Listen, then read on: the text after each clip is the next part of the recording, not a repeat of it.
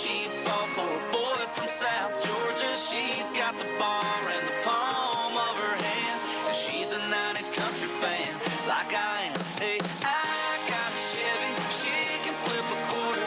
I'd drive her anywhere from here to California when this song is over. I gotta find her 'cause she had me.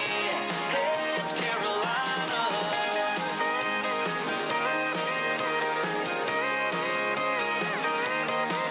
Yeah, I bought her around and we talked till the lights came on. I still see that girl every time I hear that song. It's Carolina, tells California, maybe she'd fall for a boy from South Georgia. She's got the bar in the palm of her hand, and she's a 90s country fan, like I am. Hey, I got a Chevy, she can flip a quarter. I'd drive her anywhere from here to California when this song is over. I gotta find her 'cause she had me. Hey, it's Carolina. Yeah, she had me. Hey, it's Carolina.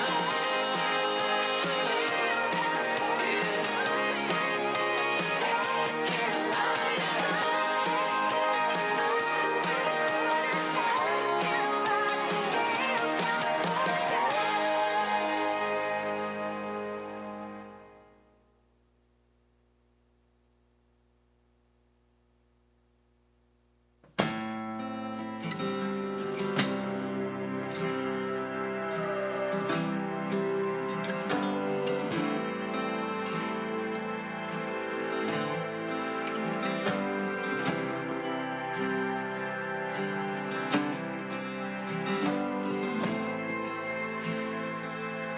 Rod girl and whiskey's gonna ease my mind. Beach towel dress on the drying line. Do I remind you of your daddy in his 88 Ford? Labrador hanging out the passenger door. The sand from your hair is blowing in my eyes. Blame it on the beach, grown men don't cry. Do you remember that beat down basement couch? I'd sing you my love songs and you'd tell me about how your mama ran off and pawned her ring. I remember everything. A cold shoulder, a closing time. You were begging me to stay till the sun rose. Strange words come on out of a grown man's mouth when his mind's broke. Pictures in passing time. You only smile like that when you're drinking. I wish I didn't, but I do. Remember every moment on the nights with you.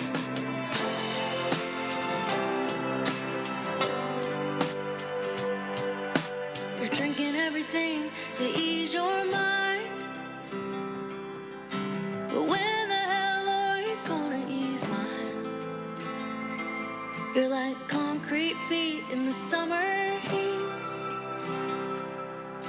It burns like hell when two souls meet. No, you'll never be the man that you always swore. But I remember you singing in that 88 Ford. A cold shoulder, a closing time. You were begging me to stay till the sun rose. Strange words come on out of a grown man's mouth when his mind's broke. Pictures in passing time. You only smile like that when you're drinking. I wish I didn't, but I do. Remember every moment on the nights with you. Cold shoulder, closing time. You were begging me to stay till the sun rose. Strange words come on out of a grown man's mouth when his mind's broke. Pictures in passing time. You only smile like that when you're drinking. I wish I didn't, but I do. Remember every moment on the nights with you.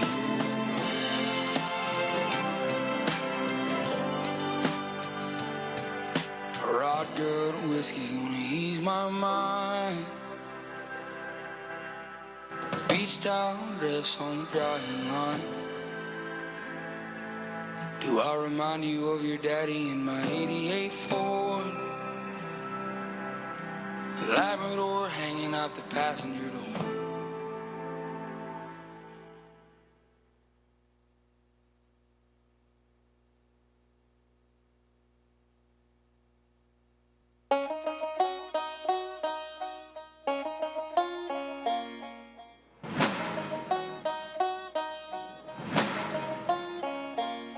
Jenny grew up wild like a Blackfoot daisy, out in the shack with a blue tick hound. Broke as hell, but blessed with beauty, the kind that a rich man can't turn down. She caught the eye of an oil man dancing one summer night in a dime store dress. She had the looks, he had the mansion, and you can figure out the rest.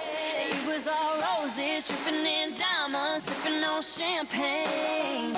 But she was all uptown, wearing that white gown, taking his last name. She could hear those church bells ringing, ringing, and up in the loft that whole choir singing, singing. Fold your hands and close your eyes, yeah, it's all gonna be alright. And just listen to the church bells ringing, ringing. Yeah, they're ringing.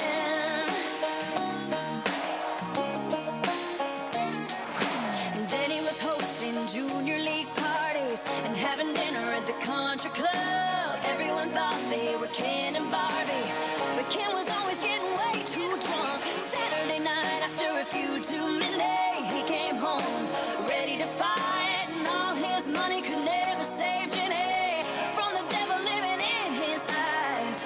It was all bruises, covered in makeup, dark sunglasses, and that next morning, sitting in the back pew praying with the Baptist, she could hear those church bells ringing, ringing, and up in the loft that whole choir singing, singing.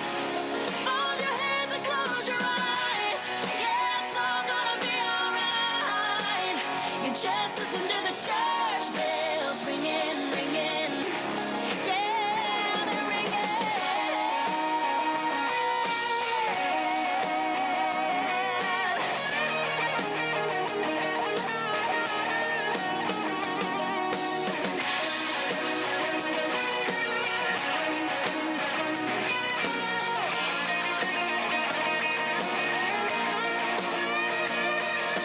Jenny slipped something in his Tennessee whiskey no lawman was ever gonna find, and how he died is still a mystery, but he hit a woman for the very last time.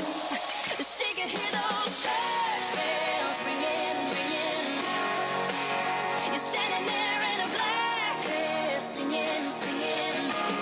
Fold your hands and close your eyes, yeah, it's all gonna be alright. And just listen to the church bells ringing, ringing. Yeah, they're ringing.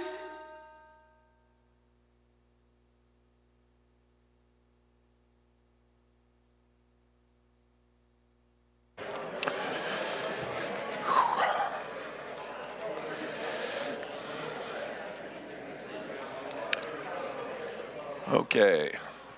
Testing. Good, good. Well, good morning, everyone, and good morning, everyone online. Welcome to the Partners in Ag Innovation Conference 2026. I'm Nick Hewells, the General Manager of MinnWest, and we are excited to have you here today,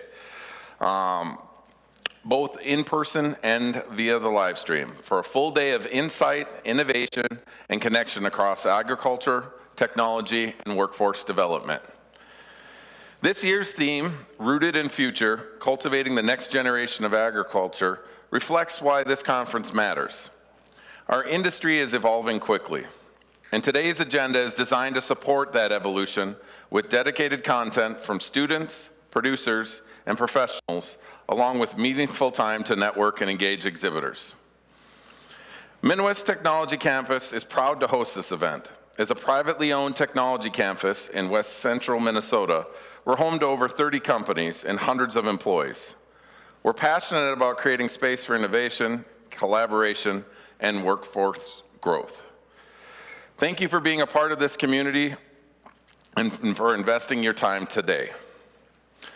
Before we begin, I'd like to thank the partners who make this conference possible. On our premier level, we have the University of Minnesota and the Candy-Ojai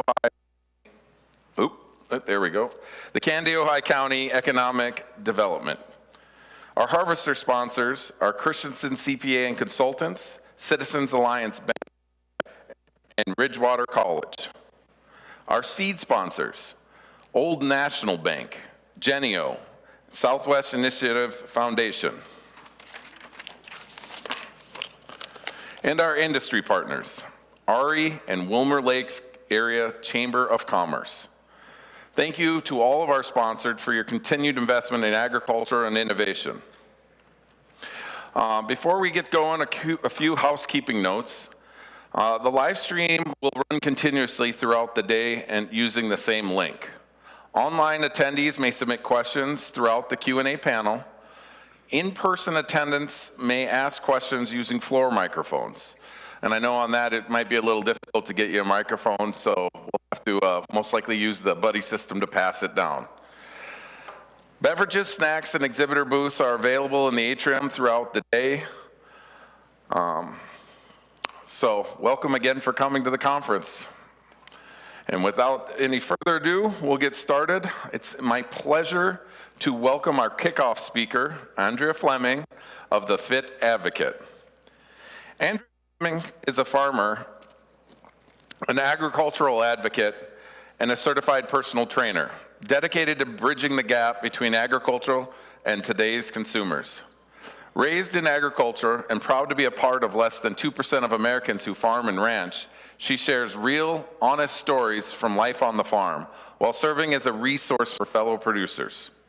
Andrea farms corn, soybeans, and alfalfa alongside her husband and her family, and operates a commercial cow-calf herd and feedlot in southwest Minnesota. Andrea brings the energy and a deep passion for agricultural advocacy. Please join me in welcoming Andrea to the stage.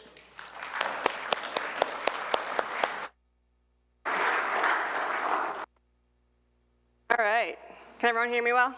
Good to go, thumbs up, perfect. Okay, I am stoked to be here. I'm not gonna lie, I had to get up at 3:45 this morning and it's the middle of calving season, so it felt like just another get up and roll check, but I had to wake up and be competent and get ready and get dressed. So here we are, and as I was driving and it was really dark out, I was like, wow, I kind of want it to be summer again. We're echoing a little bit, got her? Okay, but anyways, as I dive into this today, I want to really encourage you to do two things. One, spend every second that you have at this conference connecting with one another, asking questions, having conversations with people that you maybe don't know, introduce yourself to the various vendors that are here, do that, networking piece of things, because that truly, speakers are awesome, conferences are awesome, but the best part of a conference truly is the networking that comes out of it. So embrace the fact that you're here, talk to one another, get out of your comfort zone. It'll lead to opportunities that you never thought possible. And two, I am going to embrace vulnerability today 100% with you. So I'm going to be real and raw and honest and vulnerable. But I'm also going to talk about mental health. So this is your little warning, I guess, that that's coming. But as I embrace vulnerability, I encourage you to do that in your day-to-day life. So there's this word in our vocabulary. It's the word just, and it is a very dangerous word. I want you to be aware of how you talk to yourself, how you talk about yourself, and how you present yourself in conversations. Because so often we lead with, well, I'm just XYZ. I just work on the farm. I just work at this place. I just take care of the kids, whatever it is. And we don't realize that we're actually selling ourselves short. You're gonna figure out that I'm an extremely, extremely, extremely multi-passionate person, and I'm guilty of this. I'll go into conversations and someone will be like, well, who are you? What do you do? And I'm like, well, I just farm and hang out with cows every day, which is not wrong, but at the same time, I'm not just that. I do a lot of other things. I bring a lot of other things to the table. So be aware of where that word is in your vocabulary, and if you catch yourself using it, ditch it. So if you're introducing yourself to people today, don't let that happen. If you like catch someone doing it, redirect it, because your words are power. Your words are like how you feel. It affects your identity. It affects your confidence. It affects all of those things. So be very, very, very aware of how you're utilizing the words you say and the word just. Then there's also the piece of comparison, and specifically relating to my college kids in the room and everyone in this world, we all struggle with it. But as you are navigating like this dynamic of like entering adulthood and you're like in this like wishy-washy space, we're gonna talk about my journey with that. It's really, really, really easy to get stuck in comparison. And you start to compare yourself to the other kid in your class. Maybe it's the farmer down the road, it's your coworkers, it's somebody in your life. Comparison, if you've ever heard, steals your joy. So if you find yourself in that lane where you're like tunnel visioned and you feel like you're not doing enough, you're not qualified to be here, you don't have these strengths, yada, yada, yada, all those words in your head causing problems. So we're gonna talk about comparison and confidence and all those things, but I wanted to lead with this because comparison steals your joy. And we all bring something to the table. We all have our own unique strengths, our own weaknesses that we can kind of combat with other strengths, and weaknesses can also be strengths. But I want you to be aware. How are you talking to yourself? Are you falling into this comparison track? Where's your mindset at? And your worth is not determined by anyone else, nor should your confidence be. Whether this is in your job, in your day-to-day life, in your hobbies, in your relationships, anything you are going into it, you'll hear this message coming through all the way as we talk about a lot of things today, because that's who I am as a person. But your confidence, your worth, that is all down to you. So we're gonna talk about my journey a little bit. I firmly, firmly, firmly believe that you should be in places that you're valued in, that you love, that you thrive in, that challenge you to grow, because if you just get comfortable and sit there, life gets really boring and nobody wants that. I constantly want to be growing and improving, things like that, and I also want you to be in a place that lights your soul on fire. So if you're in a job right now and you're not feeling that, maybe we pivot. If you're in this like, well, I don't know what I want to do with my life, this is where I want you to find. It might not be immediate.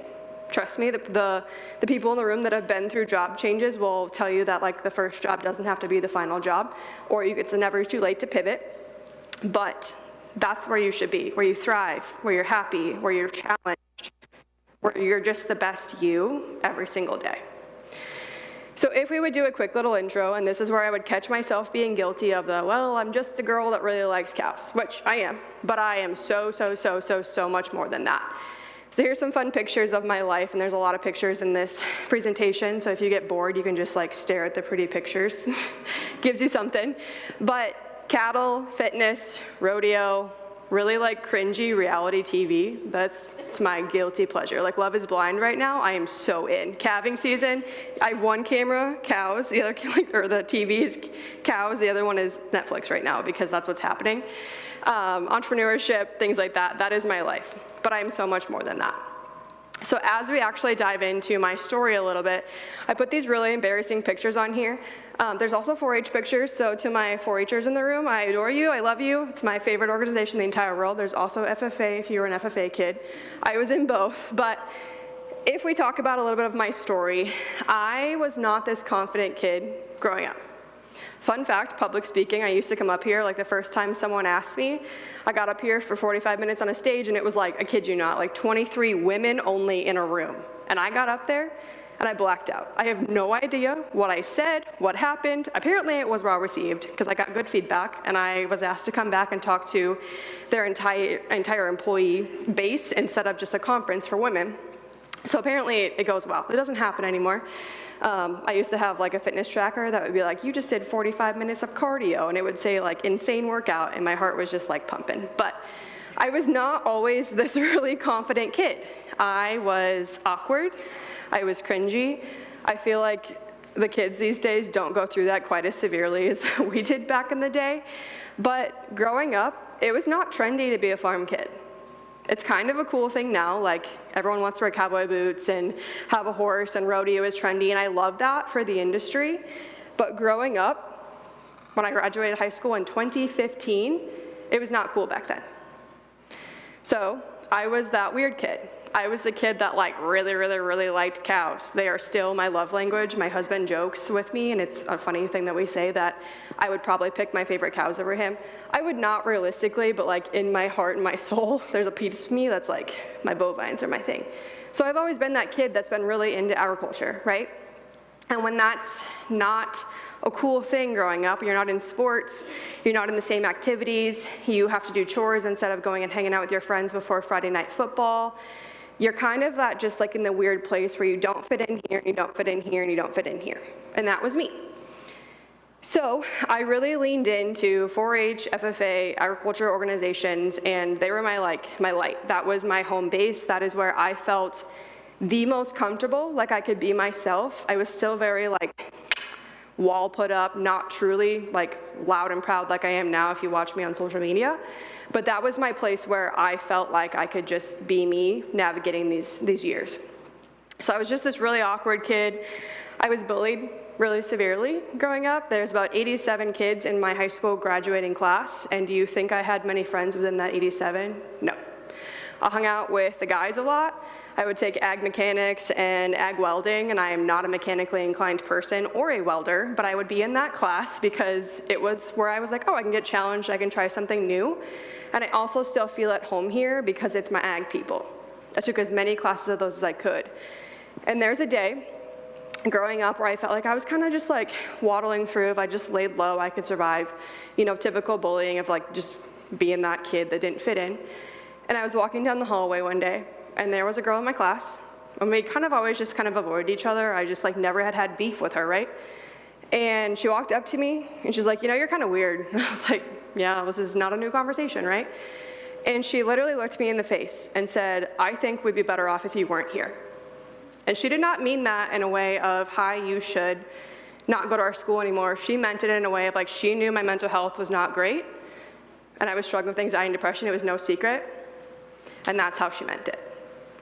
And when you are 16 years old, struggling with your identity, struggling with who you are, feeling like you don't fit in, and all of a sudden there's people in your class walking by, hearing this conversation, nobody said a word. That wasn't the first time she told me that. I would get messages on social media, because it was a very new thing, from the same person numerous times until I graduated. And I have struggled with anxiety and depression my entire life, pretty much from like age 12 and up. I get extreme like social anxiety, so if I go, first like panic attack I ever had, Disney World with my family, huge line of people, I felt great. I was having the time of my life at 12 years old. All of a sudden I was just like on the ground, like fainting basically. So that's my life. I would go turn in a math exam, same thing would happen. So I was always that kid that they were like, oh, she's just kind of on edge.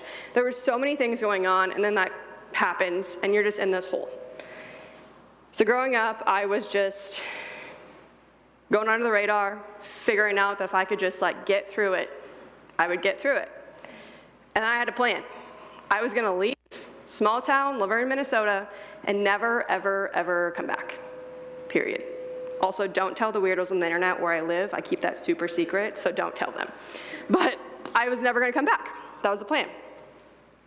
I was going to leave, prove every single one of those people wrong, show them what I was capable of, but also like, deuces, see you never again. So I had this plan. And there's a video and pictures somewhere. My mom has never actually showed me, but she's like, I know I have it somewhere, because she's a scrapbooker and has everything. But I know that there are memories of me in like preschool when you're like 3 or 4 years old. And you're like, what do you want to be when you grow up?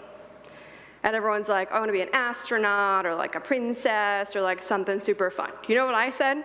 I want to be a cow vet. That's what I wanted to be. And everyone's like, why do you want to do that? And I was like, I want to deliver babies. I want to help them deliver their babies. I want to help them take care of their babies. That's what I wanted to do. That is like, I was that kid in preschool that would teach people in like the repro lessons. My parents never had like the birth of the beanstalk, but I would tell kids in my class how calves and all that stuff came about. That's me. That's my still thing. I'm still a like cow repro nerd.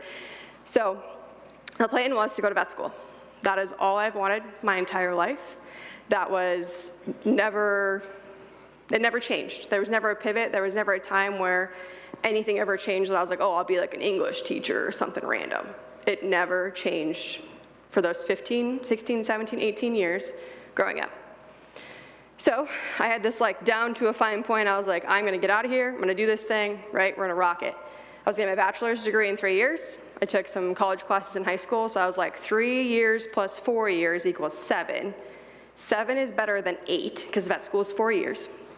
I was like, that's less dollars, less time, I'll be younger, yada, yada. Had it planned out, like freshman year, I knew exactly which classes I was taking then. I was like type A to a T on that, not type A in anything else, but for this I was. I was gonna go to vet school. The goal was Iowa State University or the U of M, preferably Iowa State, just because that's where I felt like that's where I wanted to be. But I'd be happy to be accepted anywhere. And the goal was to be a livestock, large animal vet, specifically into the cattle, repro, genetics side of things. And I actually had a clinic to go back to. I had a job offer and I wasn't even accepted to vet school yet. So I was like, I got this in the bag. There ain't no way this ain't gonna happen. Well, manure happens, that's PG. It didn't happen. And remember how I talked about my mental health? It was doing better in college because I was away. I found some better people, right? Like it's just a different experience, different vibe. I was surrounded by people that also love cows, so that probably helped. I just found some of my people. And I had to pivot. So here comes the fun. I got my bachelor's degree in 3 years. Hindsight, wish I would have gone back for a 4th year just for funsies, since I didn't go to vet school and got to experience just some different classes that were not so science-based. And I ended up applying to vet school. I applied to 5 schools. And as I was applying, I talked to both of my advisors. I had my like undergrad advisor, and then you also have a pre-veterinary science advisor. And they both were phenomenal people. And they both looked at me when I turned in my applications, and the vet that I was helping out wrote the letter of recommendation. They're like, there is no way that you're not going to get in. This is in the bag, you got this. So I was like, I feel great. Like I'm so proud of myself right now. All these people that like doubted me, I'm a rock star, you know, I was on cloud 9. Paid all the dollars to apply, did all the things right. I worked at the small animal shelter in Brookings, not a small animal girly, but I did that for vet school. Like I did all the things. Turns out I got the first denial, not a surprise, it was from Colorado State. They're pretty intense, not surprised I didn't get in there. I got the second, the third, the fourth, and then the last one came in. And every single one of those schools said no. This is also the year they did not do interviews anymore, so I didn't even get like a chance to like present myself in a different light. And it hit me like a ton of bricks. The first 1 or 2, I was like, you know, I expected to not get into everyone. It's realistic, right? Like 1 out of 5, I should have a chance. Every single school said no. And I had 0 doubts in my mind, in the people that were closest to me that knew the process, and I didn't get in. And it crushed me, I'm not gonna lie. I was doing really good, and then it happened, and it just like went downhill again. So, I turned 21 shortly after. I didn't get into vet school. I felt like an absolute failure, and I went into a hole of grief and depression so fast you have no clue. About 3 weeks after I got that last denial, my boyfriend of 2 years passed away in a car accident, and I was just down. So I struggled in silence for a long time. I pretended I was fine. Clearly I was not. And instead of taking care of myself, continuing on, I let grief and depression win for a long time. I made very poor decisions. I decided that, you know, I don't have to go to class anymore. I can work and I can go to the bars, make those decisions, and I'll be just fine. That went on for 3 months. I ruined a lot of friendships. I ruined a lot of potential just relationships that would lead to anything because I was just in a very toxic place. And I was letting all of those negative thoughts win, that I was a failure, that I wasn't good enough, yada, yada, yada. And I was in this very, very, very dark place. And I struggled for a long time. So this was like September, October timeframe. Went through that, you know, fall semester, and over the winter break, I didn't go home because I didn't want to face anyone. I went home for Christmas Day and I went back. I didn't want to answer the question of, oh, what school did you get into when you go to church and all the old ladies talk to you and they're like, they don't mean anything harmful, but when I'm still processing, I don't want to have to explain what happened because it's never like, oh, you didn't get in, it's a, oh, why not? And it just comes into this whole circle of like not feeling good enough, and that's not a fun place to be. So January 1st, 2018, I had decided I need to figure out a way to pick up the pieces. So I recommitted to my fitness journey. Fitness had been a big piece of my life in college. It had helped me kind of like figure out my mental health, have a way to relieve stress, kind of a hobby, an outlet.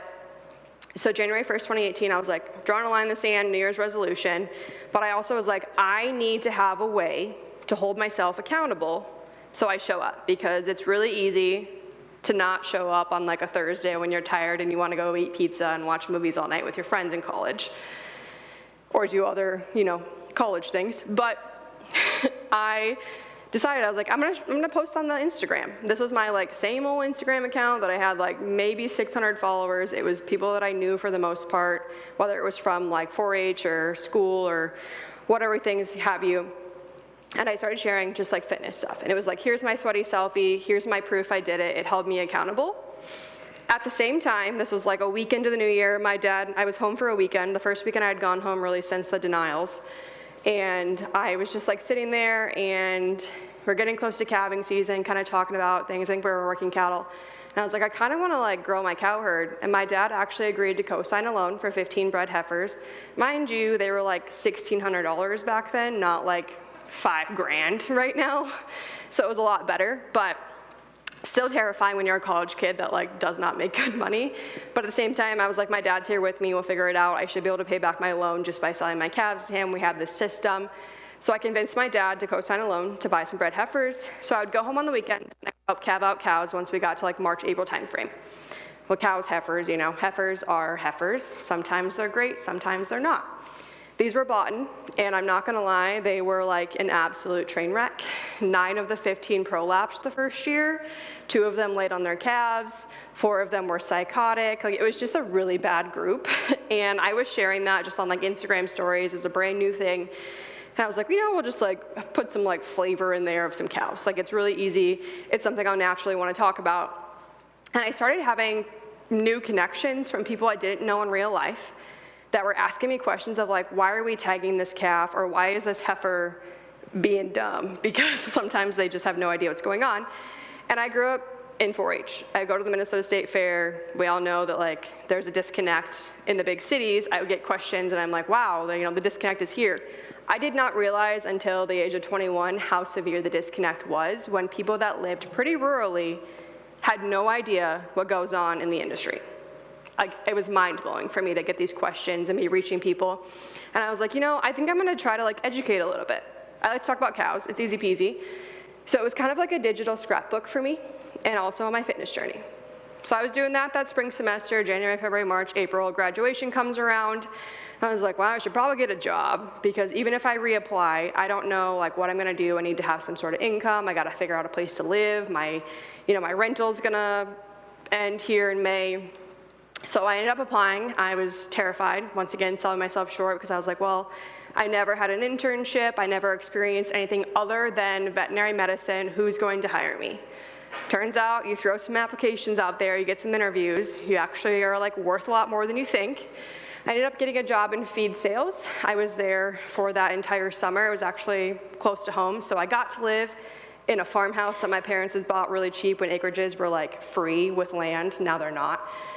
So I had no bills, and I was like, okay, this would be great. Even if I don't make that much money, like I can figure out my life, live close to my parents, navigate whatever's next. So I was working in feed sales.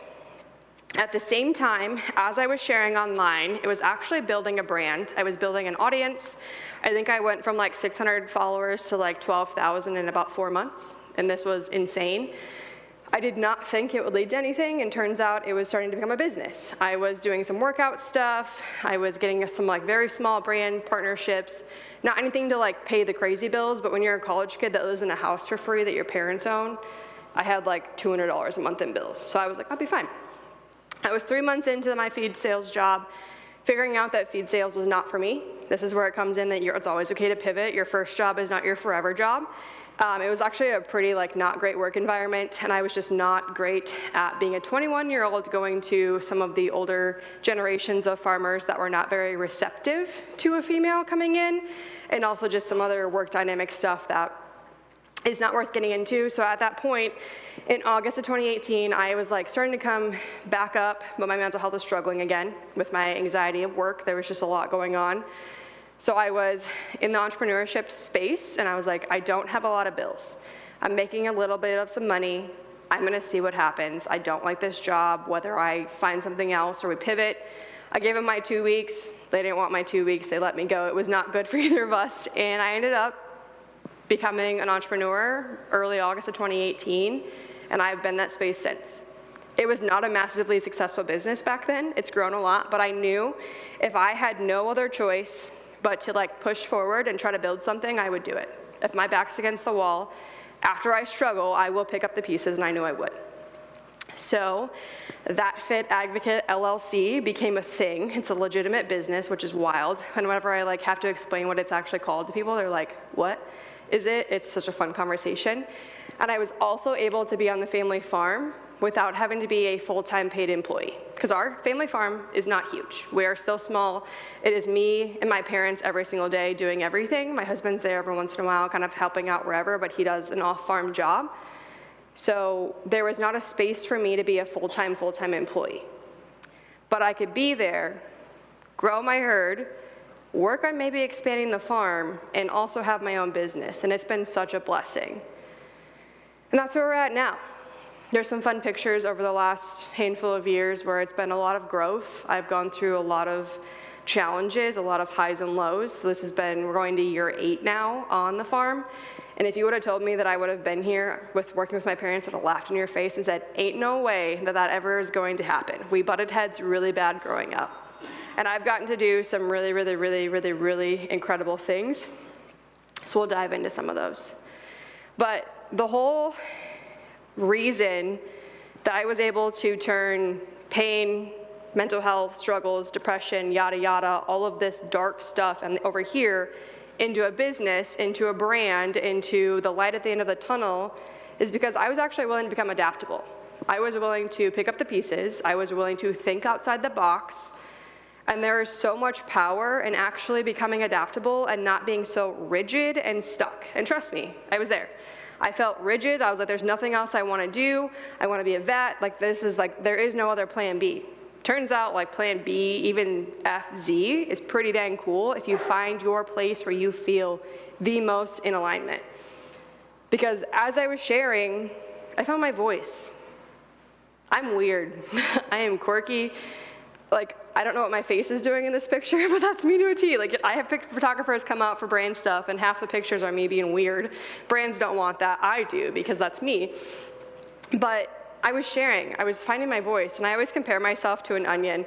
And this is like a terrible analogy to compare yourself to an onion, but you know how like the outside's kind of ugly? We don't eat the outside, we throw it away, right? And then you like peel it out, and the inside is like the best part of the onion. So as I was sharing and embracing vulnerability and sharing my quirks and my weirdness and my passions and the highs and the lows and everything, I was like taking the layers off this onion and finding me again. I need to find a better analogy because I hate that analogy a little bit. But I peeled back the layers. I found my voice. I found that like little girl that had like muted herself and put all those layers of protection on because I was sharing my life on the internet. It sounds so silly to hear that from the outside, but it created so many incredible opportunities, conversations, and a really, really cool community.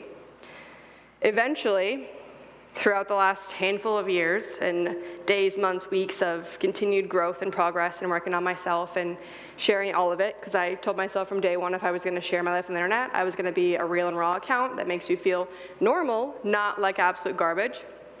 Eventually, I found alignment. I know this is where I'm supposed to be. I know that I love to pour into people at events like this. I know that I love to advocate for the industry. I know I love to give a glimpse behind the curtain at what we do. I know I love to care for cattle. I love working with my family. I am in alignment.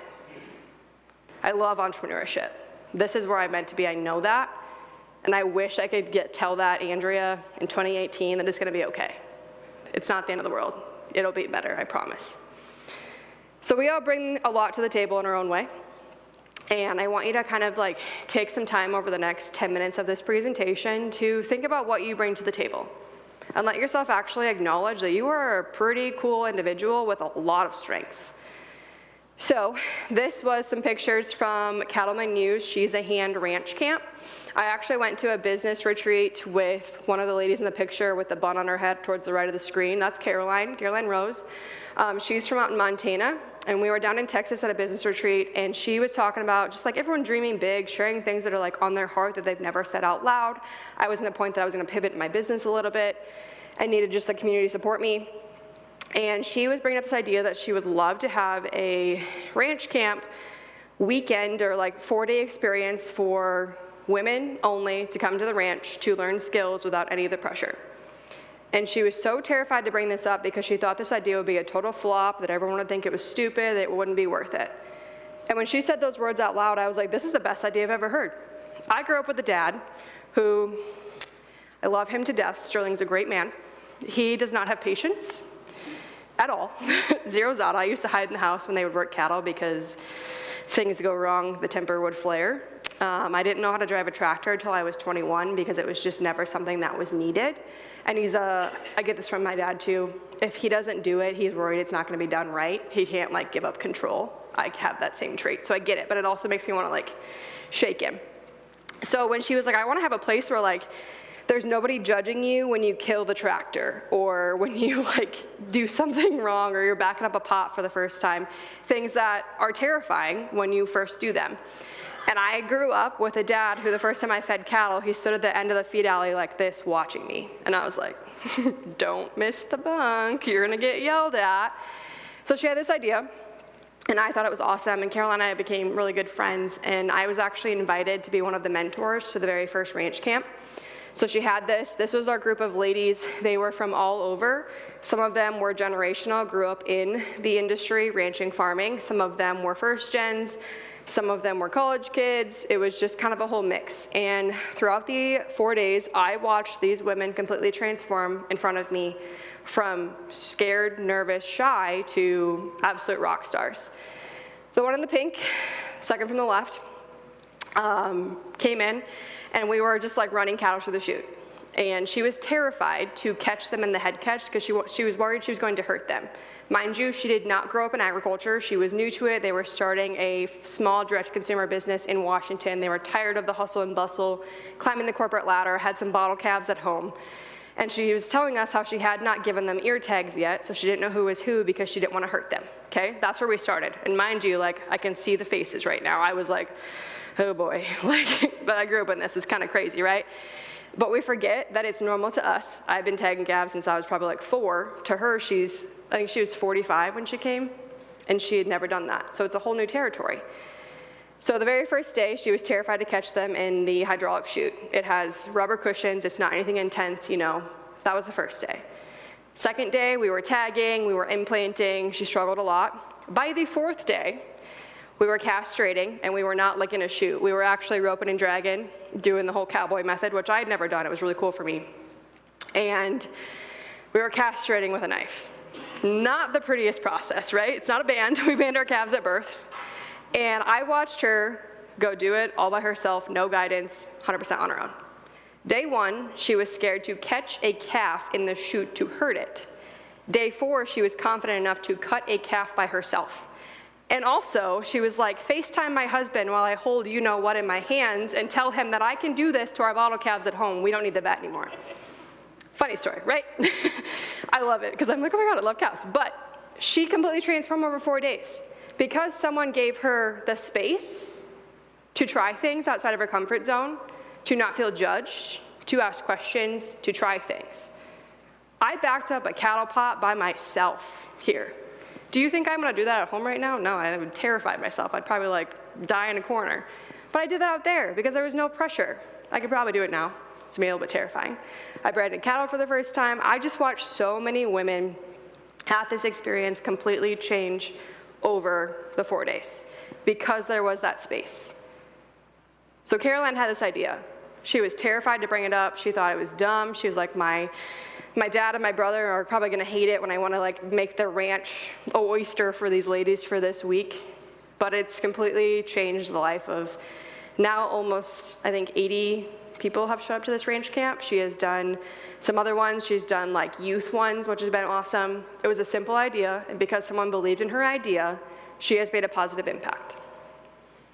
So that is something that she brings to the table. She thinks outside the box. She's willing to do something that's a little different and create that. So what makes you, you? Does anyone know who this cat is? Does anyone follow me on Instagram that knows Todd? Yes, got one, okay. He's on my stories yet if you wanna go look at it later. He's pretty cool. This is Todd. He is my orange cat. He's actually from Joy Ranch, South Dakota. My husband brought him home because I had another orange cat that accidentally did not make it. Husband's fault, so that's why he replaced said orange cat. This one's a little bit smarter, thankfully, so far. I hope so. Cross my fingers. Stay tuned. Hopefully I didn't just jinx that. I did run over his tail, and he no longer has a tail. So he was like smart, but not like fully smart enough not to like die, I guess. So Todd is like the coolest cat, story time with the tail. I was doing 75 hard in 2022, and I wanted to quit so bad. I was doing a walk at like 11:30 at night. You have to have 2 45-minute workouts every single day, follow a diet, yada, yada, yada. One of the workouts has to be outside, and I'd procrastinated. I'm a procrastinator, and I was walking up and down my like quarter-mile long driveway in the pitch dark. Mind you, I'm terrified of like raccoons and deer, and I was like, I'm gonna die out here. And I wanted to quit so bad, and I was like 20 minutes into the 45 minutes, and I was just like walking back and forth, spotlight on my head. I looked like a weirdo. I'm sure people driving by were like, oh dear God, what is she doing? But my cat's walking with me for 45 minutes, and he's dragging his little like dead tail that had not been removed yet. And I was like, I cannot give up because Todd's not giving up. That's how Todd is. Anyways, we built a house in 2023. We lived with my parents for about 3 months, and it's like a mile and a half away. I was worried that Todd was gonna run away, so I put a GPS tracker on him. That's what the little black thing is. He likes to go to the cemetery. I live by a cemetery. It's kind of creepy. He goes there at like 3 o'clock in the morning. It's a whole thing. We did a series on social media about it. But I am like way attached to this cat. I am an animal person. I used to think that it was weird, that I was bullied for that. I get along with livestock, animals way more, enjoyably-ish than people, generally. They're just like where I feel the most centered. But that makes me me. It's not a weakness. It's actually an asset. Because 2 things, I am really, really, really good at knowing when livestock get sick. And when you have cattle, that's going to happen. So when I came home and we had the conversation of like, what is my strength? My dad kind of pivoted away from like animal management. Patience is not as a virtue. We talked about that. It's been a good thing. I am pretty good at noticing things. I'm very aware, yada, yada. But I also can use this as a strength to advocate for the industry because I care very deeply about animal welfare, animal health, their quality of life.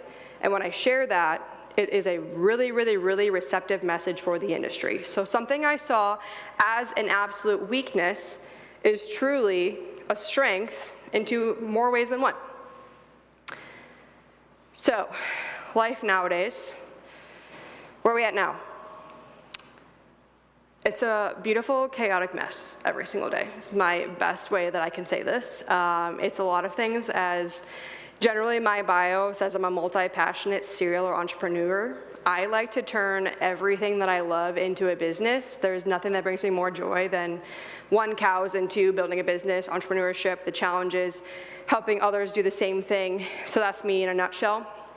So entrepreneurship is the first piece of what I do every single day. My business is very multifaceted, so this might get a little like wild, but I do content creation first and foremost, obviously advocate for the industry, share my life, all kinds of cool opportunities come out of that. It's a lot of fun. I also mentor other people in rural business because I know how isolating it can feel when you're doing something different. You don't have mentors that are in your industry. And I'm also a personal trainer, so I have online workouts for women in agriculture. I love to work with them. I do public speaking, I teach figure skating, I do a lot of things, and like I said, my serial entrepreneur habits are very strong. In 2025, I actually told myself that my New Year's resolution goals were to not start a new business because I needed like a hot second just to be a human. So that's what I get to do every day. It's a like chaotic mess. If you follow along and you watch my stories in any given day, I will go from here's my workout inspiration to here's a cute calf to explaining how to breed a cow in my kitchen with my arms in a demonstration. That's what you'll see on any given day. That is my life, and it is the most incredible thing that I get to share with people on the internet. I also get to farm with my family every single day. And as I said, I never, ever, ever in a million years would have thought this would have been a thing that I would have loved, especially documenting it. When I first started sharing, I was on Instagram and like TikTok and Facebook. And in like 2024, I was like, I think I want to do YouTube because I want to have a way to do more of like day in the life, really just see what happens for a farmer. Like this is the game plan, and then everything goes wrong, and then this is actually the game plan of what happens.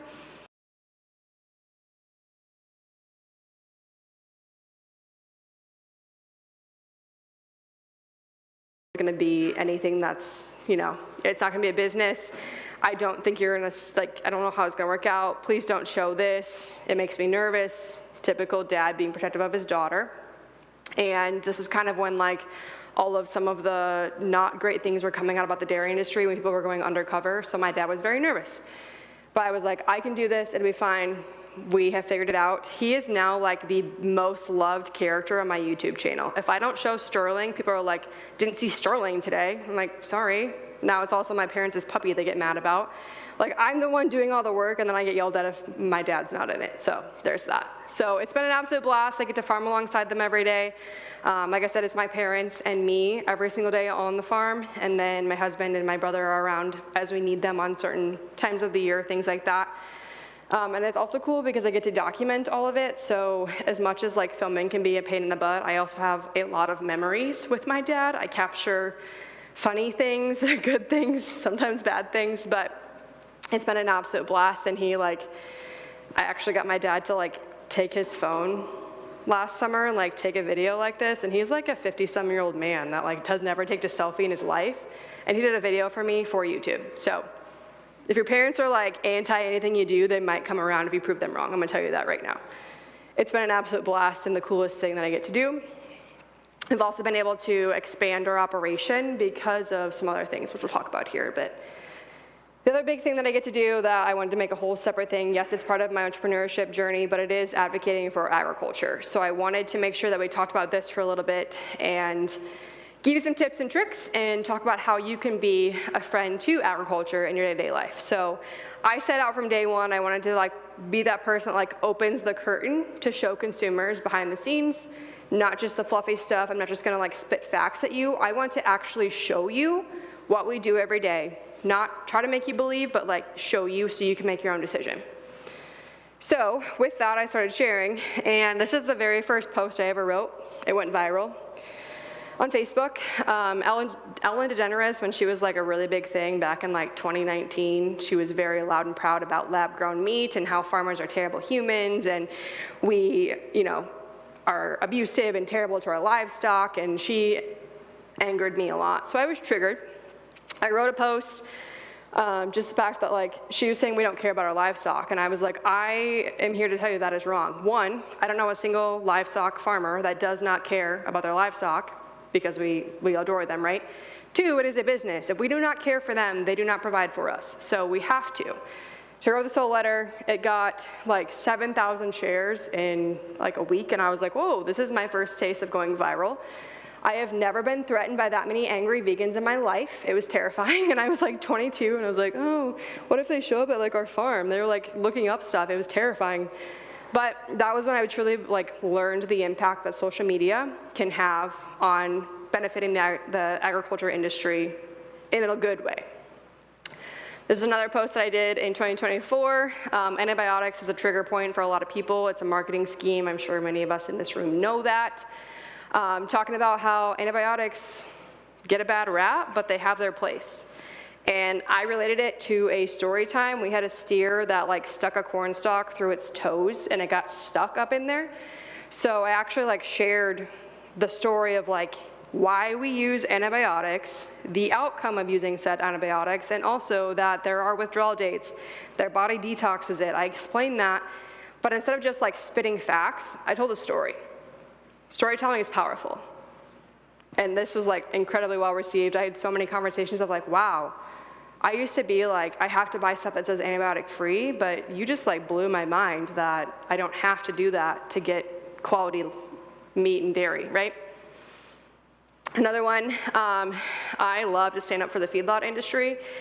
Most people do not, because the people that don't like it are very aggressive and they will come at you, but I wanted to actually share the truth about what goes on, that they are still taken care of, they're efficient, you know, they're not in there their whole time, they're not just eating straight corn, busts and myths, things like that. This was very well received, got some angry comments, but also reached a lot of people to educate on that. This is a more recent one, when our president likes to open his mouth and beef prices go all the time right now. It's been a lot of fun. But when he talked about importing Argentinian beef and wrote on X some like angry things, once again I was triggered. But I wanted to write a letter about truly like what's going on with beef prices, because I had a lot of questions. Consumers are asking me, like, why is your stuff so expensive? They don't realize that like I'm not like, I need $17 for my ground beef. I'm not setting that price. They did not understand that. And I didn't want to be like preaching at people, telling them, you know, like this is what's going on. I wanted to actually explain what the big picture looks like. Supply and demand basics, but also what's going on, and talk about beef prices compared to other sort of nutritional things, stuff like that. This went viral majorly, which was a lot of fun. Another one, just one more example. This is Larry. He is my buddy. I had a cow, her name was Moonlight. She lived to be 17 years old. I got her as a bottle calf. She was an oopsies from my dairy. The Angus bull got in with a Holstein heifer. This is before beef on dairy was a thing, and she was not desirable. And we went there, and I was like 8 years old, and the farmer was like, hey, do you want like a bottle calf? And I was like, yeah, boy, do I. Like, I love bottle calves.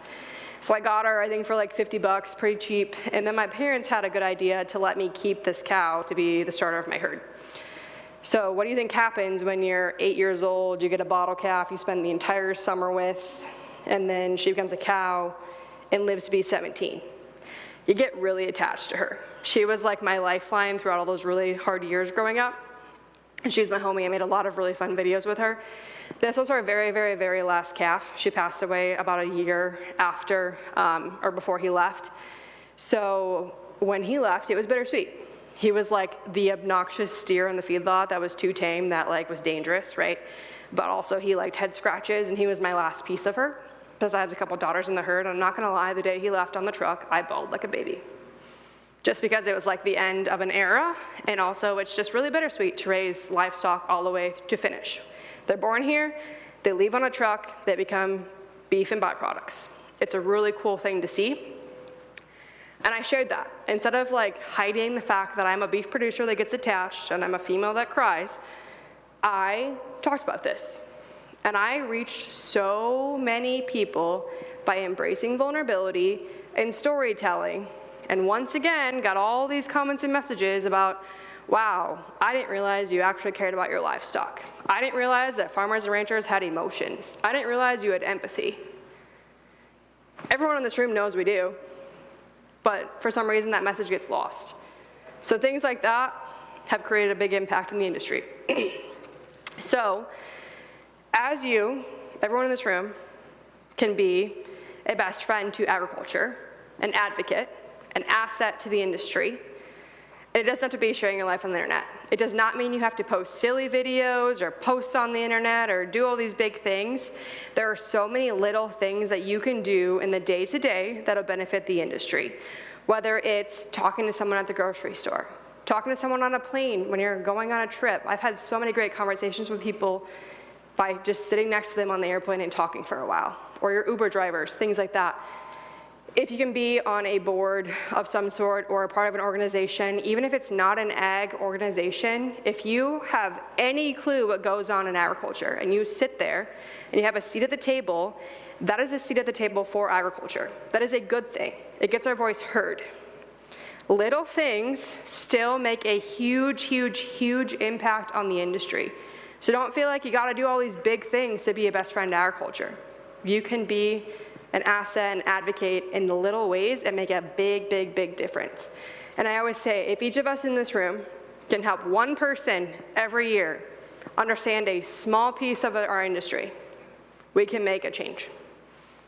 Maybe you help 2, maybe you do 3, 4, maybe you talk to people at the state fair, your county fair. Those things all add up.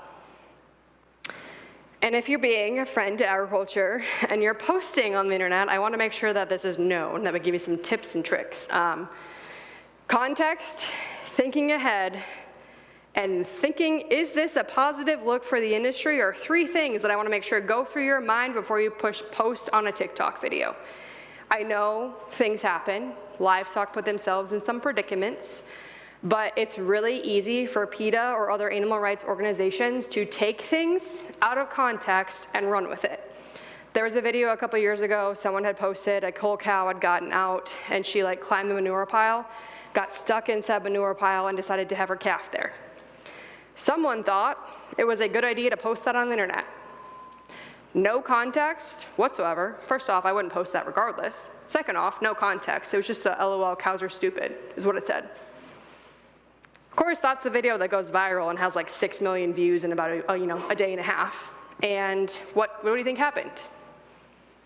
PETA took it, another animal rights organization took it, and they made it look like that's how every single one of our cows calves. And you know how gullible most people are? They don't have any clue, and it's not their fault, they're disconnected. They thought that was truth. That's not a positive light for industry. So I want you to just be very aware. I think sharing is great. I also think context is an even better thing. So be aware when you're posting. I know like funny things happen, but just think ahead of time. Context is great. Is it a positive look? Biggest tips for that. I don't want to discourage you from posting.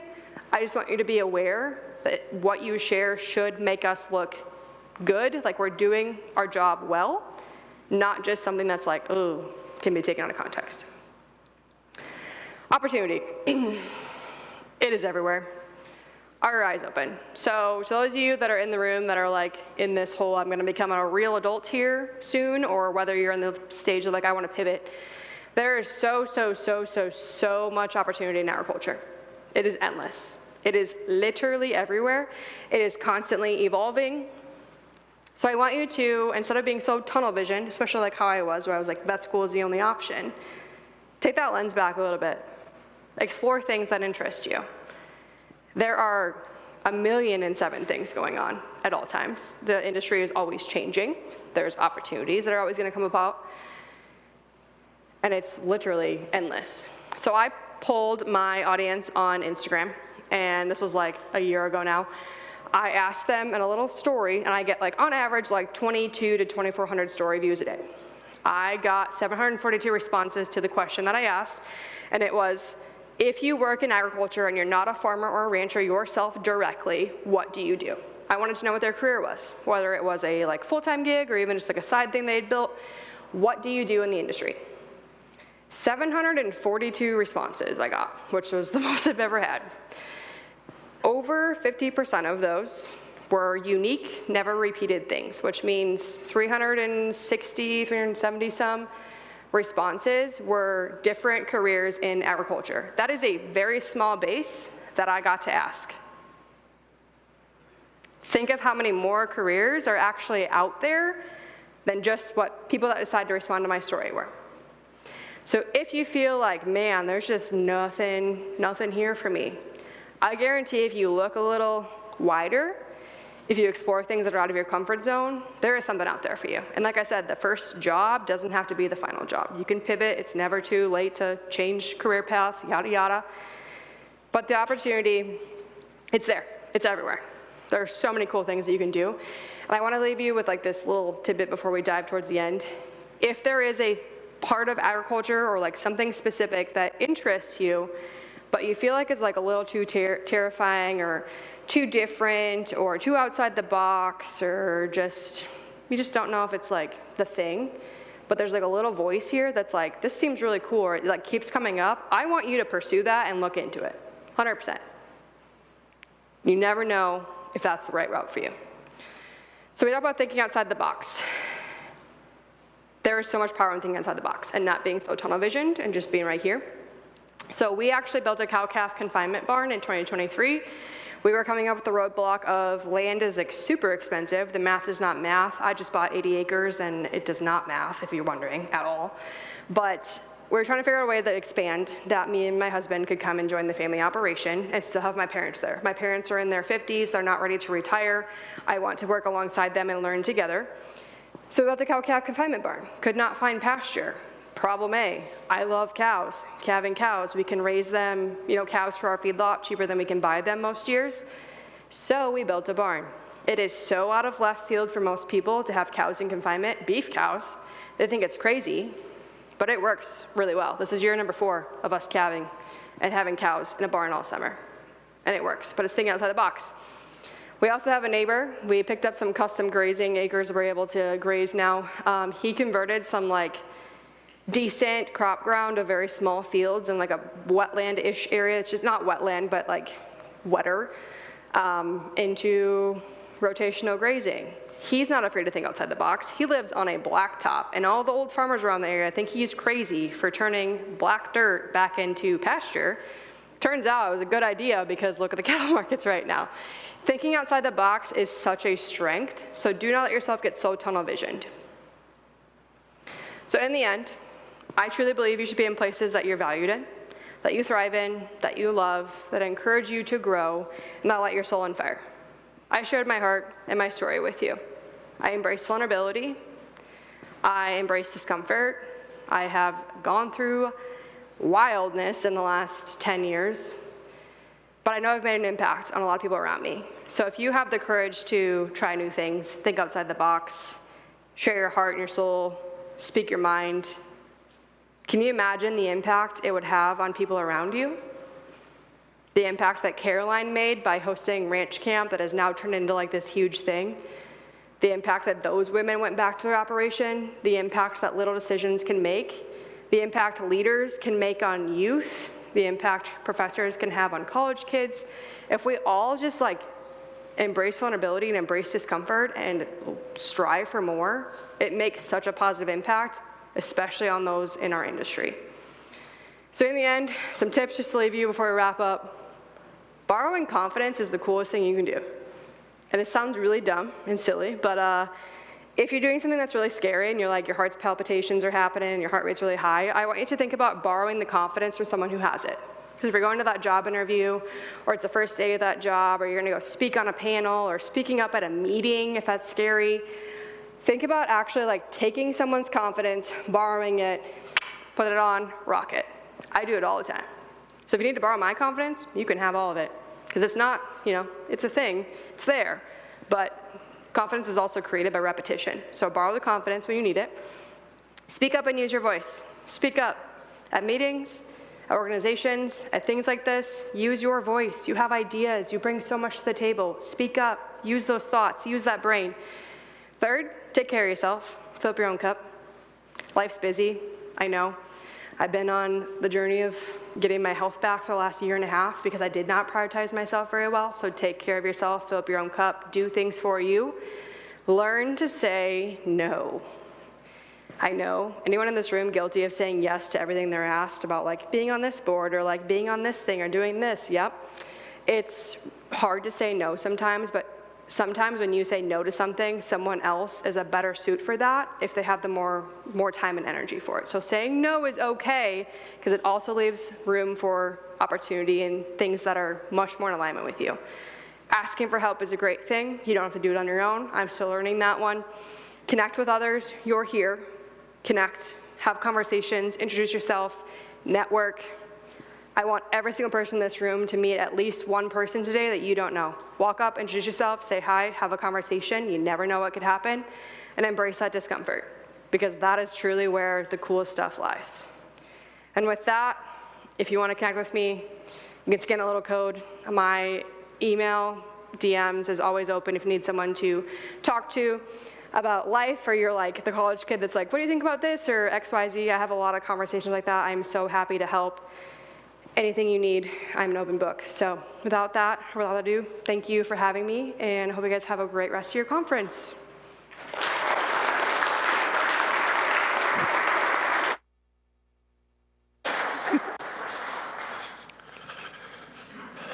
Thank you, Andrea. So now we are going to transition into our concurrent session. Students, please take a look at your name badge. Group A should go to the hallway and meet their tour guides. And Group B should head to Itasca, that's going to be in the corner over there, and meet with LSI. Nick, just really quick, the 4-H students should go to Group B. Okay.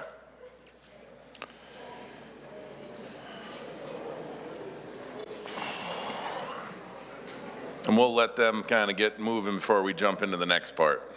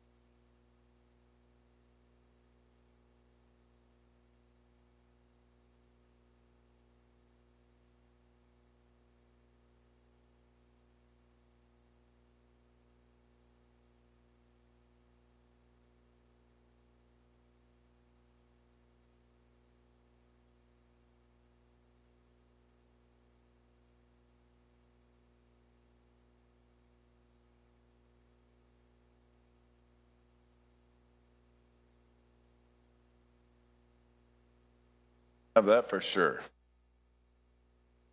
I think we're going to get going with our producer panel.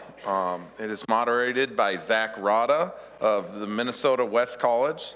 Zach Rada is a farm business management instructor with Minnesota West Community and Technical College.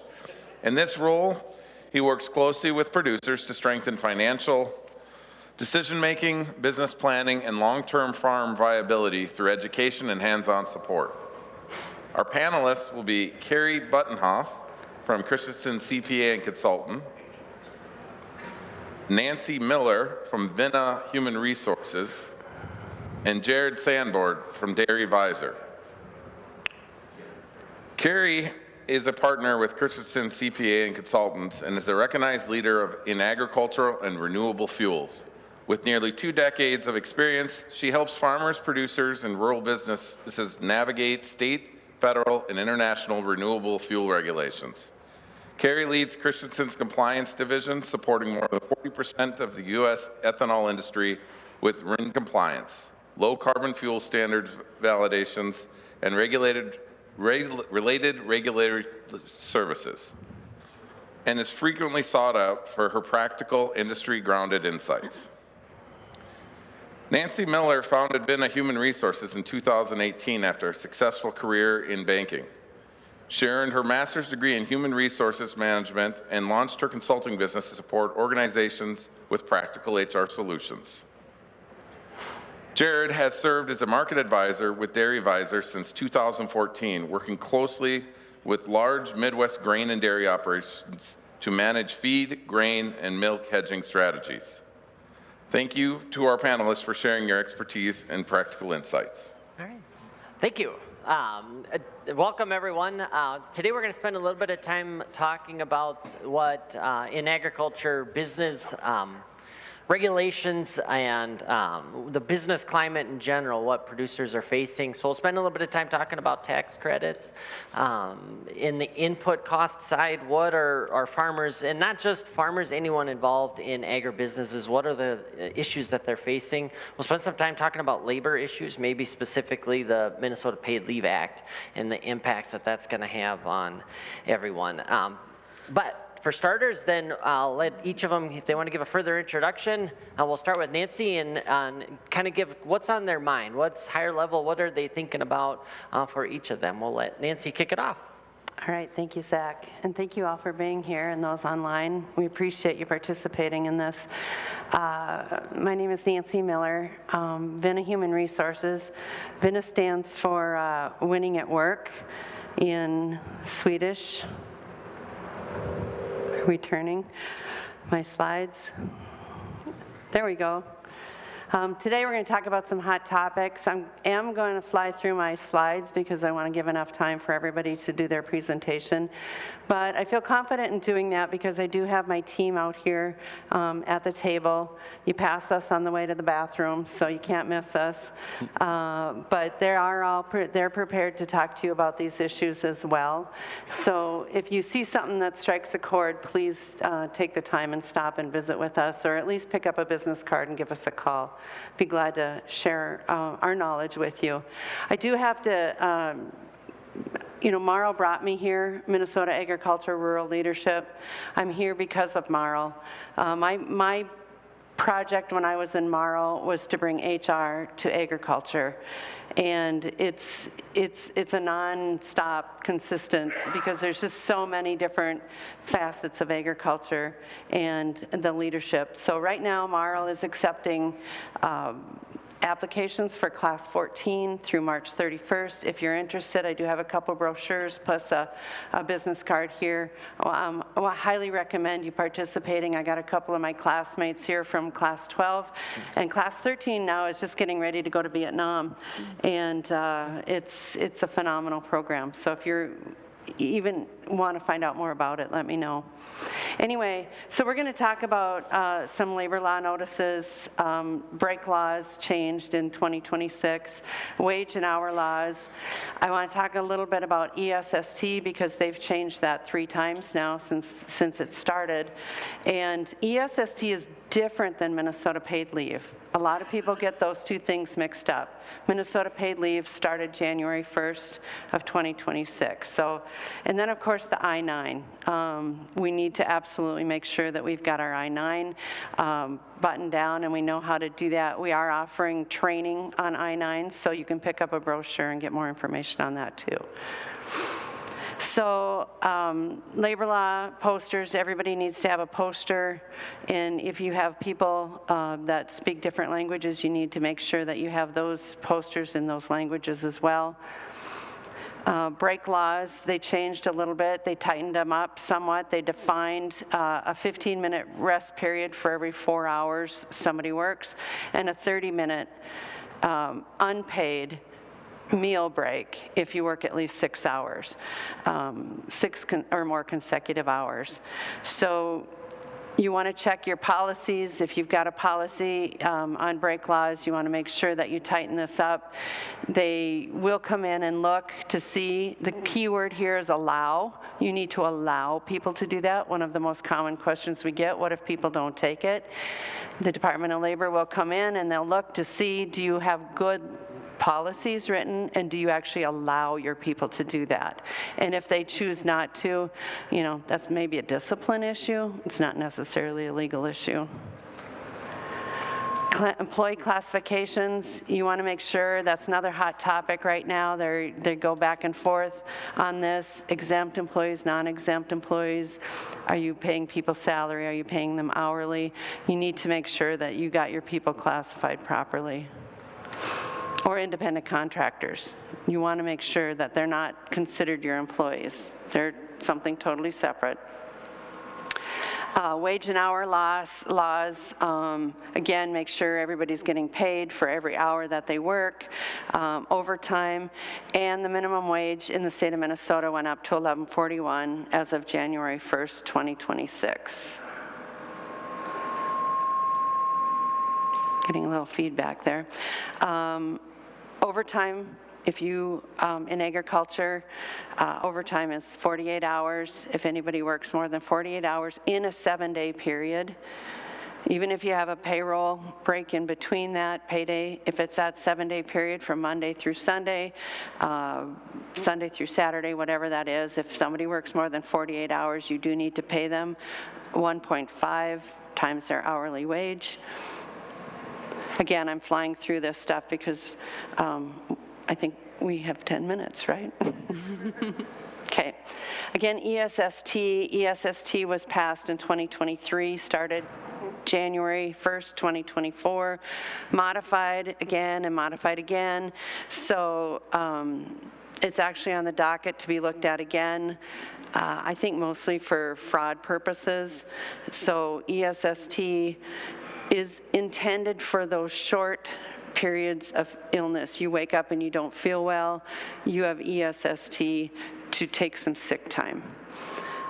That's like the day of, or you might know that you have some time coming up or you need to be out for some purpose, and then you need to give proper notice for that. But you, as an employer, you have to give your people the notifications. You're required to share that information and what your expectations are for that. Some of the changes that they made this last time around is they changed the wording a little bit. The biggest change would probably be reasonable. You can request documentation after 2 days of them being gone rather than 3 days, which is what it previously was. So documentation, again, is required. Employers need to let employees know what those expectations are. The state, this was the first law that they actually said, you know what, you need to put all of this information in your handbook. And it talks about defining the family. It talks about repercussions if an employee wants to you know, talk about or come back and, you know, or they've been retaliated against, what that employee can do. That is all required to be, the whole thing is required to be in your handbook, and you're required to give them notices for that. Oh, and you must keep your ESST records for at least 3 years. So, again, we have worked with some farmers, and farmers are the most generous people in the whole world, but all of a sudden they get a letter from the Department of Labor, and it's panic time. What's going on? They opened up a case against me. What am I going to do? We'll give Vin a call. We'll walk through it. We'll bring the heart rate down a little bit for you. We'll put this into context.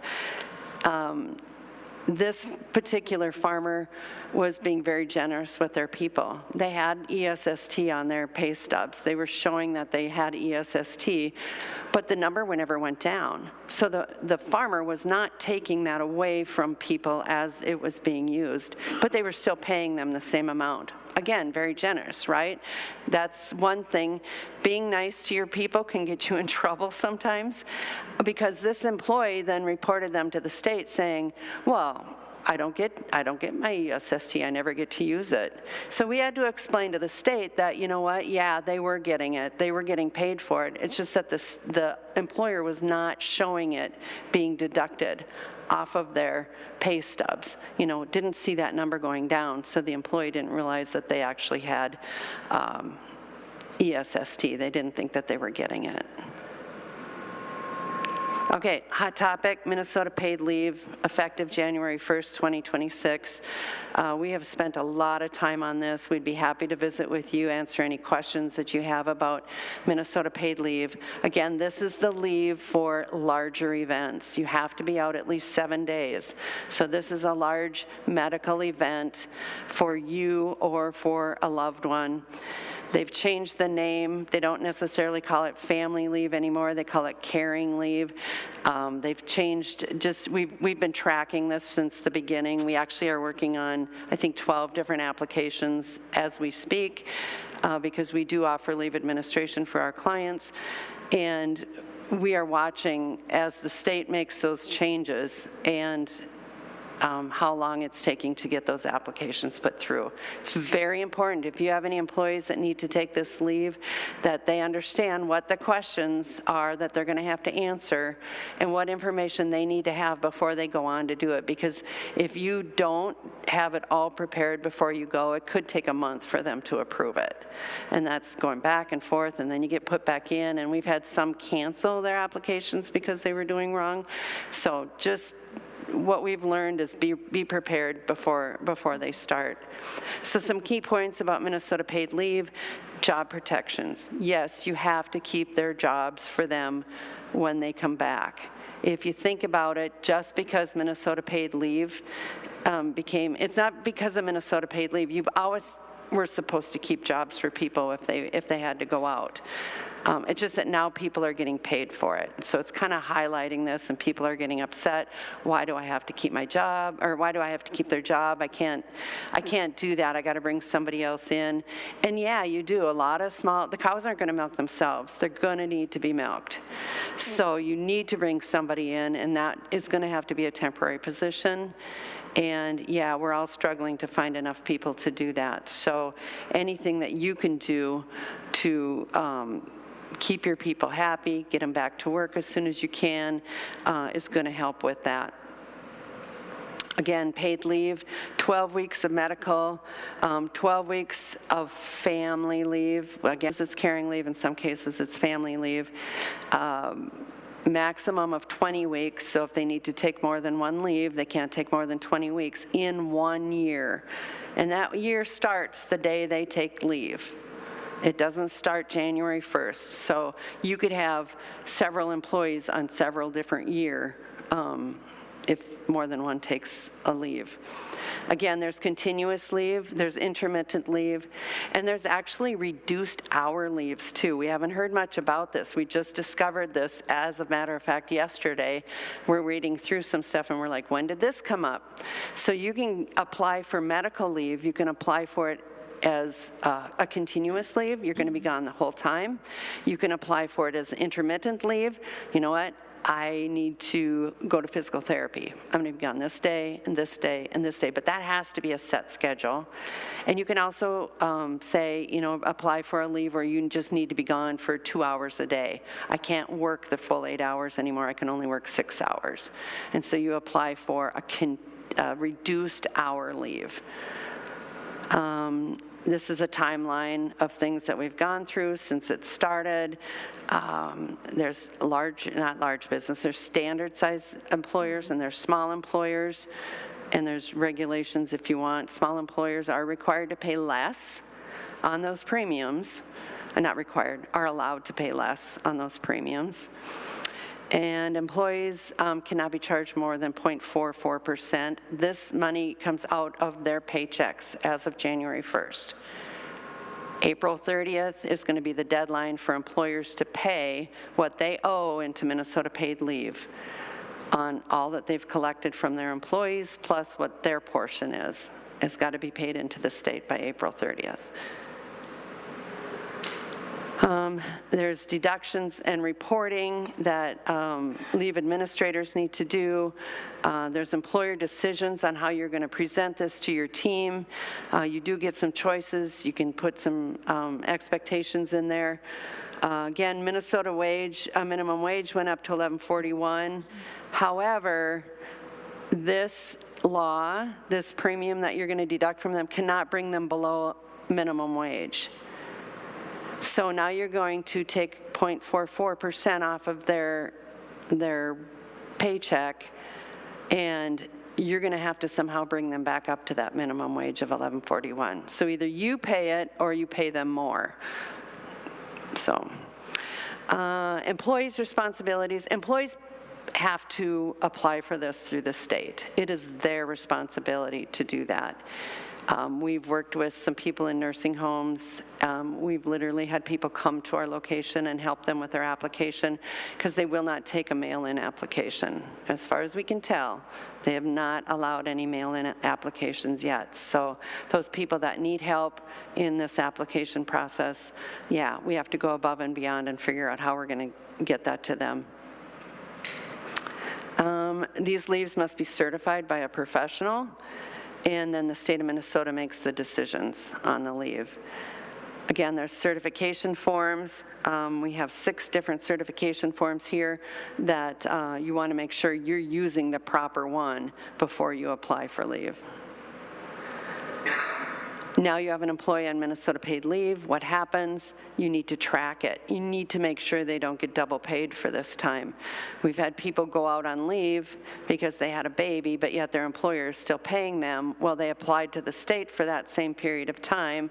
Well, then they're going to have to repay that money to the employer. It can get messy, especially if it's interim leave. You want to make sure that you track it and you're in contact with the payroll people because you don't want them to get double paid for this. Leave management, again, 8 and 10 people. Employers believe that they provide smooth leave experience, and if they do, more people are willing to come back, and they come back to work sooner. Moving on to the I-9, again, we are offering training on this through a webinar if you want to do that. There are other avenues of getting the training, but we do is we will answer your questions for you. We will walk through these things. We will show you how to go in and audit your I-9s and go back and fix them. I-9 fines are amazing. You can get fined $350 for one error on your I-9. A lot of things, $2,861 per I-9 paperwork violation. So if there's more than one error on that, it's very costly. And if the Department of Labor shows up and asks to, not the Department of Labor, this is Homeland Security. Homeland Security shows up and wants to audit your I-9s, you have 72 hours to provide them to them. Again, if you're doing I-9s, one highlight is you don't have to be a document expert, so they talk about getting those IDs. If that ID looks reasonable, you can accept it. You don't have to be an expert on the IDs. So yeah, kind of flew through that. Do we want to take questions now or I think we'll do them afterward. Yeah. Okay. Yep. I think we'll. Yeah. Thanks, Nancy. I have all kinds of questions I could ask. We'll come back to it. But thank you again. We're going to be out here all day and be happy to talk to you about any of these items. So. Good. All right. Thanks, Nancy. We'll pass it on to Carrie. We'll talk a little bit about 45Z and some regulatory type things. She was talking on the hallway some new stuff coming up. So. Excited to hear what's new. Yeah, thank you. Hi, everyone. I'm Carrie Buttenhoff. I'm a partner here at Christensen. I focus on our renewable fuels industry, as you noted when they introduced over there. So deal a lot with liquid renewable fuels, so the ethanol, biodiesel, renewable diesel, and emissions rates. So I primarily focus on auditing emissions for West Coast programs, Canada. Most of you hopefully have heard of the Renewable Fuel Standard, the federal program, right? So those are the things that I focus on. And we've had a lot of changes in 2025 that are implementing here in 26. And the reason that we're here talking with all of you folks today is because those requirements are going from the renewable fuels facilities, production facilities, up the supply chain, right? So we have a lot more requirements that are coming down to verify things throughout the supply chain. So the first slide I have here, California has a low carbon fuel standard, and that's kind of the driver of all of the low carbon transportation standards. And they made some major changes this year. So these are mandatory requirements for the renewable fuel producers. And they are focused on sustainability of the feedstock, right? So it's coming back to crop-based feedstocks and sustainability rules. So they are having a phased-in approach to a full certification. So here in 2026, effective with the 2026 crop year, we have 2 relatively simple requirements that are coming up first. They're going to be looking, the renewable fuel producers will be looking for attestations from the farmer, which will have to include geographic shape files and coordinates of your fields. So we are finally going down to tracing the feedstocks all the way back to the field level and understanding where those crops are coming from. So that's our number 1 pretty simple step in, hopefully. Next, in 2028, they're going to be asking for partial certifications to verify no deforestation or no land use change. So at that point, they are going to require a third-party auditor to come in and take a look at these attestations and geographic shape files that we've submitted this year, right? And we're gonna go back and trace those through to make sure that the cropland was managed prior to 2008 and that it is not cropland that has been converted from something else. So that's our second step in 2028. And then finally, they're gonna have a full sustainability certification starting in 2031. The big change from the 26, 28 to 31 is that they're looking at a program that is like an ISCC certification. So that's a European supply chain certification. And it looks at social, economic, and all of those other pieces as well, and compliance with those items. So in 2031, we're not just talking what fields did we pull from, how much crop did we pull from each field, and the traceability, and yep, it was managed before 08. Now they're diving into the operation, right? And essentially right now what we're hearing is farmers have to be in compliance with all local and federal regulations. No cap on that, right? So does that mean labor laws? Does that mean DOT when we're moving stuff around? Does that mean, what all does that include? So industry groups, for the renewable fuel industry groups, are working on talking to the California Air Resources Board to understand more of this and try and narrow some of that in so that if a truck is overloaded and violates a DOT, is that going to then invalidate the ethanol producers' credits when they're trying to send their fuel into California? So we're trying to get a little bit of a rein on that, so it's not quite so wide open of a requirement, but that's the way that we're seeing the regulation written currently. So that's California, the LCFS, that's mandatory. Probably the key point to keep in mind there is that this is not providing premiums to the renewable fuel producers. This is additional documentation burden. So unfortunately, California has been leaning much more towards electric vehicles and incentives for electric vehicles. And they're making everything else on the crop-based fuels much more stringent. And so no additional premiums for anybody, just additional tracing through the supply chain that they have to provide in order to maintain that market access. The other major program right now is 45Z and climate smart agriculture. I'm gonna do a quick poll in the room. Has anyone heard 45Z or climate smart ag? A few? Okay, that's good, that's good. So 45Z is a tax credit for the renewable fuel, transportation fuel producers. And it gives them tax credits based on their emission factor. And so it starts at a 50 kilogram CI score, and then they get additional credits the closer they can get their emissions to zero. So they qualify right now. What we just saw, we just had proposed regs drop earlier this month, and they did write in climate smart agriculture. So the USDA has a climate smart ag proposed rule out there that lays out some of these requirements and a model, the FDCIC model, and so that's going to show emission reductions at the farm. So what does that mean? So farming practice, this table's just a little bit in my way, I'm gonna slide it, okay. The farming practice emission reductions are going to lower the CI score of the ethanol plant, right? And then the ethanol plant with the lower CI score is going to be able to get more tax dollars through the credit. And then that should mean that additional money from the tax credit should pass through to the farm level, right? So that's the goal of this program. There is incentive here for you to gain access to some more premium. So what do I have to do? What does that look like? So the USDA FDCIC model covers corn, sorghum, and soybeans. And right now, the way the proposed rule is currently written is there are 3 crop practices that they are focused on. Tilling practices, cover crops, and fertilizer application and nutrient management. There's different things you have to provide, but this is going to end up being kind of a check the box. Yep, I did reduce tilling, or yep, I was able to do cover crops. And then you get emission reductions. And so the emission reductions are based on by county. So they've done numerous studies with Argonne Labs and other folks on what these different practices do from an emissions reduction. And then they've studied that by county. So essentially you check the box, note where your fields are located, and you get an emission reduction in a certain amount.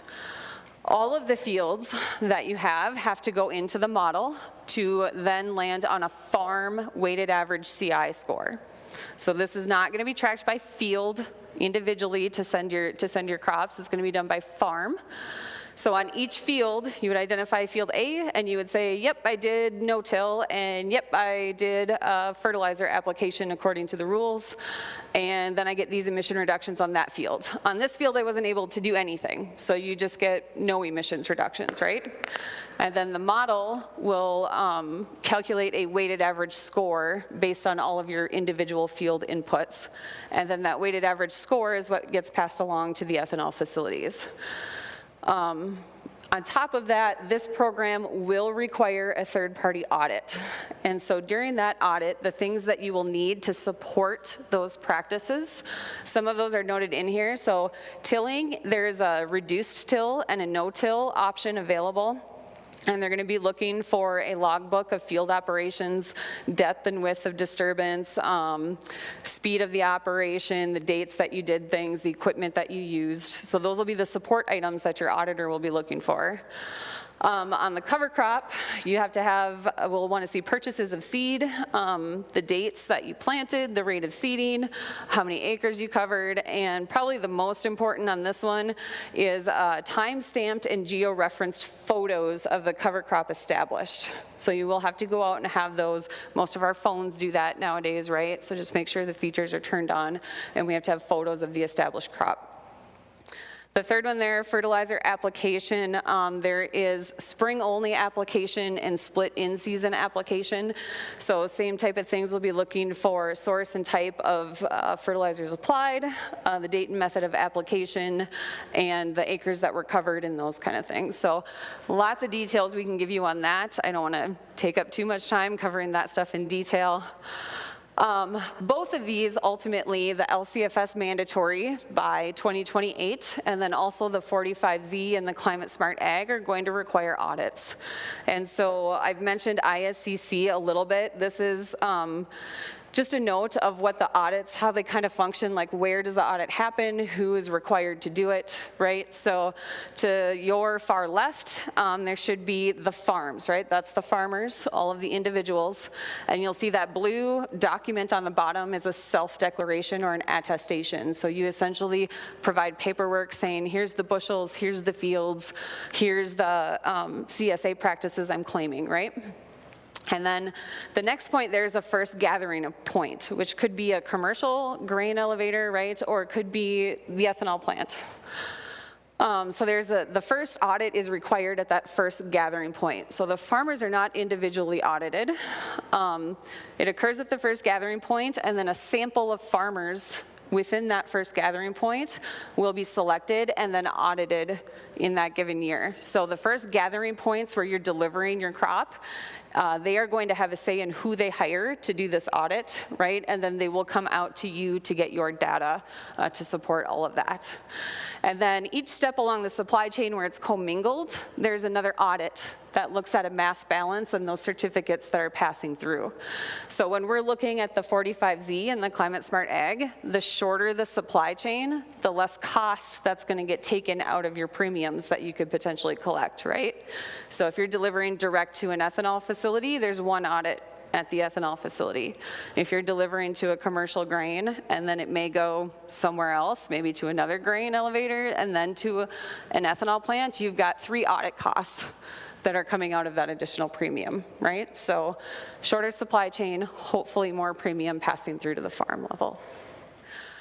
So those are some of the things that are coming. 45Z should be available they said you could claim it in 2025, which would be 24 and 25 crop if you did any of those things and have the documentation.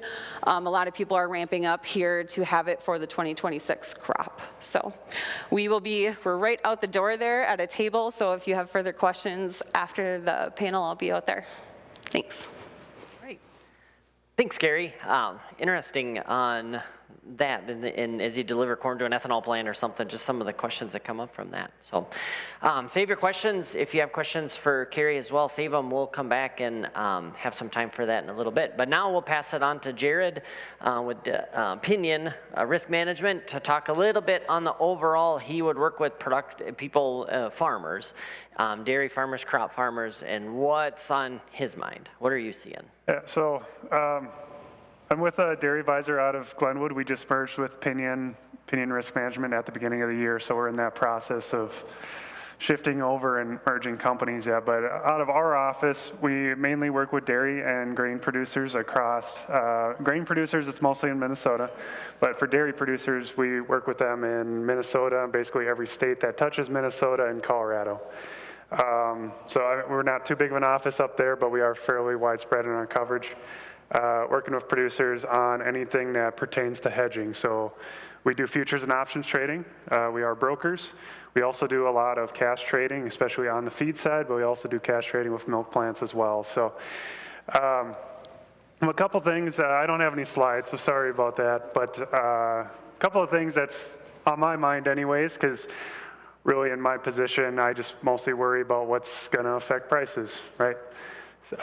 Which big thing is trade, tariffs coming on and coming off, Supreme Court saying that Trump can't do his tariffs. That back and forth is causing some volatility in the markets. And the other thing that's on my mind too is consolidation in the industry as well, but I'll get on that a little bit later. But going back to the tariffs thing, soybean seems to get the biggest spotlight when it comes to that with China trade, and I think that's a question of, the short-term solution is, well, we want trade with China because they buy a lot, but I think it's also a longer-term problem, and I think we're seeing that, half of our beans have been going to China historically, and China is working on getting into a position where they don't need us at all, and we're trying, it seems like we as a country are not doing anything to counteract that, and I don't think the solution there is, to try and make them need us. I think the solution there is to make it so we don't need them either. That might be 10 years down the road, 15 years down the road. I was just putting some numbers together there for this. Brazil is taking over more and more of what we're shipping there. The next couple of years here, they did agree to buying 25 million metric tons of soybeans from us each year. That's actually lower than what it has been the last several years, and our exports to them haven't been growing, even though their demand has been growing somewhat. Brazil has really been the country that's been filling that need, which really puts them in a worse position than us, because so 2024, about 51% of our soybean exports were going to China.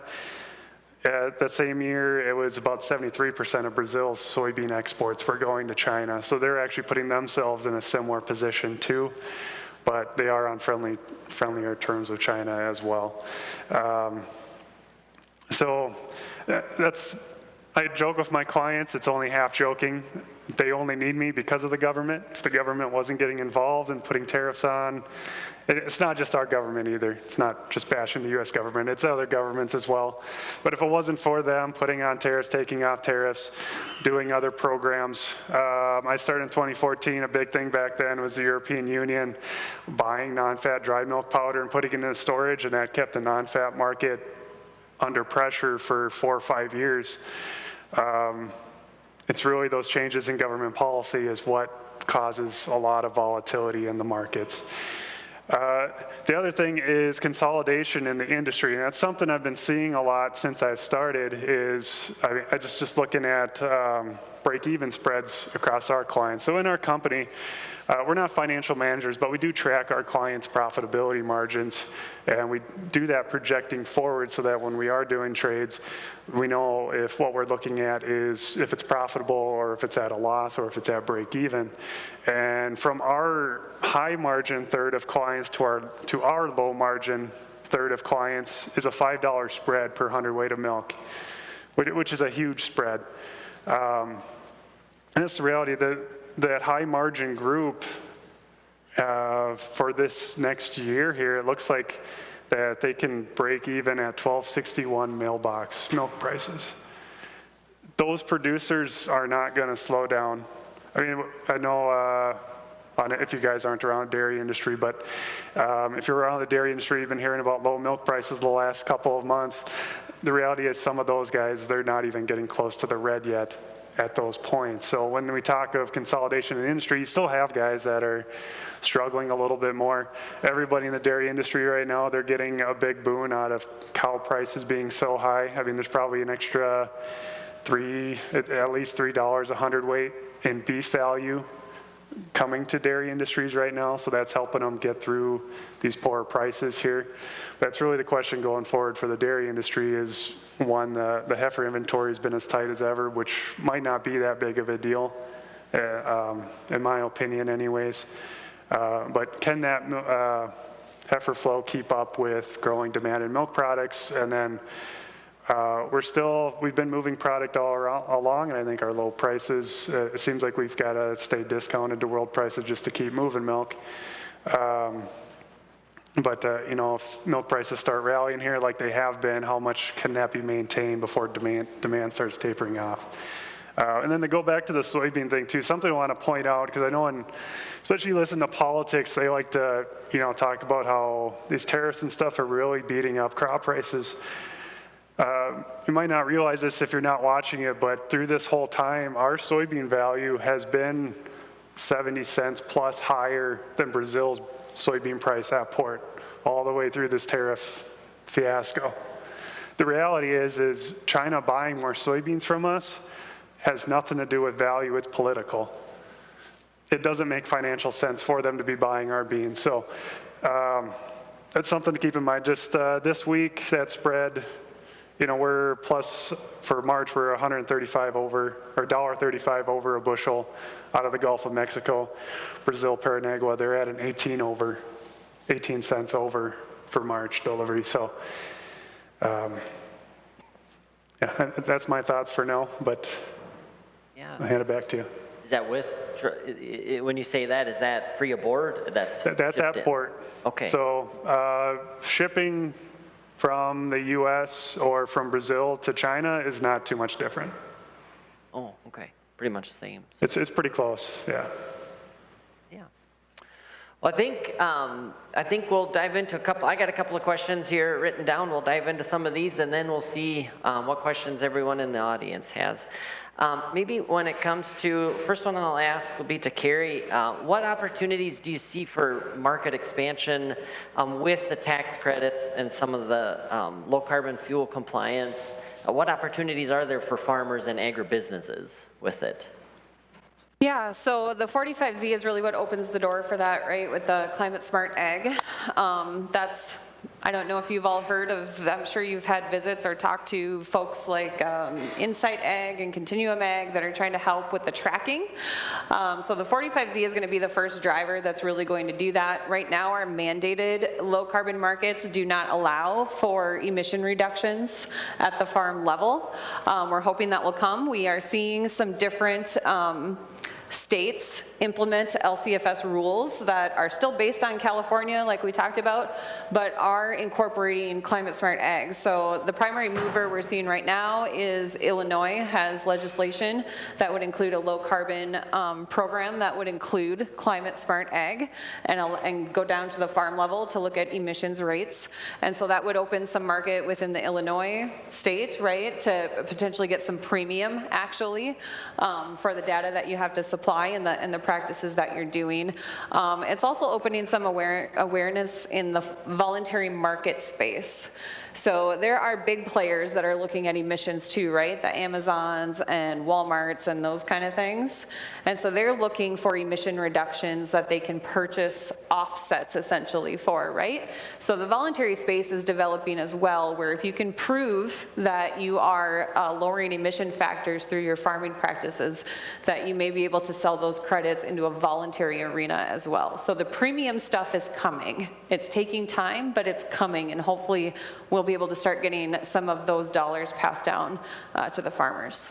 Will that be in the form of a tax credit, or will it be actual, say like a check? Or? The voluntary markets would actually, they purchase offsets to lower their portfolio for buyers, right? So it's physically a check cut for your carbon emission savings. So that's still developing, but it's definitely, now that the farmers are starting to change practices and have the documentation to support that stuff and have some frameworks on what that looks like so that we can audit it, those will be coming and providing some premiums too. Well, first step for anyone is to kind of start, maybe it's to talk to someone for help or to start organizing your farming practices and starting to fill some of that out. If you're looking for step one, that's the first place to start is. Yep, which practices reduce my emissions, where can I gain that money, and then what record keeping, what proof do I have to have that I'm doing these things, right? So those are the first two things to understand to really start getting some things in place. Next question would be for Nancy on the labor side. You kind of covered it, but if you could give a farmer, agribusiness, a couple of tips specifically, what would be a take-home message you'd really want them to lean on leaving today? I would say, set your expectations of your employees, have them documented, whether that's in a handbook or how, and be consistent and be clear on your expectations of your employees. Yeah, let them know, and putting up the signage was one that I know I've talked about, but I sent some stuff to families that I had gotten. Is that something that's provided from the state of Minnesota, or is that something that they need to create? You can get all of the labor law posters either through the state of Minnesota or the federal, for the federal laws. You can get all of those posters for free through the Department of Labor, but you're going to have a whole bunch of 8.5 by 10s sticking up on a wall somewhere. So I just recommend ordering a labor law poster at the beginning of the year. You can get them for about 25 bucks off of Amazon, delivered to you. We do have a few extras in our office that we share with our clients, and it's just a good idea to get a new one. You know that it's valid and it's got everything you need. You know you don't need to pull down and put up new every time that a new law comes out or something has changed. So. Okay. Jared, what would be, same for you, what would be one piece of advice you would give a farm, probably maybe in your case more specifically to a farmer, what would be one piece of advice you'd give them?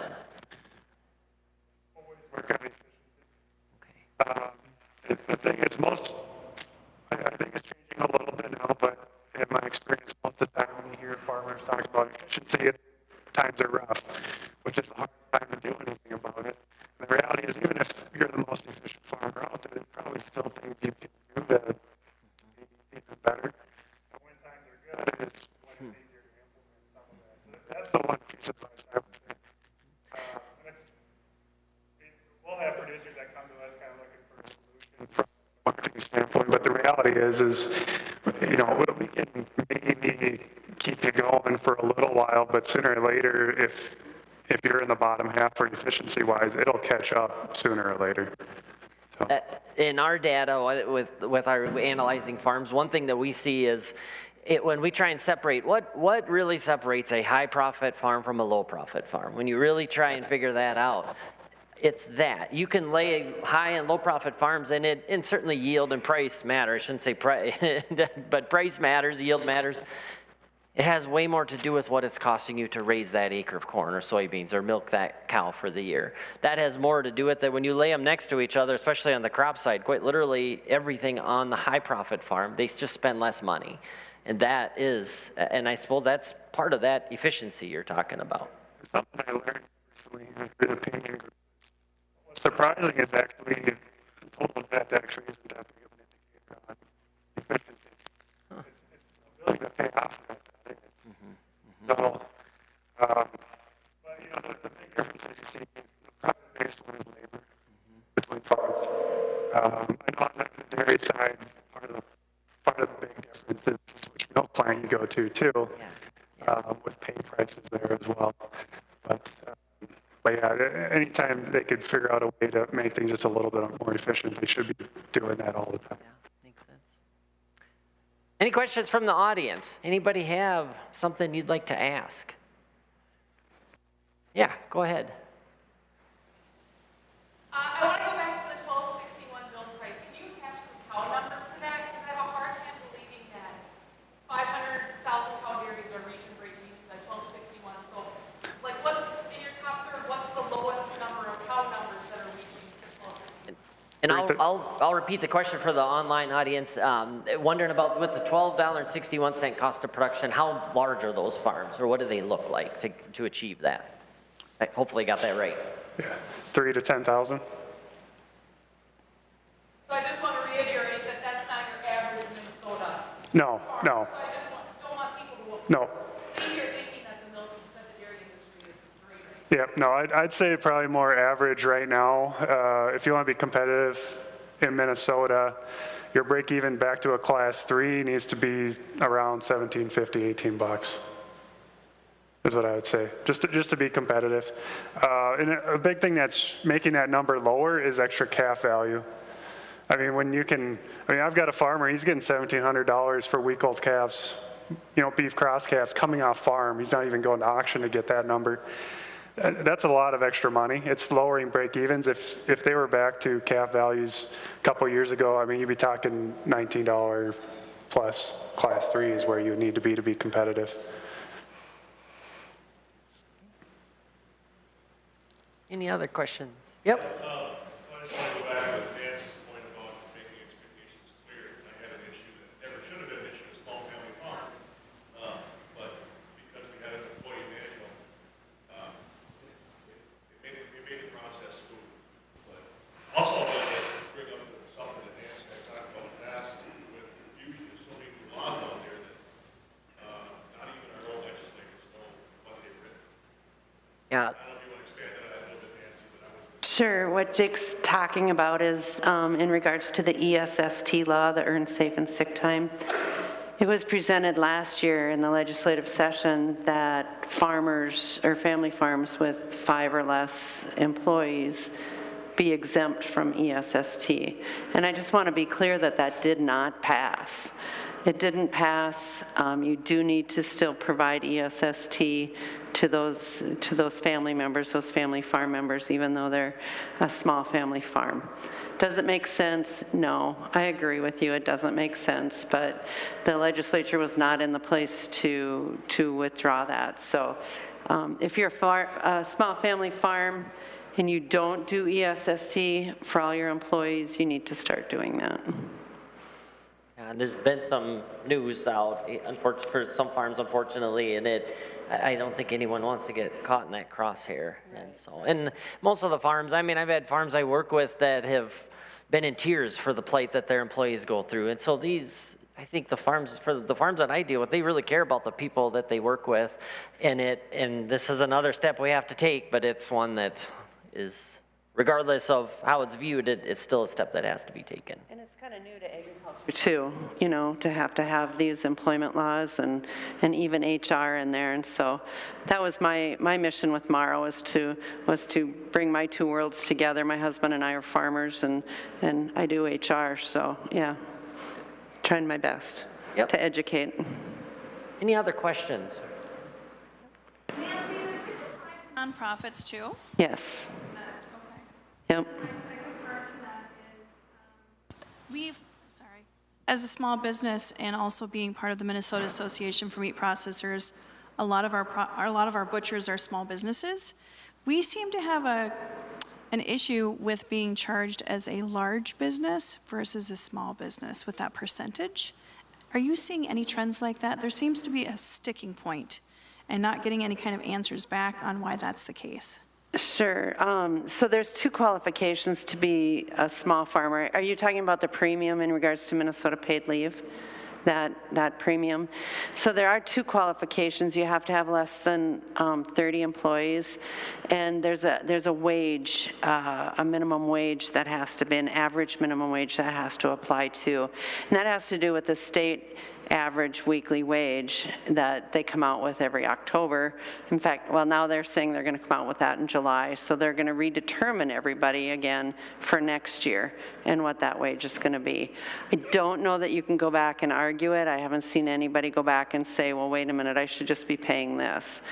But the state sent out letters to employers saying what your premium is going to be. So. Sorry, not much help on that one. It is what it is for now, but hopefully we'll be able to, after we're getting into this a little bit more, we'll be able to, wait a minute, that doesn't make sense. How are you figuring that out for me? But right now they're just so busy with applications and trying to figure those things out, how to apply it. And I can appreciate that. I think that if I could just reiterate or just make sure that I'm understanding this properly, that it's connected to the wages that that employer is paying those employees based on the annual wage report from, Minnesota. And so what I guess I'm coming out of that then is that if we're paying people decent wages, because if we have got a high turnover rate on the butcher side, that we're being basically penalized for paying people decent money to try and retain those employees. Sure, and that's one way to look at it, but I think what it is they thought, you know what, we want to give the small businesses a break. So you're not getting that break. Everybody was supposed to be at that 0.88, and then they came in later and say, wait a minute, small businesses are going to be a little bit less. So yeah, you're just not getting that break right now. Now, whether that's going to keep going forward or not, I don't know. If the legislature's going to keep that small business discount per se in the works. But yeah, I have other employers that, they have 2 employees and they didn't make the cut because of the wages that they pay. And they take it on an average, so. So it's a theory. Okay. Yeah. So we need to talk to our legislators, is what you're saying. Okay. We'll talk to Commish later. Yeah, Dave Baker texts me about once a week during legislature and asks me what's going on in the world. So we try to provide him with statistics. We have feelings about all of this, but we try to provide him with solid statistics that he can bring back to his committee and see what they can do. I guess maybe what I would put towards that is coming from nonprofit land for 20 plus years in businesses is maybe present some sort of an algorithm that they could build in with some of those NAICS codes for the industries that are struggling with that. Sure. And maybe some sort of a scale that they can reduce that or build into that equation. Yeah. Okay, thank you.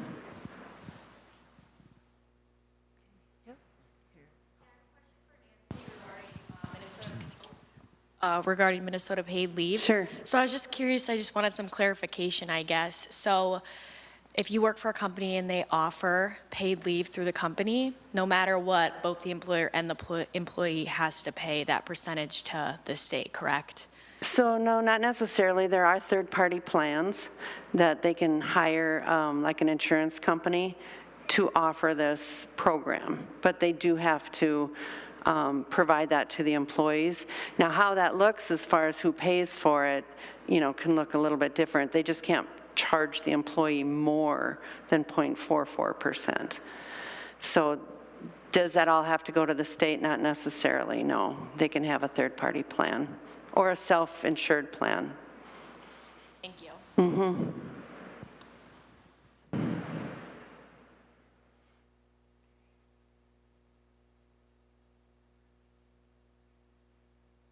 Carrie, you mentioned the voluntary offset markets that farmers have had the ability to participate in over the last few years.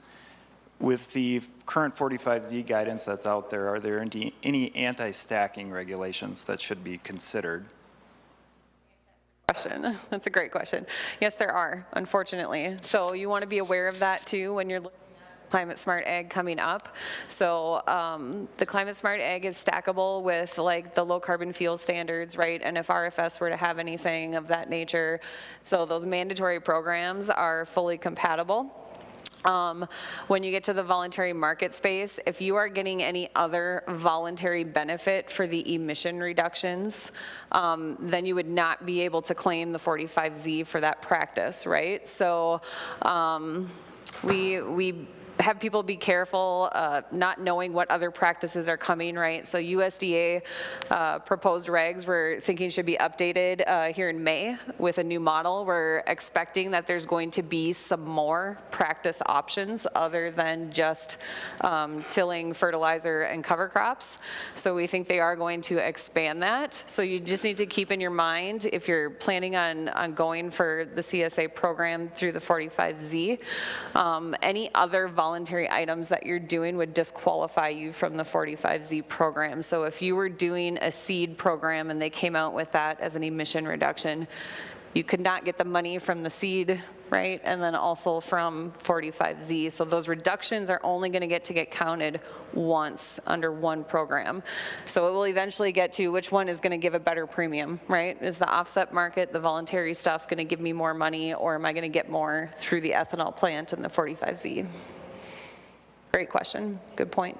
Once you pick a path, do you have to stay on that path, or can you change lanes if you want to? You can change. So every year, Okay. if you see prices changing, right, between programs as they're maturing and everything, you can make switches. It's just any one crop year with that particular emission reduction practice, right? You can't claim it in multiple areas, just once. I would say, I would think if you went voluntary with like a cover crop, that you just could not claim that on 45Z necessarily. I think that's how we would check it. There's nothing specifically in the rules that you couldn't do that. So I think that's a possibility as far as the practices. The actual crop itself, I'm trying to think. The audit would probably look back. We will definitely ask about any other voluntary programs and stuff when we get to the farmer level audit. I would say it's probably possible that you could mass balance that. So if you sent so many bushels to the voluntary market, but then still had leftover that you wanted on 45Z, you could potentially claim that. Just those bushels. You'd have to probably bifurcate your fields in the model and do like a field 1A and field 1B maybe, where you have the boxes checked for these bushels but not for this one. That's a possibility. Any other questions? Anything else? We were talking when we were trying to plan this session out to talk a little bit about sugar beets. Do any of you deal with much with sugar beet issues or what we're seeing in that market? Not really? Yeah. That's one that has really seen some challenges. If you're a sugar beet farmer, work with sugar beet farmers, that is one that we have some issues with within that market, and an oversupply of sugar at the moment. And so trying to navigate that and how we go through that. And so some of that leads into that's such a regulated market. Do you have any, as the Farm Bill, now there's talk of maybe the Farm Bill in the last few weeks, there's been some movement on that or some discussion, it seems like, on it. Do you see any big changes in anything, maybe not as much on the Farm Bill with labor laws as much, but on the other parts, do you see anything coming down the pipe with the Farm Bill, potential changes? Aware of anything?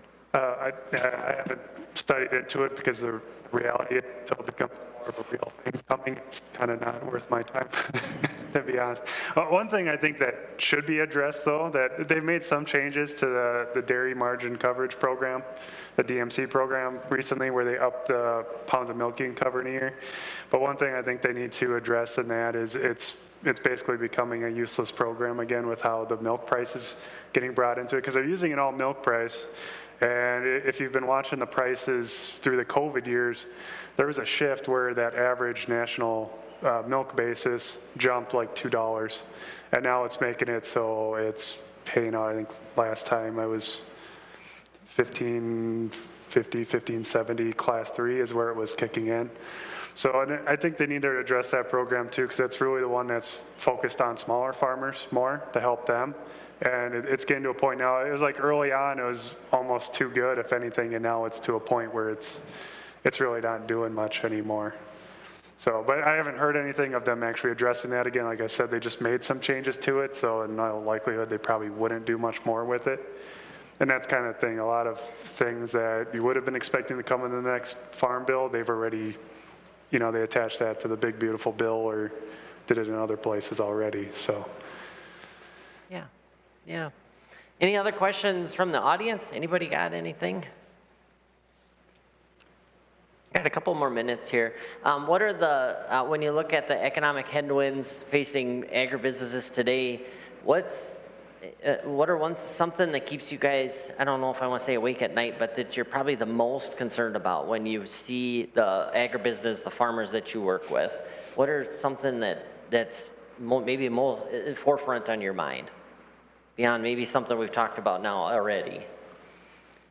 Well, I just think that there's more coming with this Minnesota paid leave and the costs that farmers are going to see and agribusinesses are going to see. Not only just the administration part of it, but the premiums. I just think that they're going to just keep going up. I have no doubt that there's some unseen That's what I've heard costs that too. are coming in with the labor. No doubt these tax rates have to go up because it's not even close to being funded enough to cover it. Is that, and that's would be a Yeah, and I've concern. heard mixed stories too, that, you know, they're under budget and everything's funded, and then I've heard others that it's underfunded. So I've not actually seen a report showing me the numbers, so Suppose it's I'm not early. sure what's true. Yeah, it just opened really, Right, so it's too early right. to know. Yeah.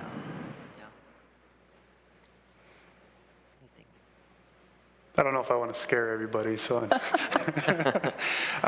One thing I think is gonna and could end up being an issue maybe in the next 10 years, I don't think it's an immediate issue, is, you know, with a lot of these government programs for farmers and subsidies going through, and there's a lot more battles when it comes to the Farm Bill. I mean, what is this, the third one in a row that we're at least 2 years late on now, I think?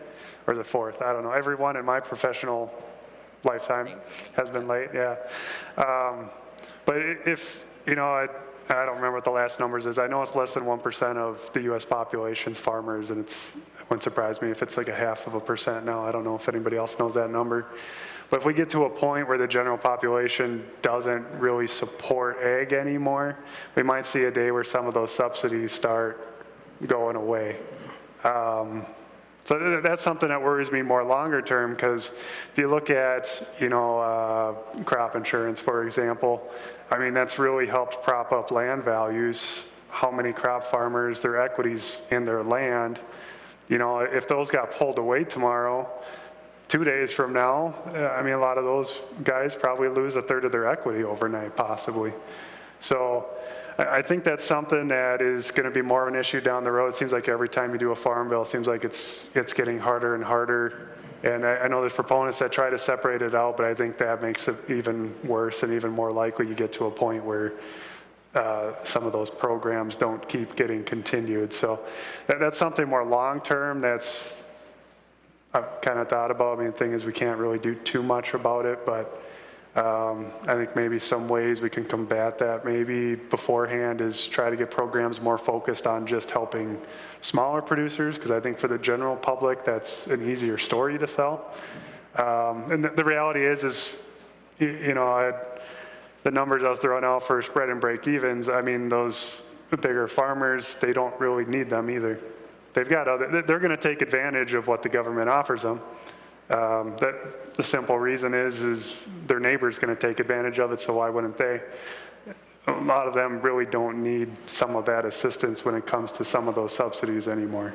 So I'm in the middle of analyzing farms now and collecting some data, and it's one thing that's been really resounding in the farms that I work with is how much they dislike these government payments. And how often did we hear last year, it felt like, especially in 2025, it came out that a year ago that, wow, you're getting government payments, you can afford to pay that extra rent or fertilizer or seed cost. And to a lot of it, it felt like if they got $30 an acre, they gave $10 to, I'm making things up, $10 to seed, to fertilizer, to land rent, to labor. They gave, all of a sudden, 5 different people had their hand out for $10 an acre.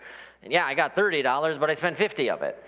And it feels like, I'm with you, because it feels like their cost of production is revolving around getting those government payments. Well, what happens if and when they go away? And that is very much on the mind of every farm I work with, that we're not crazy, we just want a fair price or a fair market, not necessarily interested in having the cost of production built around these government payments. That it's, for the most part, for farms I work with, if they were crop farms maybe more specifically, if they were profitable in 2025, it was usually by less than what they got in government payments. If they were profitable, if their stuff shows they made $40,000 last year, they maybe got $170,000 at government payments. I always tease, I'm from South Dakota. South Dakota math, that's easy to do, that would have been negative without them. And nobody I work with is crazy about this. Nobody likes this. But it's a challenge, because this is the cost of production. This is what the market is offering them. This is what they're being told to do in a way. Okay, we're right at the end of our time. Any final thoughts from anybody on the panel? Anything, one thing that maybe you wanted to mention that you haven't been able to yet? We got this. Let's do it. Yep, I'm curious, for beginning farmers, one spot that I'm starting to be concerned about is how we get young people to start farming. And so if you have any thoughts for any of them, I know the students currently aren't in here, but as some of their teachers are in here too, though, any thoughts for them as they go back to their classrooms, or for the students and they start their farming career? Do you have one little nugget to give them? I would say network, get to know people, kind of like in a business, in a small business, in my business. I bring in people who are smarter than me, rely on those people that have that knowledge. I know staying compliant can be a pain sometimes, but it's a whole lot less costly in the long run to stay compliant than to get caught and then have to become compliant, so. Any other thoughts? If you're starting, I think the difference between like a good farm manager and a poor farm manager is the good farm manager doesn't necessarily know everything, but they know what they don't know. And then they get help with what they don't know. And I think that's the difference. So starting out, you're not gonna know everything. Most farmers don't know everything. So figure out what you don't know, which is easier said than done. And then, find help with those parts, and so you can just focus on what you do know and what you are good at. It's our job to say that, because then they hire all four of us up here. Exactly. But it's true that I think some of them, they find out where are my weaknesses, and it can't be everything. And so many, especially farmers, but I think all agribusiness is that way. You have to be so many hats, and I think it's okay to hire in it. I should say that, obviously, but I think that's a good piece of advice too. If you have anything, Carrie, and yeah, my thing was basically education too, right? Try and keep up with it all. Like I said, the renewable fuels is coming down with a lot more to the supply chain. So I'm sure none of you entering into your farming careers were thinking you had to be looking at emissions of renewable fuels and the things that requires, right? So just trying to stay educated with what's coming down the line so that we have that market access for everything, right? And we can keep providing that demand that you guys need to be successful as well, so. Okay, I think that'll wrap it up. I want to thank our panelists. If we can give them a hand for coming in and sharing their expertise with us. Hopefully you got something out of the session that is helpful for you. And so we'll pass the baton on to the next part of the program. Thank you. Thanks. Thank you. Thank you so much. Thank you. Okay. Well, it looks like we are going to take a break. That's going to go till 10:45. Please enjoy the time to network, visit exhibitors, check out all the booths, and connect with sponsors in the atrium. We'll welcome everyone back at 10:45 again. Thanks.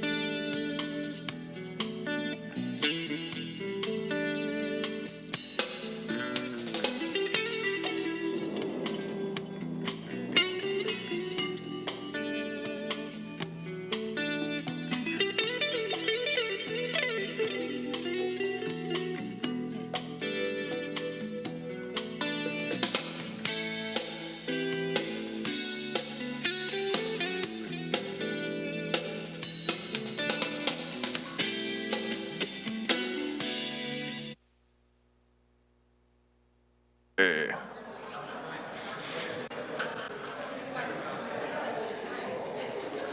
Okay, hopefully we're all funneling back in.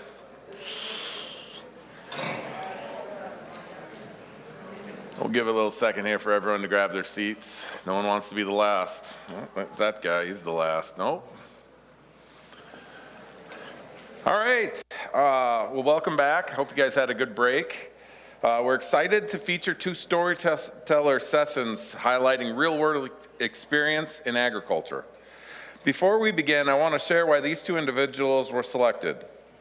Zoe and Kate represent the next generation of agriculture, not just because of what they do on the day-to-day, but because how they show up for the industry. They're actively sharing their stories, engaging consumers, and helping bridge the gap between agriculture and the broader public. Their voices matter, and their willingness to advocate for agriculture is exactly what our future depends on.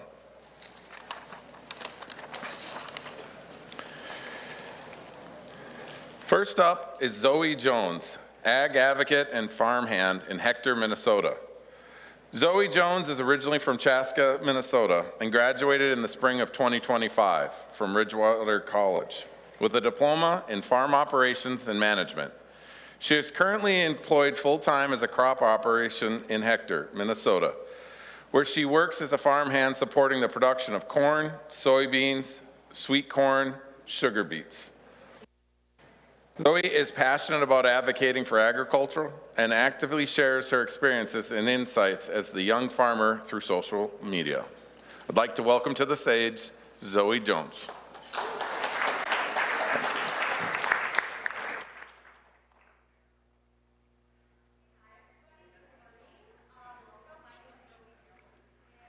Here to share my story with you. I made a presentation just because, first off, I love to talk, so I'm trying to keep myself on track with this presentation. And I also love to take pictures. I take pictures of absolutely everything. And so it's a great way to showcase all of the amazing pictures I take of my job. So let's get into it. So just a quick introduction. I'm originally from Chaska, Minnesota, but I currently live in Bird Island. I'm 20 years old. I work full-time on a farm, and I recently graduated Ridgewater in 2025. So, like I said, today I'm gonna be sharing my story with you guys. I kind of have the tagline from city girl to farm girl, even though I'm from the suburbs of Chaska. People out here like to say I'm from the city, so. So we'll start with my ag involvement growing up, or lack thereof. I had no ag background, no immediate family or extended family who farmed.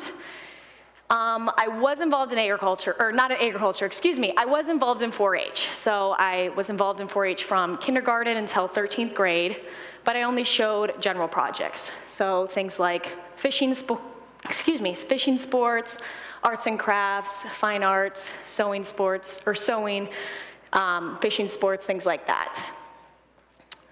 Okay, and then you may be asking, Zoe, how did you get introduced to ag if you had no ag background? And to that, I'd say I met my best friend in high school. Her name's Martha. She's sitting in the back row over there. And she was raised on a dairy farm down in Belle Plaine. And it's kind of a funny story. My senior year of high school, I was like, hey, Martha, like, for Halloween, we should like dress up as cows and like milk the cows, because, you know, I obviously didn't have any experience or education on agriculture, so I thought that was so funny. And so we did that, and I loved it, and I just never left. I started milking cows on their operation about once a week, and then I helped with other, you know, heifer chores, calf chores, goat chores, things like that. And then later down the line, my senior year of high school, I leased animals from her to show at the county fair. So I had a prospect calf, which is the picture on the far right. And then I also had some goats and 2 heifers. And that is how I got introduced to ag. And then through that came, you know, post-high school decision. What am I gonna do with my life? Where am I gonna go to college? And I really struggled because I had no passions. I had no idea what I wanted to do. I had no interests. I was really lost. But I did know that I didn't want to go down the classic path. So, you know, your 4-year degree, your bachelor's, university. I didn't want to spend the money, didn't want to live in a dorm, and I didn't want to go far from home. And thanks to my parents, they sat me down and were like, Zoe, you need to figure out like your life, like what are you doing? And I was like, I don't know. And they're like, well, what do you do every single week without fail? And I was like, I don't know. And they were like, you go to the farm, you milk cows. I was like, oh, okay, yeah, you're right. And they're like, what about agriculture? And that was like the first time I've ever heard agriculture be used in a sense of like, this is a career path that you can go down. This is something you can do with your life. And so I just took that and I rolled with it. I did some research and I found Ridgewater College in their ag department. And it really interested me because it was like a technical program. It was only 2 years. It was close to home. It was unconventional. I did not have to live in a dorm. And so we went out and toured it, and I loved it. I mean, I had a tour in the ag department, and my mom was a little hesitant about community college, but once she toured it, she also agreed that it would be a great fit. And so then I ended up at Ridgewater College, and I went into the program with a farm operations and management diploma track with a livestock emphasis. But real quickly I learned that animals are not for me. Like I said, the only ag background I had up to this point was like a year of working and kind of seeing my best friend live on a dairy farm. That was it. That's all I knew. I didn't know crops. I didn't know anything. So I was like, oh, livestock. Took Carrie's Intro to Animal Science, and I realized real quickly, don't like animals. So I switched to a crop emphasis, and I really started to enjoy that. And like I said, I went in fall of 2023, and I graduated this past spring of 2025 with that farm operations and management diploma. And I really enjoyed everything Ridgewater had to offer. I would highly recommend it. I'm probably Ridgewater's #1 fan, honestly, at this point. I just kind of went in with, you know, oh, maybe agriculture could work out, and it did end up working out, and it was really by the grace of God that worked out. But the main reason that I loved Ridgewater so much is because all the offerings it had, from, you know, classes to different courses to the way the schedule was as more of a high school 8 to 2 schedule rather than a Monday, Wednesday, Friday college schedule. And one of the huge things that pulled me in was their internship opportunities. So I'll get into that a little bit more. But I thought before that I'd talk about some school involvement. So I was not really involved in high school. So I got super involved as much as I could, at least in college. And both my first and second year, I was a professional agriculture student and competed at state and national PAS, which is kind of a mix of like FFA, 4-H, DECA, all wound together for agriculture students in college. And then I was also a board member for 2 years on our local school PAS board, which helped plan our state and nationals trip, helped plan school events and fundraisers like Pie-a-Palooza, bolt sales, our Christmas party, bingo days, things like that. And I really enjoyed that. The picture on the right is our PAS club, my second year there. And then I was also an ag ambassador my second year, which is it's an ambassador for the ag department. And it kind of just made sense that I would do that because, like I said, I'm Ridgewater's #1 fan. And so the ag ambassador program, you give tours to incoming students or students looking to tour the ag department, as well as going to career fairs and talking to high school students. I really enjoyed the career fairs. So I could share the amazing programs that the department had and all the fun offerings. Because like I said, a huge part of why I chose Ridgewater rather than other technical ag programs was because of how highly it was talked about and reviewed online, as well as all the unique opportunities that the program had to offer. And so one of the biggest things of why I also chose to go to Ridgewater rather than like the University of Minnesota or SDSU, other than the part that I wanted a non-traditional college, was because I had no ag background. All I knew was like how to milk a cow in a 8-8 parlor. Like that's all I knew. Like I didn't know anything else. And so I needed to go to school to learn how to farm. And that's what Ridgewater did as a technical program. They taught you how to farm, how to use real life skills. What are you gonna actually need to know in the agribusiness world, in the farming world? And so that's another reason why I chose Ridgewater. But like I said about the internships, those were a huge pulling point for me. So if you're not familiar with the ag department, we take 4 weeks off in the fall, and then we get out of school 4 weeks early in the spring for harvest and planting. And that is an opportunity for students to take internships for 4 weeks and figure out what they do like to do, what they don't like to do, and things like that. And so my fall internship of 2023 was interesting. So mind you, I just got to school at the end of August. And it's like, we're 3 weeks into school, and they're like, Zoe, like, what are you gonna do for an internship? And I'm like, yo, I don't know, like, I just got here. So I was like, whoa. And I really was like, I don't know. Like I thought the ag industry was just like farming. I had no idea about all these other opportunities that you could have in the ag industry and in the ag world. I thought it was just farming. And I was like, well, I don't know any farmers besides like my friend Martha. So like, how am I supposed to find a job? But kind of funny story, I got connected up with a old family friend who was in the program with me, and at family day, his parents were like, Zoe, like, we heard you need an internship. Do you want to come like live on our farm for 4 weeks? And I was like, yes, thank you. So I went and I lived at their house for 4 weeks, and they have a row crop operation, corn and soybeans, down in Tracy, Minnesota. And they treated me more as like a student rather than an employee. So I went down there my first week, I rode in the buddy seat, combine, truck, grain cart, the whole nine, just to learn, to experience. And this was my first harvest ever. So I was completely thrown into the deep end. I probably never worked more than 6 hours in my life. And now I'm thrown into like the trenches of the ag industry, AKA harvest. And it was definitely a learning experience. And it was a really cool experience. And after my first week there, they taught me how to drive automatic truck so I could haul grain for them. So I learned how to do that, which was also really cool. I didn't even know you could do that. Again, like I'm a city kid, so very odd time in my life. And then they also handed me off to their neighbors on the weekends. So from 8 to noon on Saturdays and Sundays, I'd go to their neighbor's house and I'd pack 65,000 chicken eggs. And then after I did that, I'd go back to the fields. So I also got some poultry experience that first internship as well.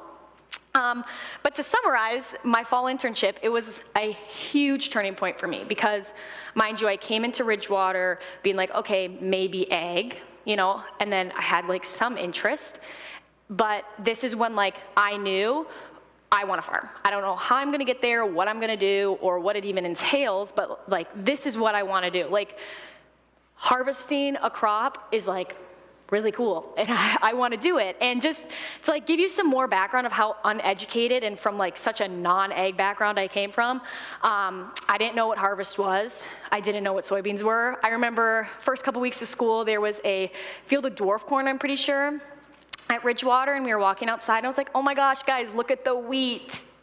Not wheat. And like really embarrassing, during the first week of Nate's soils class, he like asks his students, you know, what is soil made of? And me, loud and proud, raising my hand, dirt. Yes, that's correct. Not dirt. So yeah, I really came from ground zero, and a lot of my teachers and instructors at Ridgewater, thank goodness for them, had to like take a step back for me because, you know, a lot of kids come into Ridgewater and, you know, you're either familiar with farming or you farm personally or you have family members or whatever. You're familiar with the industry. So like instructors can throw around harvest and planting and, you know, equipment and all that stuff. But with me, like, you couldn't throw around those words. I didn't know what they meant. And here I am now working on a farm, my first harvest, learning, like thrown into the deep end, and it worked out. And it was like something I was like, wow, this is amazing. I want to do this. And so we go back to school, I learn more, keep kind of growing my passion for the industry and figuring out more so what I want to do with my life and what I want to do in the ag industry. And so then comes spring internship of my first year, and I was looking for, well, a spring internship, but something that could turn into a full-time job, because I lived in Wilmer, I wanted to stay living, I wanted to work a full-time job in the ag industry. And I found this job on the Ridgewater like job spreadsheet, and I was looking for something closest to Wilmer, no livestock, and just crops, and I was looking to like be a farmhand, I guess, at the time. And so I reached out, And I did 2 interviews with them, and they were like, yeah, let's hire the 18-year-old girl with 0 experience and see how it goes. And I'm really glad they took a chance on me. This picture on the left is my first planting season ever, so planting in 2024, and that's my boss Dave on the left, and then his son Taylor. And so it's just a 2-man, 1-woman operation, and I am their only full-time hired hand. But they taught me everything. I did, you were like, oh, well, you have experience, you hauled grain for your first internship. And I was like, yeah, you're right. Nope, they have all 10-speed manuals, so had to learn how to drive an automatic truck too. So, but yeah, and then that top left picture in the quad track, that was probably one of the first times I was left alone to drive that thing in the spring. And that was a crazy experience, but I've never seen anything like this in my life. I've never seen equipment so large. I've never seen fields so vast. I've never seen the processes of how, the growing season works. And, I experienced harvest, had the winter, and now I'm starting the growing season. And they kept me on so that fall or spring internship turned into a summer job, and then I went back to school, fall internship with them, spring internship there, and then now it's currently my full-time position. So to move into that, so this is my current job. So I work for Berdarius Corporation in Hector. And if you're familiar with the area, you just go north on County Road 16. The Hector beet dump there, there's just a farm place just north of that, and that bin site over there is just north, and that's where I work. Like I said, it's a 2-man, 1-woman operation, and they're only full-time year-round help. We do have hired seasonal help for beets and stuff, but I am the only full-time hired hand, and like I said, I started in April of 2024. And they taught me everything I know today, and so in the spring, I do a lot of scouting, I do all the field cultivating or digging, I drive the tender truck for fertilizer, our seed tender moving into the summer, I pick rocks, scout fields, I tend the sprayer for Taylor. We have our own sprayer, we spray our own fields. So I tend for him. And then moving into the fall, I drive truck for soybeans, grain cart for corn. And I would say I do about 70% of our tillage, and then I probably haul about 80% of our grain out of our bins. So I'm also busy hauling grain year round. And then I also, all winter like now, busy doing shop work. So I'm just, like a mechanic, I guess. And yeah, I love my job. It's honestly a dream come true. I'm very thankful that they took a chance on me. And my plans are just to stay there, I don't know, until something changes. But yeah, I do love my job. We grow corn, soybeans, sugar beets, and sweet corn. We grow sweet corn for Seneca, and then we grow sugar beets for Southern Minnesota Beet Sugar Cooperative there in Renville. And yeah, like another thing, I didn't know what beets were before I started this job. And now I grow them, so that's really cool and really fun. And through this job, it's been really cool to bring my family also into the ag world. So obviously, I grew up with zero education in this sector. And that's on my parents also were the same way. So being able to share with my parents and my family members where their food comes from. And, my grandma's like, Zoe, you better be safe driving those big trucks. And I'm like, Grandma, I'm being safe, don't worry. Because she never in a million years would think her 19-year-old granddaughter is driving a fully loaded semi-truck and, through a dirt field, So it's just crazy, crazy how things work out because, 4 years ago, high school me would have been like, I don't know who you are. So it's been really cool. But so to just turn pages a little bit, I'd like to talk about social media. So I post every day on TikTok. Well, every day I work, usually. And that's agriculture with Zoe. Not to be confused with farming with Zoe. That is Zoe Kent. She lives in Ohio. I am agriculture with Zoe. But I just post what my life is like. So I post very casual content, just what I'm up to, what my day entails, the good and the bad. Just kind of, my goal is just to show people farming and what it's like. Because at the end of the day, this is just my 9 to 5. This is not my family's farm. This is not where I was raised. I technically have no, deep-rooted ties to this operation like most people in the ag industry do. This is truly just my 9 to 5. And so to be able to show people the different types of 9 to 5s you can have is just what I like to do. And so I just post everything and I love it and it's great. And I'm not famous by any means, but I grow every day, and I just love to share what my life is like, because again, like I said, 4 years ago, would not have believed this is what my life would be like. And so again, to switch up a little bit, so I want to talk about Farm Bureau real quick. I joined in 2024. I am the Young Farmer and Rancher Chair for Renville County. And I also am a herd member for this past 25 to 2026 year. And what the herd is it is an internship type program that uses social media to connect the consumer to the producer.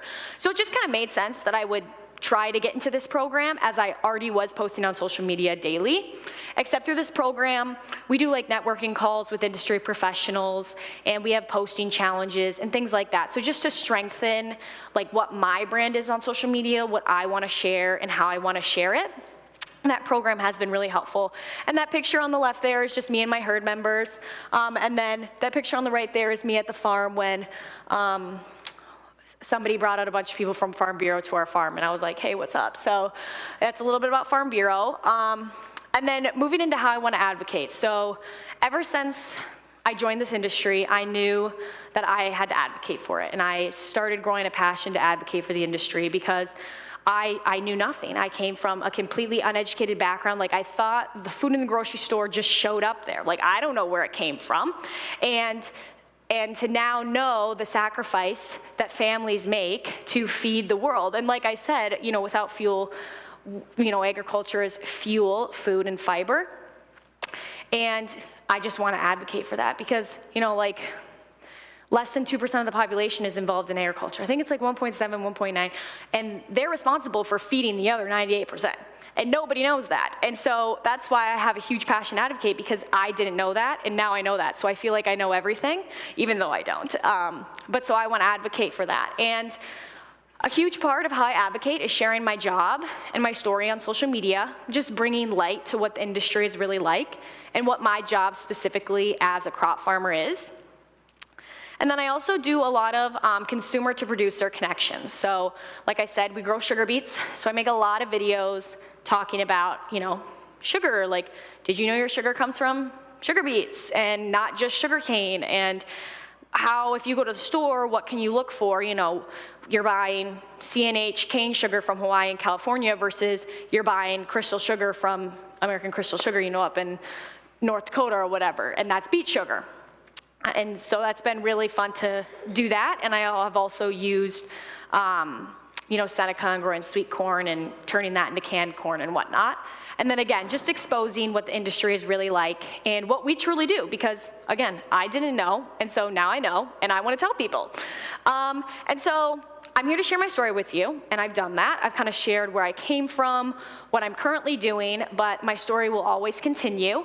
And so I'd like to share a couple future goals with everybody. So my end goal in life is to have my own operation, and I don't know what that's gonna look like because I don't know, but I'm probably gonna have some sort of farm to table type of, livestock operation. I'm not really sure. And hopefully add in some row crops in there in the future because I love row crop farming, it's awesome. I would love to grow a larger platform of influence, obviously on social media through Facebook and TikTok, but also in places like this, speaking at conferences and just sharing my story with people in the industry in person. And then I'd also love to be an advocate for agriculture. I'll probably advocate for the industry until I die because, like I said, I came from knowing nothing, and now I know everything, and I want to share that with everybody. And yeah, so that's all I have for you today. Thank you for listening. If you would like to follow me on Facebook or TikTok, I have those QR codes up there. My Facebook is, I post every day on TikTok. I do not post every day on Facebook. My Facebook is catered to a little bit of a different audience. So if you're looking for something not so abrasive, you should follow me on TikTok. And I also have my phone number up there if you're interested in contacting me for any reason. But I would like to open the floor for any questions, if anybody has any, about social media, schooling, my job, really anything at all. If anybody has any questions.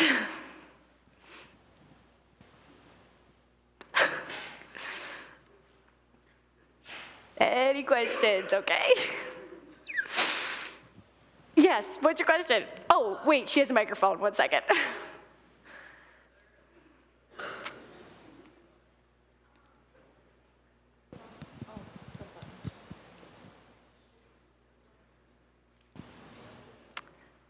Good? Oh, okay. Sorry, now I'm forgetting my question. No, you're good. What was one of the best parts about going to Ridgewater for ag in particular? Like, what about their ag program did you like? Well, everything, first off. But no, I really, the instructors are great. They're really there to see you succeed. They want to be your friends. They want to walk you through this transition in your life. I also made some lifelong friends there. I ended up actually convincing my best friend from high school, Martha. She went to school down in Missouri, and I convinced her to come to school with me at Ridgewater. So that's been, and she's enjoyed it. I also say the classes that they offer. I got my Class A CDL for a fraction of the price through the program. I also, got my pesticide applicator's license through the program. And like I said, I learned how to farm. So if you're looking for real world technical skills in either agribusiness, farming, dairy management, then Ridgewater is definitely somewhere where you'd like to look to compared to U of M or SDSU, which are going to be more, in a sense, research-based programs compared to the technical program that Ridgewater has to offer. I also think the hands-on experience there and everything hands-on that they have to offer is huge. In Carrie's class, we brought goats in, we were trimming goat hooves.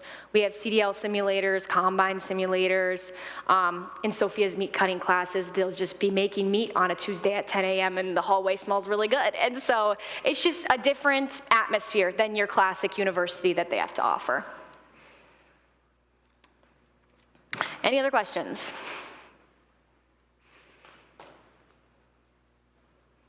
Okay, well, thank you for having me.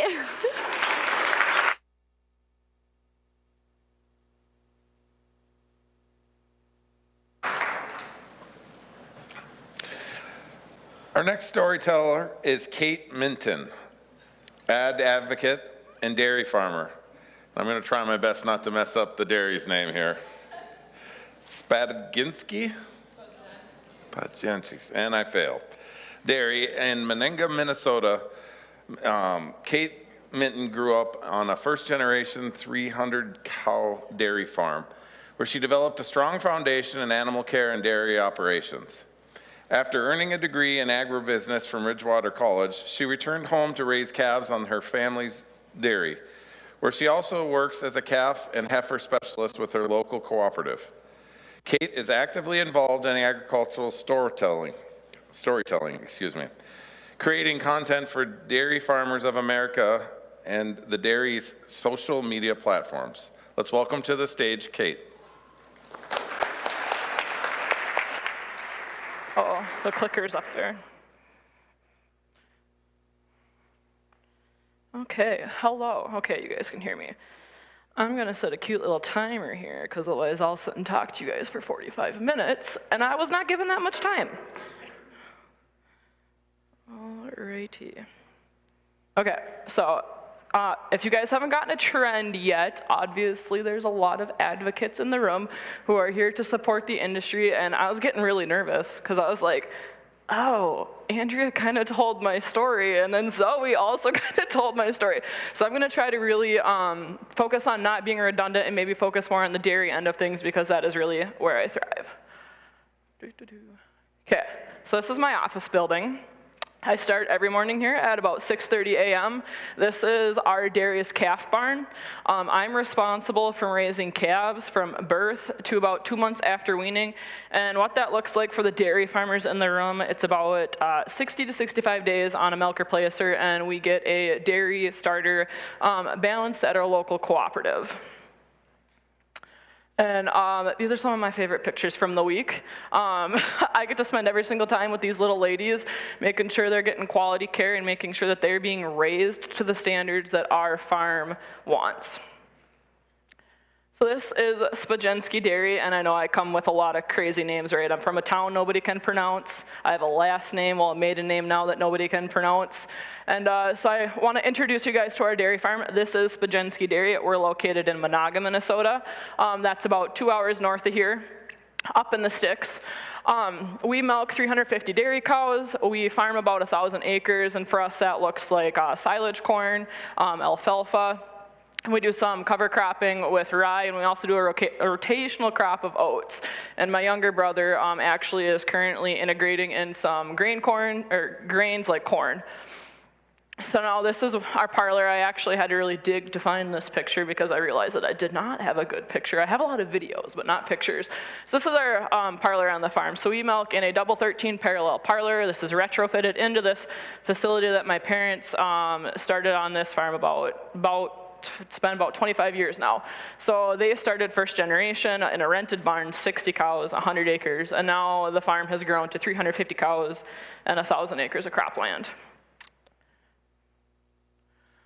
So I had to dig for this picture too, if you can't tell. These are my original coworkers. So my story differs a little bit from Zoe's, born and bred dairy farmer. So up here, just to give you a quick introduction of everybody, my uncle Mike on this end here, and then me, my older brother Ryan, who's a Ridgewater graduate, my younger brother Adam, who's also a Ridgewater graduate, another trend here in the room, my dad Mark, my mom Christine, and my younger brother Seth, who is currently enrolled in Ridgewater right now. And now, here's a more updated picture. So same crew here. My uncle is still involved in the farm. He just doesn't prefer to be as front-facing as the rest of us. This picture was taken 2020 when we were Minnesota Milk's Dairy Farm Family of the Year. We take these awards that the farm receives with a lot of pride, obviously. We're waking up every single day to be able to do this and support an industry that we have a strong passion for, because if you guys know the dairy industry, it's not getting any bigger. So anyway, to now give you an even more in-depth introduction, everybody. My brother Adam, he did graduate from Ridgewater with his degree in farm operations. My mother Christine, she's involved in a lot of promotional boards, so up here talking to people like me, lobbying. She's also on our local electric cooperative board to kind of get her foot in the door so that agriculture has a voice there as well. My dad Mark, still very involved in the dairy, 2:30 a.m. every morning. That's why I feed the calves, because you won't get me out of bed. My brother Ryan, he also graduated from Ridgewater. He did the dairy program, really enjoyed it, came back to the farm for a couple years, decided that he could be better fit elsewhere, so he's now currently trucking oil for a local industry. Then my younger brother Seth, we don't know where he's going to end up yet, obviously. He's spreading his wings off the farm now. Came back for his first internship. You guys kind of heard about that with Zoe's interview, so we'll see where he ends up. So this is a picture, if you can see, my storytelling is very picture involved. This is my first 4-H calf. And the reason why I picked this picture is because this is kind of what got my voice in the door for agriculture. If you remember Andrea's talk, she talked about how she had a wall up. I would argue that my wall was even thicker. My mom's favorite story to tell is I didn't talk to people, I just growled at them. Like, I wasn't interested in communication. Well, I got this heifer and told my dad, I'm going to the fair, Dad. And my dad, who's a product of the 80s 4-H, which I don't know what they did to people in that era in 4-H, but he said, no, you're not. We're not going to get involved in 4-H. That's a lot of work. So obviously, I won the battle, and I got involved in showing dairy. So fast forward here a little bit. Not a Holstein. I got involved in a very small breed of dairy. This is part of my milking shorthorn herd that I have on the farm. I still have a couple cows in the herd that are registered milking shorthorns that I've showed at region shows outside of the state. Obviously, I've been down to Minnesota State Fair, our county fair, and things like that. So now FFA. This is actually probably one of my pride and joy organizations. I have to give this organization for the complete credit why I'm up here today, because if you would have asked that girl on the rock, I probably would have growled at you, right? Like, I'm not talking in front of these people. Not a chance. This organization gave me the ability to see that there's a lot of people that care about this industry. I wasn't ever a kid that would have said, oh, when I grow up, I'm going to be a farmer like my dad. I was like, no, not a chance, because the kids in school, their chores, oh, I had to take out the garbage, or I had to wash the dishes, and I had to go out on the farm every single morning and like work my butt off. So I was like, no, not an industry I want to be involved in. Well, FFA came in the picture, and I was like, well, this is pretty neat. I'm like, we have an organization that's going to give a huge voice to young people in agriculture. And I'm not saying anything bad about 4-H. I know we got a lot of 4-H kiddos in the room. Love that program too. I thrived there. But this really gave me my ability to find a voice and be able to talk. So this would be my brother's graduating year out of like high school chapter level, and then this is my first year. And now this is me, my senior year of high school in 2018, giving my retiring address. Our chapter requires you to give a retiring address, and I knew that going into the position, like, yep, gonna run for president, that's my goal. They made us do a retiring address, so this is kind of when I first dipped my toe into talking in front of people. It was really an organization that I met a lot of people through. I did a lot of networking through. Obviously, that's been a theme for today, too. It's never about what you know, it's always about who you know. Remember that every single time you enter a conversation. And now this kind of gets into my college career, and I'm actually really, really excited that both Andrea and Zoe maybe had a different topic here on their paths in college, because I did graduate from Ridgewater. I do have my associate's degree in agribusiness. I gained that from Ridgewater. 2012, that was me with the calf. I was going to Brookings. Full send, that's where I was going. And it actually is because we stopped out there on a conference, and if you guys have been to the SDSU campus, they have an ice cream parlor where you can go buy ice cream, and I was like, this is where I'm going. To the point where my brother, my older brother, his advisor, is calling me up from Ridgewater. Are you coming? I said, quit calling me. I'm not coming. You're not gonna get me. So I did. I started at Brookings, South Dakota. I got into the first semester of college. The dollar signs started adding up, and I said, whew, we gotta switch this plan a little bit, because just because that was my dream college, that ended up not being the path that was right for me, because I was not willing to put in that many years. I was not willing to put in that much money. And so I had to turn around and ask my brother for his advisor's number. And I was like, hey, I need this phone number. And I called him up and I was like, remember that time I told you to kick rocks? I was like, okay, help me figure out how to transfer, because I'm coming to Ridgewater. So that is actually the plan I took. It was really great. I was originally planning on going to Brookings for my degree in dairy production and manufacturing. I was going to kind of do a dual degree there, and so when I transferred from SDSU to Ridgewater, we put me right in the dairy program, something comfortable, something I knew, something I was passionate about, and I was like, hey, if I'm paying the money to be here, I might as well actually try to broaden my horizons. So that's where the egg business part of this came in, and I'm really, really thankful that that's the path that I took. I realized that chasing the dream I thought I was supposed to have wasn't the same as the path that was right for me. All right, this is also a really neato thing. So Zoe talked about her internships, and my internships also were something that I was like, oh, man, should I go back to the home farm? Because like, to me, that didn't necessarily look like a whole lot of growth for me, because I was already milking cows at the home farm. At that point in my life, I was not feeding calves yet. I was milking cows for a couple neighbors, and I actually did an internship at a robotic farm my first go around to learn kind of what the technology side of dairy looks like that we didn't have involved. And then we have a local creamery that is on farm up in our area. So this is 10 Fins Creamery. It is an A2 herd. He produces milk all from his cows. I think he's currently milking about 120, and his dream was to basically build this creamery so that he could supply the communities. And this is a farmer who's currently supplying most of the schools in the area with milk, whole milk now, who got that back on the market. And I had the opportunity to kind of see how industry worked on that end of things, so it was really kind of cool. You could kind of call this agritourism. He does a lot with people on the farm, and if this picture was panned over, this little tiny spot right there, that's the parlor. So we're piping the milk right into the creamery. So it's really cool to see kind of how a dream came to be. Okay, so graduated 2018, right? Brookings didn't work. Ridgewater College. Well, did any of you guys remember 2020? That's the year I graduated. And so I was bound and determined that I was not going to go work in industry in the crazies, right? Egg business degree, you'd think I'd go to work for maybe a cooperative, or I had done an internship with Select Sires. You'd think maybe I thought I'd end up there. I was like, hey, Dad. And I'm like, do you have a position for me? Because I really don't want to go to town with everything being crazy.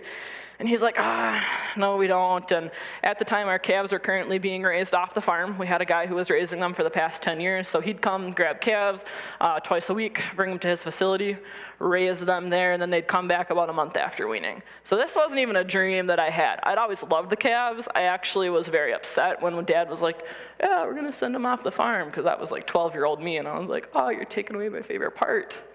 Well, this guy called up my dad. He was like, hey, Mark, I'm done with calves. And my dad's like panicking. He goes, what are we gonna do? This current farmer who was raising them, he had a less than 2% death loss. He was meeting the rate of gain that we wanted on the farm. He was able to do this in a financial manner that like benefited our farm. So my dad's like freaking out. He's like, what are we gonna do? And I was like, hey, I have an idea. Like, this is gonna be a crazy one. And I was like, I'll do the calves. I'm gonna jump in, gonna do it.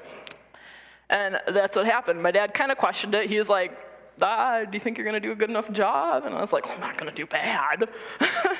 And so he actually sent me to that farmer. I shadowed him for about a month, learned all the tricks of the trade. We brought the calves home.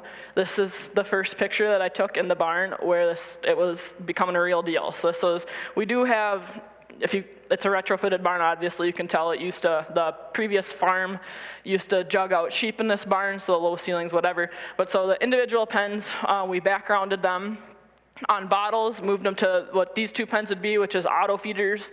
So yeah, 2 weeks on bottles, on auto feeder, weaned off, and then it'd kind of like flow through the calf barn that way. So yeah, it was a really exciting moment because this was the first moment I got the opportunity to be involved in the home farm.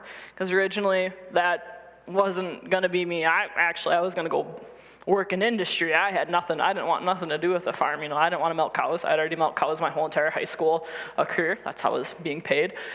And so it was super, super exciting that my dad saw that my passion for animals could thrive here. Because if any of you guys have raised calves, you can't just throw anybody out there. You need someone who can tell a calf is sick. You need someone who's willing to try to feed that calf 5 times when its brain is full of rocks, because they don't want to drink all the time when they're newborns. And so my dad trusted me with that, and it was a big pivotal moment in my career because it's not something I thought I'd ever end up doing.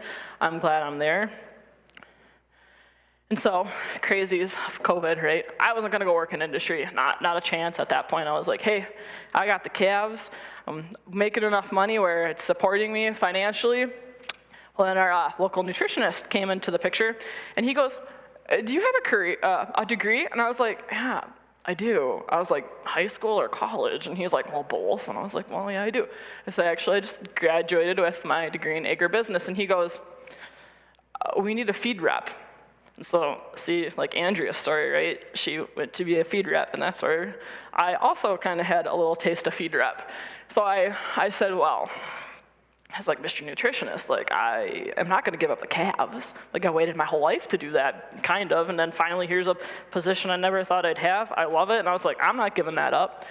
And so they were actually really great. So this is Lakes Community Cooperative. This is our Monaga facility. So Lakes Community Cooperative is kind of a big encompassing now. It's located mainly in Perham, Minnesota, and this is our elevator. And so this is where I spend most of my days now. I'm technically feed rep, so I'm part-time. So I'm basically transferring product from elevator to farm, visiting farms. I'm technically their calf and heifer specialist because that's something they figured out that I knew how to do well, so they were willing to feed into that. And that kind of leads us to today. So now, advocacy, right? You guys have heard a lot about sharing. So let's back to 2020. I'm feeding calves.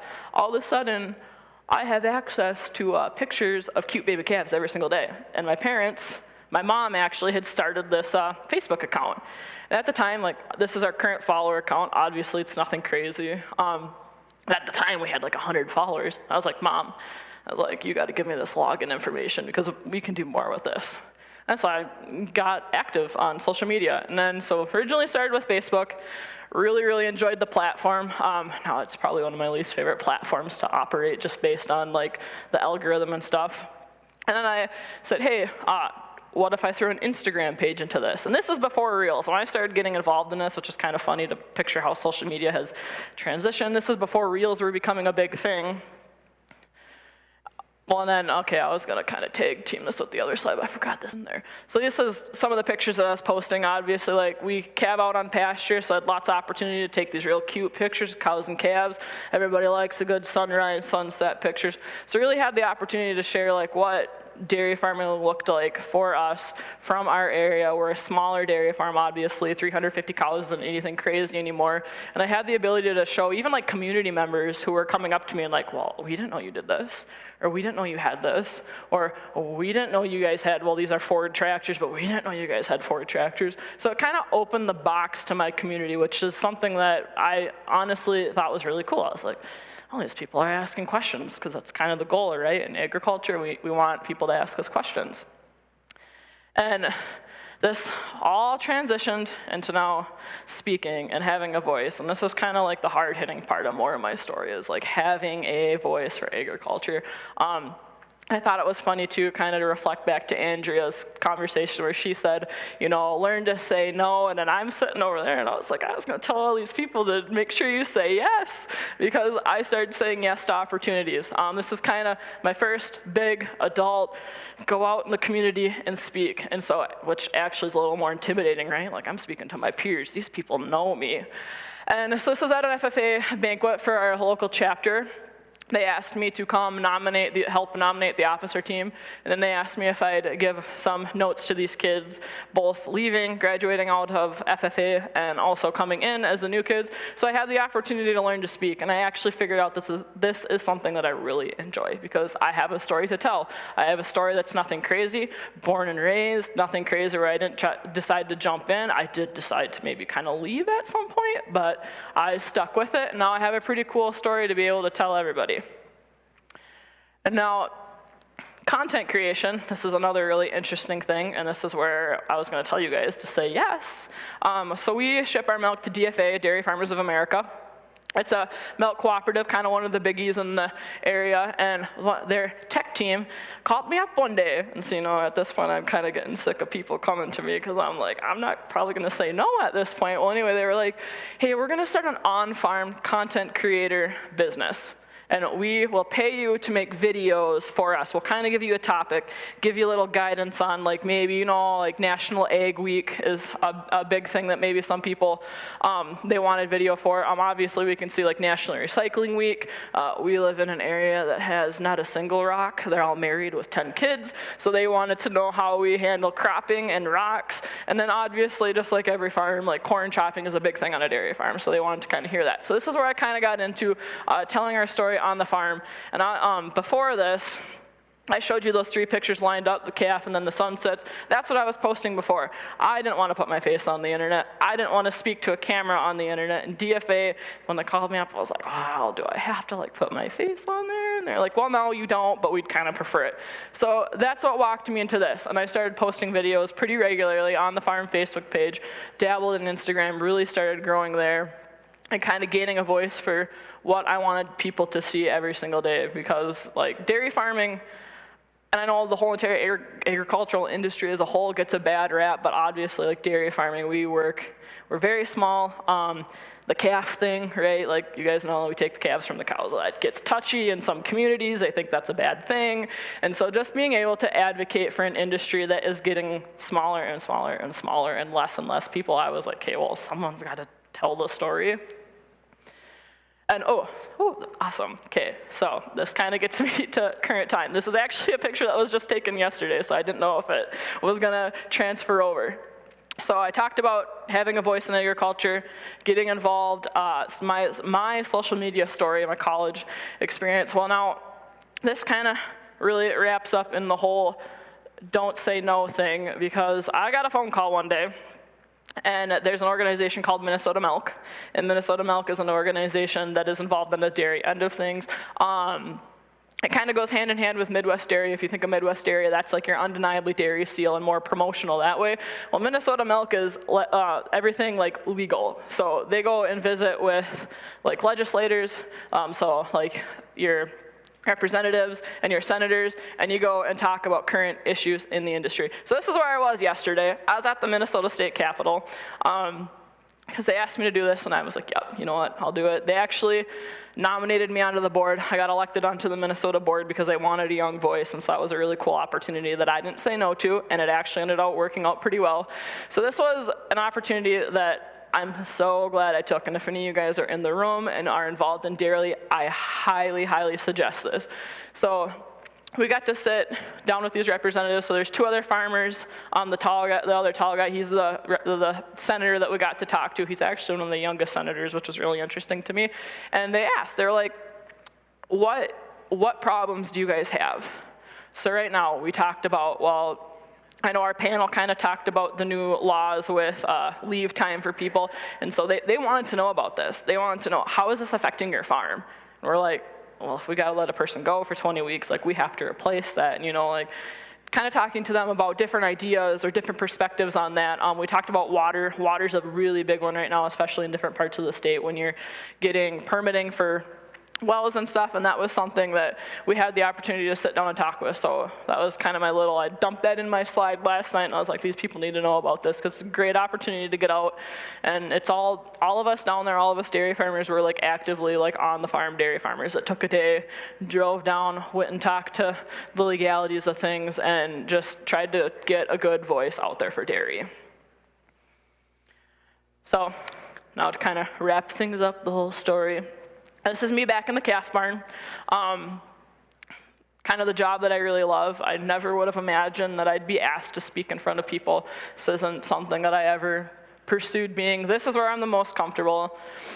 This is where I really thrive. And I just wanted to kind of make sure I got an updated picture, because obviously the first pictures of me and the calves were 10 years ago, but I wanted to kind of show you, like, this is me day to day. When I'm not behind a camera, when I'm not up here in front of you, this is me working here every day, supporting my family, working with my family. And for any of you that work with family, that can be chaotic some days, but just really growing a passion for the industry that we're involved in. Now, before I ask you guys for questions, I just wanted to full circle the whole thing.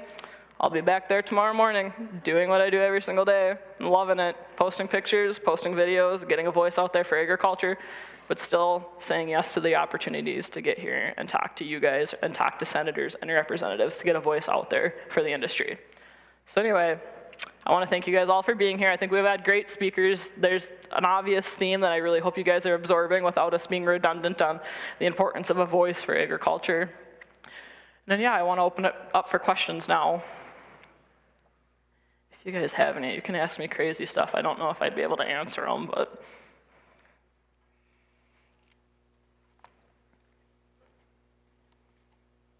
looks good to me.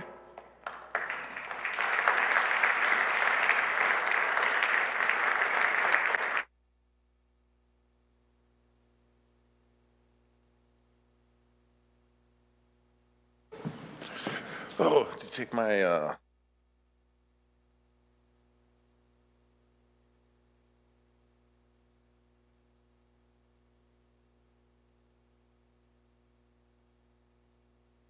guys to lunch without it, so. Oh yeah, it's wrapped up in all my, there you go. Thank you so much.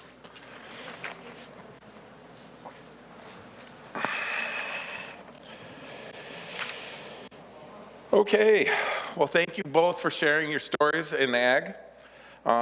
Looks like it's time to do lunchtime. There'll be a lunch and learn going on in the conference room over there. During lunch, we invite you to attend it if you'd like. Opportunities in Ag Banking, and that'll be hosted by Citizens Alliance Bank in the Itasca conference room. So without any further delay, I will cut you guys loose to grab something to eat.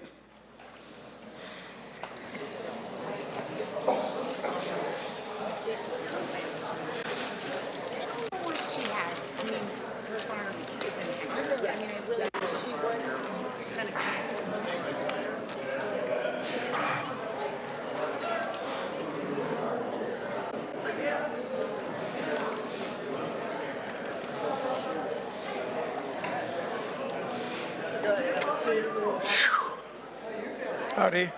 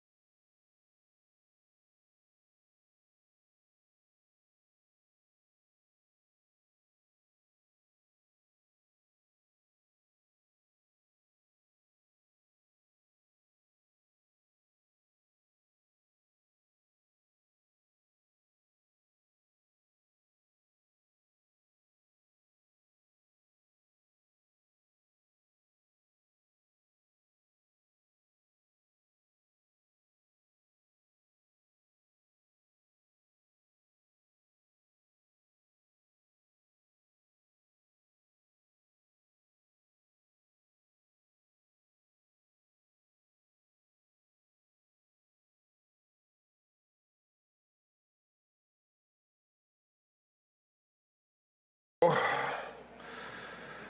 now, we have two gentlemen, Brad Matuska,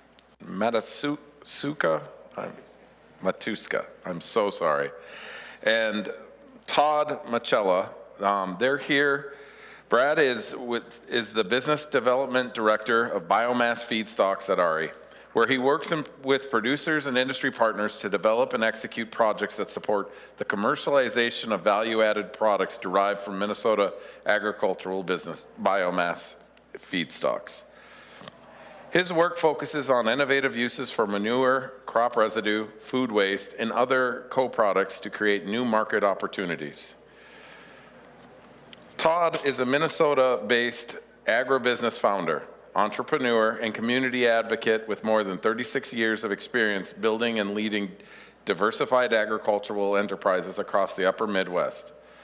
As a co-founder of Machida Enterprises, Todd grew a large-scale dairy and crop operation from the ground up, leading teams of more than 50 people, managing computer operations and stewarding land, livestock, and community resources with values-driven approach. Let's give them a warm hand of welcome, and I will let them talk.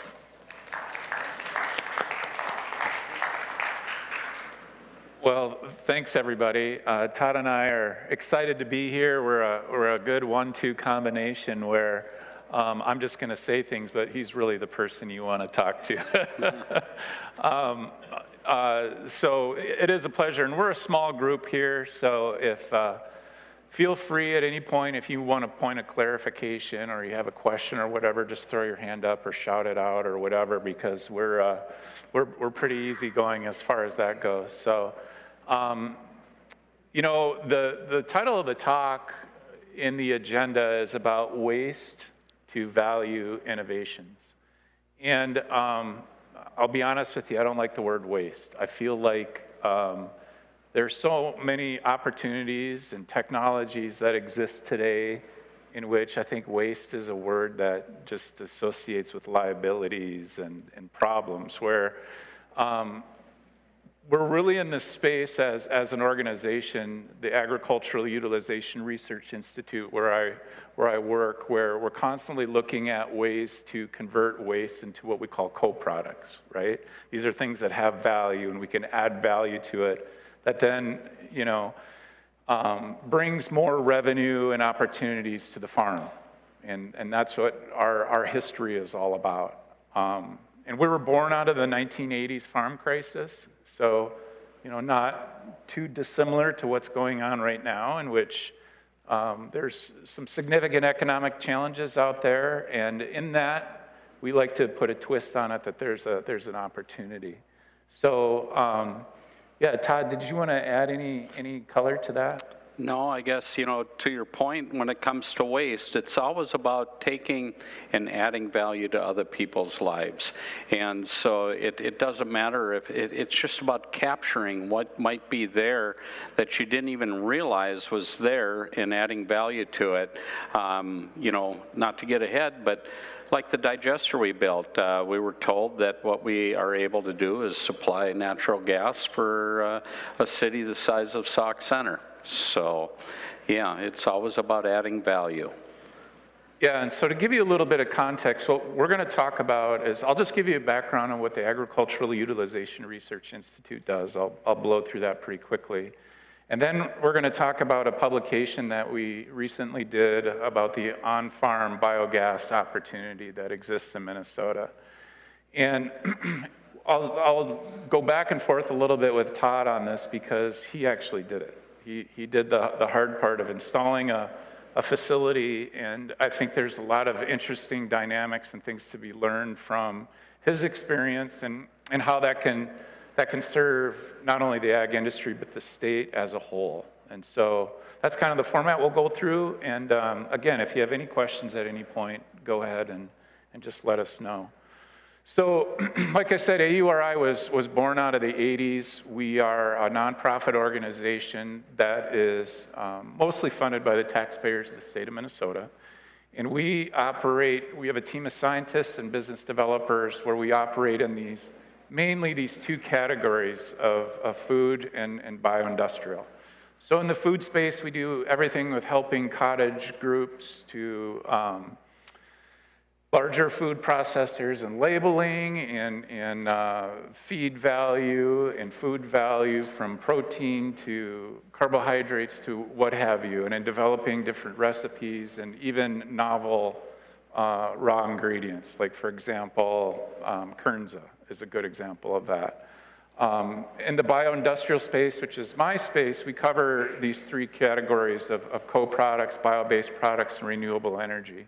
And my focus is primarily in the renewable energy and the co-product space, where, prior to my career here at AURI, which I've been here in almost 3 years now, I ran a commercial composting facility for 25 years, in which we took a byproduct from a poultry producer called Golden Plump, if you're familiar with them. And we made value-added soil products out of that, potting soils and things like that. So I come from this topic from a point of experience, and then juxtaposed into the energy and renewable energy space, where, let's face it, anaerobic digestion is just like composting, but without oxygen, right? So we'll get into that a little bit more. Different than a land-grant institution, AURI is focused on applied research that then moves to commercialization. So we've been heavily involved in spaces like ethanol development, biodiesel, and all the way to destination farms, places that make gourmet cheeses from the 70 cows that they're milking on site, something like that. So we do one-on-one client interactions, and we also do different business feasibility studies and help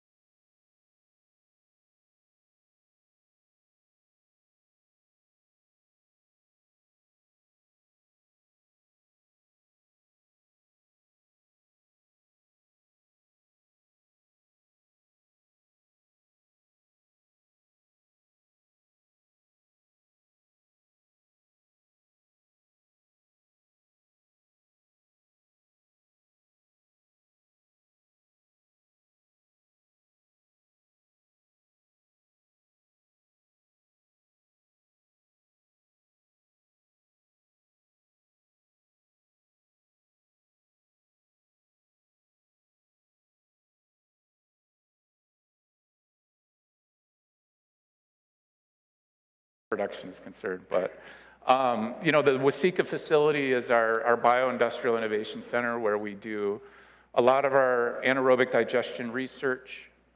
We do material handling research for value-added products, like making cat litter out of wheat byproducts, to pelletizing different potential feeds or feedstocks. Marshall, we have our analytical laboratory, also our bio-based products laboratory. We do some food production lab work there as well, and also our microbiology lab is there. So the client services we provide, again, as I said, we do applied research, some technical assistance, commercialization as far as feasibility studies, financial assessments, things like that, as well as a lot of networking too. So specific to our lab at the Bioindustrial Center in Waseca, we do food grade pilot work, but they like to have the food grade work be separate from the byproduct work. So we also do our pelletization, fiber decortication, like we're heavy into the hemp industry and helping that industry grow. Also do different milling and densifications, and we also have a pilot anaerobic digestion facility there. So we have individual clients who will come in and say, hey, we want to learn how to anaerobically digest this food byproduct. And we can run it through its paces and come up with the best recipes, the best approaches, because not all feedstocks are created equal. So specifically in that energy and sustainability space, we do a lot of work in the renewable fuels. And so it was really interesting to hear what Carrie was talking about earlier from Christensen, and Christensen has been a valued partner of ours as well. But specific to biodiesel, what's happening to the soybeans, let's get it into diesel fuel, let's get into the different markets and the approaches with that, as well as ethanol, and my space is particularly the renewable natural gas. But we also dabble in green ammonia and the ever so popular sustainable aviation fuel. And then also, last but not least, in our crop space, we have some crop specialists that focus on novel crops, and a good partner is the Forever Green Initiative at the University of Minnesota. So within this anaerobic digestion world, I'm just curious, how many folks are familiar with the concept of anaerobic digestion? Awesome. Has anybody ever worked on or been intimately involved in a specific project to date? Todd can raise his hand. Yeah. So, okay. So great. We'll go light on the introduction to AD, but we'll go heavy on some of the details associated with specific projects. But we do a lot of work in identifying potential feedstocks, and I'll get a little bit more into our presentation later. But a lot of the feasibility, the economic analysis of it, because the fact of the matter is that fossil natural gas costs $3.70, give or take, right now per decatherm. Renewable natural gas costs more than that.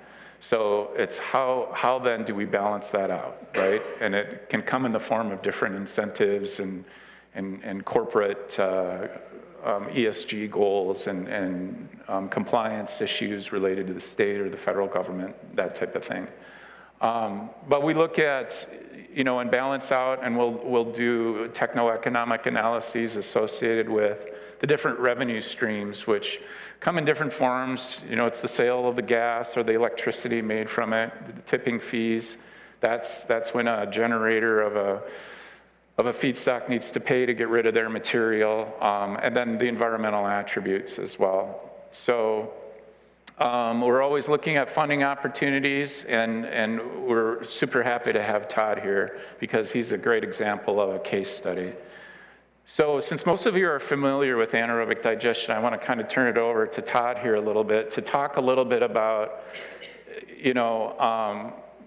your primary business is making milk, right? Yes. So I think it'd be really interesting to know why anaerobic digestion was a direction that you went into for your business. Well, kind of a little bit of a longer story, but first of all, I'm intrigued by it. How all of a sudden you could take and have a livestock facility, and you can put up a digester, and actually you're making the manure more available because you're putting it through a heat process. And then in addition to that, your manure, you pick it up and it doesn't have a smell. So it's actually quite fascinating. But with that, if I can give a little bit of background, we are type 4 operators, meaning we work with industrial waste, and we also work with animal waste with the drag hose system. And from the municipalities, we'll do stuff with ponds and maybe some bypasses. And I was always around it, and I've been around some facilities that they were years behind, all of a sudden 2-3 years behind on some very large dairies that we would work on. And all of a sudden I was approached, it was almost like a cold call from some people, said, hey, would you be interested in a digester? I said, yeah. But I says, in life, I said, I'm just a real simple person. I says, I firmly believe that success leaves clues. Where do you have some that are actually up and running? And these people were, I'm gonna, not to demean them or anything, they were simple, common people who were making what I viewed as something quite complicated work. And what they were is they were people from Mexico. And what I saw is a need. So the tequila production had just went right through the roof. And so with the tequila production going through the roof, they would have the tequila plant, and they weren't disposing of it properly. Now here I am, flew into Mexico City, then went north to Leon, where, you know, to a tequila farm, and what I saw is them making a mash. They were using hog manure and tequila plants. And I thought, you know, these people were building it themselves, they were running it themselves, and I thought, you know what, if these people can do it and make it work, I think I can too. And so we saw it work there, but then the technology was in the upgrader. All the other big fancy facilities that I was at, and I mean, they're big, you know, just short of being municipalities that were having problems and behind times. It was all about the technology and the companies with the technology. So I took and I found out who made the technology. Here it was made in Finland. So I grabbed a plane, went to Finland, spent a few days with the engineers just to show me how does this work. And because I'm really just a very visual, hands-on type person. Show me how it works. All they're using is water and high-pressure air to purify the methane. Don't ask me how they do it, but I could see it, and I could see the pipes and high-pressure pipes and stuff like that. So they assured me it could be done. So then we go back and say, yeah, let's do it. And the rest has been history.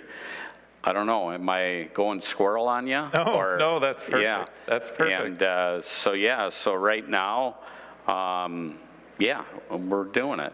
And we did have some backlog on some of the high voltage switch gear that held us back a little bit, but otherwise everything was on time and very acceptably within budget. So it fit into your model. It did. Is kind of the short story between it. And this diagram is just a basic representation, and most of you probably understand this, but there's some nuances associated with it, and most of the time it's interesting. You know, manure digesters are probably the most understood or the most common, but that's not the only feedstock. You could also, in the state of Minnesota, there are probably 20 on-farm manure digesters, but the majority of anaerobic digestion is happening in the wastewater space, which is that second category. Now, whether or not they're upgrading it to RNG, or if they're just flaring it, or if they're capturing it at all, is another question, but the infrastructure is certainly heading in that direction. But an interesting thing also is incorporating food waste as well. This is where anaerobic digestion, which is, you know, an ancient technology, the technology isn't the question. It's the matter of implementing it in the way that we can use it, right? And the ability for this sort of technology to be a waste reduction model as well as it relates to food waste is very intriguing, and it represents a significant opportunity for on-farm facilities in the state of Minnesota today. And then there are a number of other organics that can be used. You could take anything that has carbon in it, essentially, and it can be anaerobically digested. So then you can see it goes into the center model of, you know, this magical microbial process where they work for free and create biogas out of that material, of which then, you know, the biogas can be used as a bioproduct feedstock, you know, in making different bio-based materials. But then when it goes off to the other direction, to the digested material, there are other avenues for that material to be used as well. Todd alluded to it just being used as a land application product to supplant synthetic fertilizer use or nutrient needs for crops. But you can also make horticultural products out of it. There's a product on the market called cow pots that's basically made from dehydrated manure after anaerobic digestion. But then it can also go as animal bedding, crop irrigation, different soil products. You can compost it, that sort of thing. But on the energy side, it's very interesting. You heard Todd mention upgrading, because you can take the biogas, which is a mixture of methane, some hydrogen sulfide, there's moisture in it. All of that needs to be removed to the point where it's almost pure CH4 or methane before it can be considered renewable natural gas. And so that takes a significant amount of equipment and upgrading, as it's referred to. And then that will be like pipeline quality natural gas that can be a drop-in fuel and go right into our pipelines, or vehicles or what have you. But it can also be converted into electricity by running a genset. And then if that genset has combined heat and power, you can harvest the heat off of it and use it in a different application on site. But the number of products coming off of that is very interesting, and it can even enter into the hydrogen production world when we go to ammonia production or we go to other refining processes. It can be a feedstock for that, sustainable aviation fuel, and a number of things. You know, one thing I just want to share with you, when we took and we use the separated solids, we use that to bed our cows. Prior to the digester, we used to take and run the separated solids through a dryer. So all of a sudden, you know, we're burning a tremendous amount of LP, okay? And now, being that it already went through a heat process, we can just use the separated solids as they are. And, you know, you talked about, we were set up, our digester is right now maxed out with our number of cows and everything, but we had it set up, you know, you talk about adding other feedstocks, and we had, for lack of better words, a twin screw mixer that was set up where it could dump into the tank or the digester, and but we didn't need that. But what you have to, the food waste and all that is great, but all this thing is, it's just like a healthy cow stomach, you know what I mean?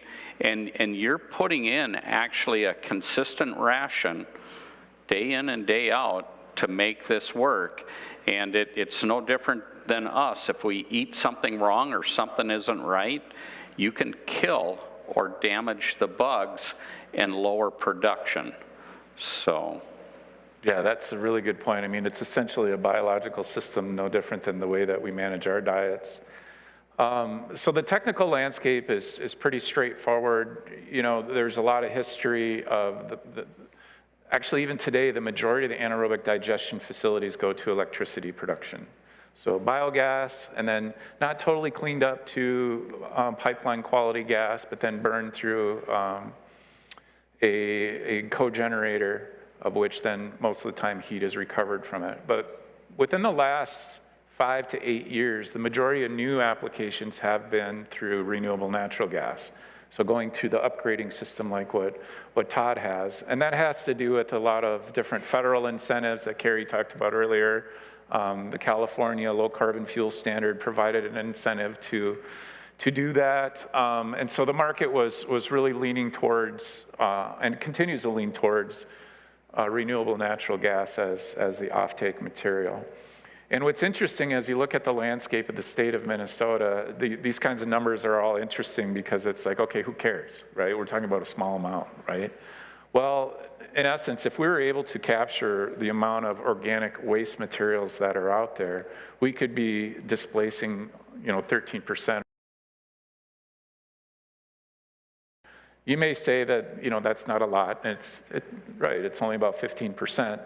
But at the same time, when we look at our energy needs going forward, in some of these areas where they are energy deserts, typically like rural areas or where there just isn't the amount of energy needed for some of these areas, it can play a very significant role.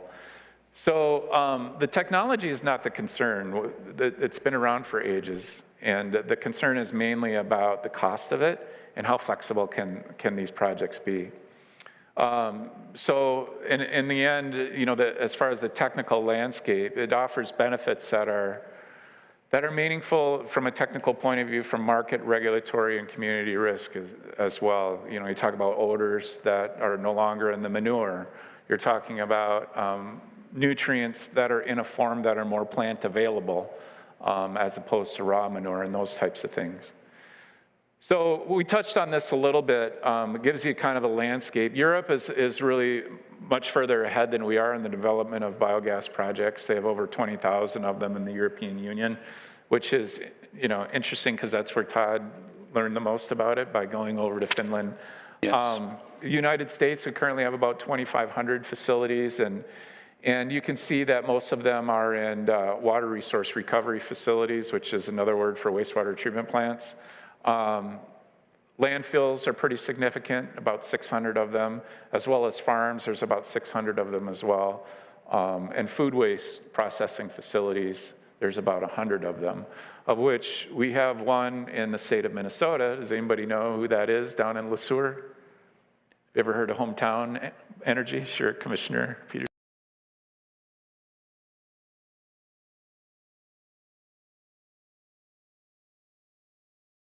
Stocks that we have available. And the entire country has the ability to have about 17,000 facilities. And to the tune of solving about 15% of our energy needs in the state alone.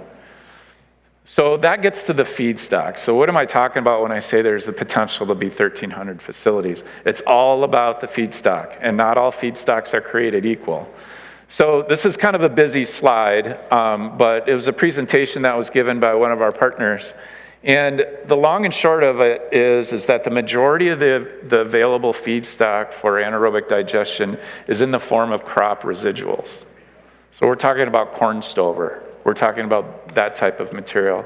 So to reach our potential, it has to go through that crop residual category in order to get there. Until then, we have lower hanging fruit in the form of manure, in the form of food waste, that check a number of other boxes to help advance the industry along. And that's really interesting that you had mentioned that you were thinking about other feedstocks as well. Just to maximize the digester. If I can say with other feedstocks, when I was over in Helsinki, or over there in Finland, it was super common, so we all have our yard waste and stuff like that. They would bring grass clippings, they would bring leaves, they would then there would always be a farmer though complimenting. As I said, it's literally a cocktail made up, but they would have covered bunkers. There was a guy with turkey litter, and they were mixing this stuff, and then what they do is they would cover the bunker, and then they would draw the gas from there and make CNG with it through a positive displacement like that. Yeah. So, and then their cars, it was just fascinating to see. They have conversion kits, and they were like dual fuel. You could either run it off from, they called it regular petrol, or it was much cheaper to run the CNG. And it, like here you have your electric cars where you plug it in, and over there they had just a quick couple real simple to use gas thing, and you just fill it up. It was a conversion or modification that was very common at the car shops over there in Finland. Yeah, and that's a good segue to talk about. At the top of this slide, going back to that potential, another metric, we could replace 100% of our transportation fuel used through RNG. But yeah, to your point, but not necessarily replace. All of a sudden you can do either or. You have choices, and to do what's most cost effective. So this is another metric just as far as looking at the potential compared to other states. I'm a competitive person, and so I like to look at how Minnesota rates compared to other states. And, according to this study that Lorenzo Rosa did, who's a good friend of AURI as well. You know, Minnesota is 5th in the nation as far as our potential, which is pretty extraordinary because, you know, we don't have the footprint that California has, obviously, and some of these other comparative states. But when you start talking about, and in Lorenzo's study, he thinks that we can get up to 30% of our final energy consumption, which is, you know, close to 60 terawatts, which is interesting. So, you know, that alone, coupling all those pieces together, the energy piece and our energy needs are growing, the waste reduction potential, the ability to improve nutrient uptake for our crops, which also relate to surface water quality, our lakes that we treasure. It also relates to groundwater quality. All those types of things, biogas is checking a number of those boxes with well-run facilities. And so AURI wants to advocate okay, good. I panicked there for a second, our monitor went off. Wants to advocate for farms to look at this as a possibility, but at the same time to do it with eyes wide open because it does not come without risks. And so when it comes to the ultimate question, is anaerobic digestion right for your farm? Yeah, and for us it was. But our whole thing, was it right for our farm? We wanted it to be a business and a true business. And what I mean by that is I didn't want to even dream about or care about what the political environment was. Are we in the Paris Climate Accord or not? I wanted this to be a true, standalone, honest-to-goodness business. And what I found out is it is. We don't need any funny money or any money from anybody to operate. This is a simple thing, and it just works. Now, was there grant money available for us? Yes, there was. There was grant money available, but not until after the fact. So we had it up and running, and then all it did is it just lowered our loan is all it did. So. Yes, sir.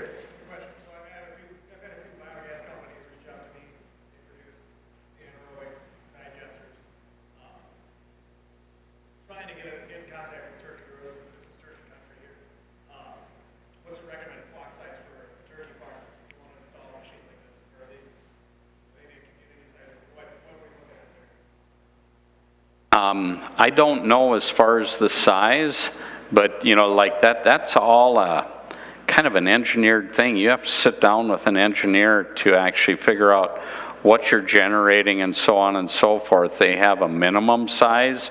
You know, Brad has some things on the slide there, but really, you know, those things are kind of bare minimum that Brad has, and what you want to do is be able to even co-partner. Now, you said you had turkey litter? Yeah. And, you know, to my knowledge, so I don't know where I was in Finland, but somewhere in Finland, I was on a turkey farm. And that's where I saw that they were actually cleaning the barns. They were taking the litter from the barns, the dry litter. They were then putting it into like the old silage bunker, you know, with the concrete walls. They were putting it in there, but they would then, you know, in order to get the digester going, you would have to add water, okay, and to get that going. And then they would add the water. They had a heavy tarp that they pulled over, sealed, and then again, it was just a vented floor where they sucked the air out from underneath there, and then it went to the upgrader. But these people, that turkey farmer, what was so neat about what they were doing is, in addition to using the gas that they generated from their bunkers of waste, they used that to heat the barn, but then they had a small LP generator and they were selling it back to the grid. Now again, this is a different country with different rules, regulations, and whatever you call that, interconnect, you know, and the buy-sell between the power companies. So I hope I answered your question, but, you know.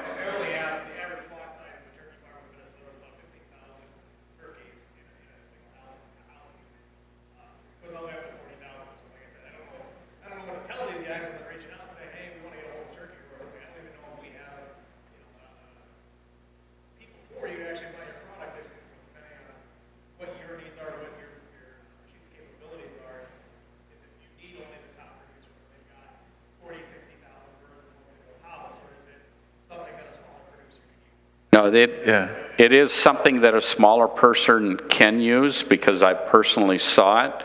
But then I think it gets down to, and that's why you would need to sit down with some sort of CFO and engineer to find out if it makes economic sense. You know what I mean? Can it be done? Yes. But whether the numbers make sense or not, I don't know. Well, and the technology is different when you're dealing with a drier feedstock like that. And what's funny is I assume that developer was European. Okay. Okay. Probably with European technology, I would guess. Yeah. Yep. Well, and the thing of it is that the way the Europeans handle poultry manure is very different than the way we do. Ours is a lot drier because it has a lot more bedding material in it.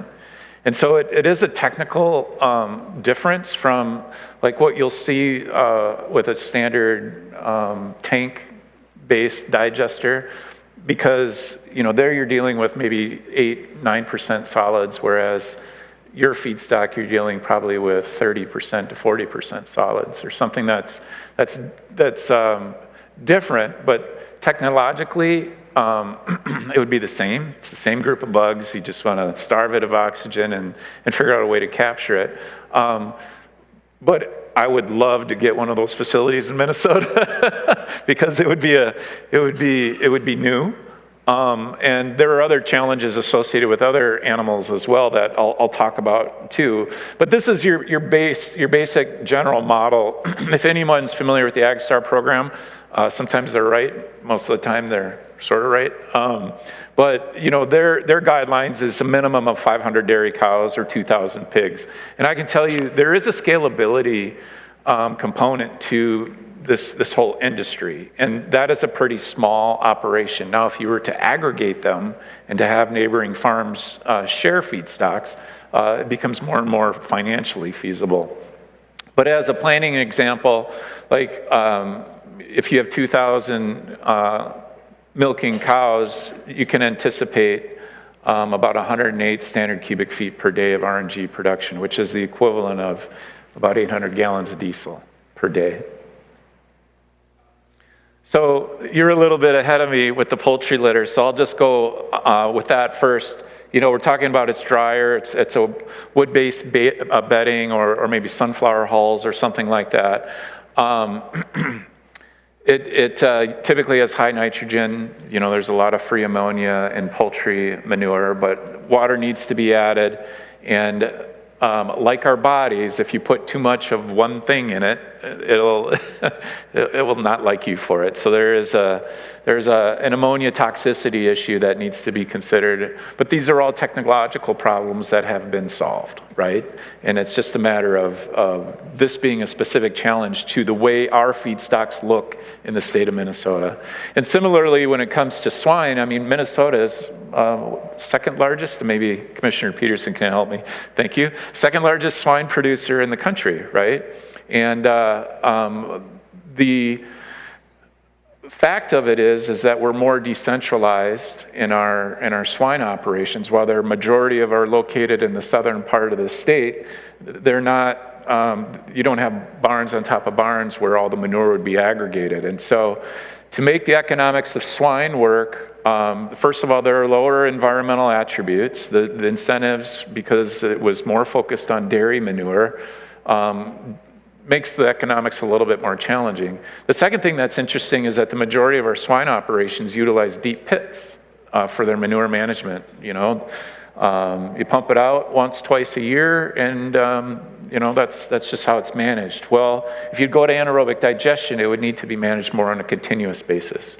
And so then the question is, you can't take the final digestate and put it back into the fresh manure. You'd need a separate kind of holding lagoon system. And so it gets a little bit more complicated if it's a deep pit type system. Sure.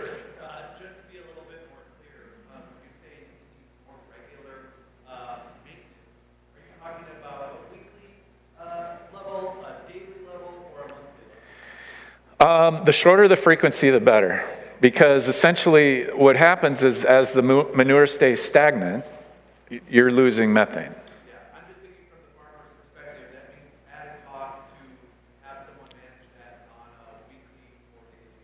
Yep, essentially. And there's been some pretty intriguing designs that are being made of, you know, utilizing half of the pit for the fresh material, and then, you know, figuring out a way to keep it continuously mixed so it doesn't separate, and then to pump it then to the actual digester, and then taking the digestate and putting it back on the other half of the pit. And so the key to remember is that, you know, like Todd alluded to, the animal is the beginning to the digestion process, right? And the longer it sits or it has the chance to decompose, the less biogas or less value that it will have. And so the frequency is an important consideration that, you know, subsequently makes it a challenge for swine operations.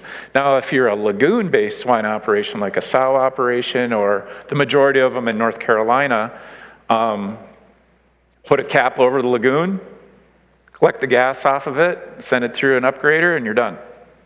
So it's a lot simpler. They don't deal with 20 below and some of the challenges because, you know, biology doesn't work. And so there are some intriguing designs that are coming up to be able to, you know, insulate that lagoon and then to preheat the manure going in or the food waste, and then figuring out a way to then utilize the heat that's coming off of it as well. And so there's some pretty intriguing designs that I think we'll see in the next 3 to 5 years. Great questions. So the business ownership model, Todd, I'd be really interested in your perspective on some of this, because what we found is that there are basically three models. They're contractual, you know, where, like this gentleman was talking about, a developer gave him a call and said, hey, we're interested in your material. It can be a contractual relationship in which the farm would just supply the feedstock. They would promise to handle the digestate at the end of it, and they essentially just lease the land to you know, the footprint of the actual facility.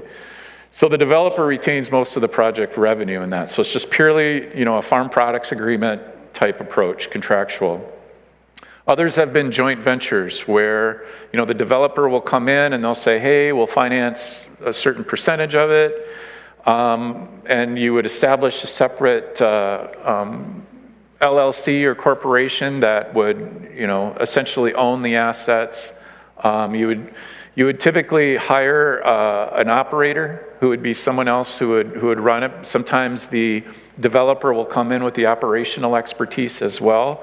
But ultimately, you know, the farm would take equity into it, the developer would take equity through a special economic vehicle, and then you would share in the profits. It adds a little bit of complexity, and what's important to note, and I'd really be interested in your point on this too, is that it can create constraints on your existing dairy business. And so I'm really curious about your perspective. You know, so being a person who travels and gets on other sites, I've seen all of these.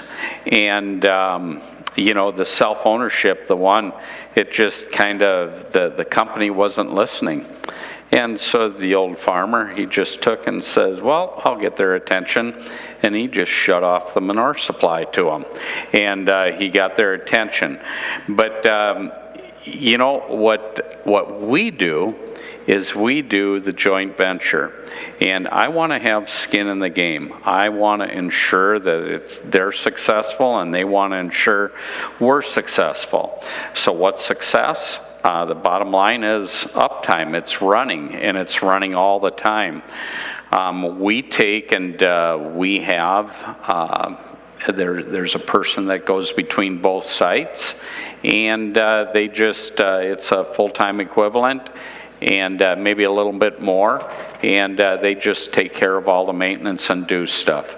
For us, what we do is we make sure the pumps are running and always in good shape. We have spares, and so that way the digester is continually getting fed and continually pulled away. And so we're doing the joint venture. The self-ownership, you know, I guess maybe if all of a sudden you were a seasoned, larger operation, I think it would be fine. But, you know, the capital investment in these is substantial. And it's always good, I don't know, to me in life, 1 is none, 2 is 1, and simply success leaves clues. If they're doing it, there's no reason why you guys can't do it, as long as you have the volume. But it's also very important to understand with the joint venture, you know, there's different types of credits and things like that. You know, all of a sudden a dairy credit is different than a hog credit. And then if all of a sudden, can you actually put industrial waste in with your cow manure? Yes, you can do that, but it's all just, you know, record keeping and accountability to make sure everything's happening in a safe and proper way. But also, when I say a safe and proper way, don't forget that's a stomach that you have digesting there, and you've got to keep it healthy and make sure you're getting the gas yield. So when you make decisions on your rations, do you have to keep in mind that the manure is going to a stomach? No, right now we don't. There's talk about that kind of stuff, you know, about different rations and things like that. They did, you know, the company, the engineers, they did do just simple manure tests and things like that. Yeah. But not seeing, you know, there's talk about that, but at the end of the day, we're just simple. So this is a little bit just about the costs, revenues, and incentives. You know, the capital costs vary widely, as Todd alluded to tens of millions of dollars. I think one of the first installations in the state of Minnesota at the Haubenschild farm, I think he spent less than $100,000 on that, and it's still running today. I think he's invested a lot more in that since then, but it varies a lot, and it depends on the feedstock that you're using. Co-digestion simply refers to bringing in off-farm materials typically, or doing some sort of combination of not just solely a manure feedstock going into the digester, but some sort of a combination. And it really depends on what sort of upgrading needs to happen. You know, dairy manure is the easiest to clean up. Municipal biogas coming from a municipal operation is more difficult to clean up. They have siloxanes in that material, which comes from our makeups and detergents and things that we use.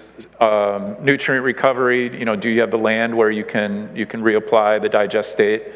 And then pipeline distance is key too. Todd's model is very interesting, how they circumvented the pipeline distance problem. Do you want to share a little bit about your virtual pipeline? You mean how we inject? Yeah. Yeah, so what we had to do is we make about just over 3 semi-loads of CNG a week, and for us, we have to truck it over by, that Lake Henry Greenwald area, and we had to do an interconnection. The interconnection was actually difficult because you have to get the right kind of line and the right kind of, it has to be in the right area. And what I do know is it was over $1 million just to be able to tap into their pipe. And it was probably, it was quite a bit of challenges with that, because figuring out site location and things like that, and then where it was, in order to do that, you just can't wake up in the morning and say, yeah, that looks like a good spot. You got to go through the, the Public Utilities Commission and everything, to make sure to get everything. There was way more engineering and permitting in getting the interconnection site than actually building the digester. Yeah, very interesting. But now it's there. It's like a separate entity, a separate business, and now it's available for other digesters or other people. So the revenue streams are your energy sales, your actual $3.70 per decatherm, or your 6 cents per kilowatt hour if you're generating electricity. You also get your environmental attributes through renewable identification numbers, or that's the federal RFS program, or through individual states, or Canada is a hot market right now. California's kind of cooled a little bit. They're at capacity basically in their renewable energy or their renewable fuels management. And then voluntary credits is very interesting too. This is just where a random company will come along that may or may not be directly related, that will want to offset their carbon impact by purchasing credits. Tipping fees is another source. This typically applies in the case of co-digestion. For example, there is a farm, Peterson Farm in River Falls, Wisconsin, where they have about 900 dairy cows, and the manure acts as a catalyst for the 250 to 300 tons per day of food waste that goes into that facility. And they get a tipping fee typically for that food waste that's coming in.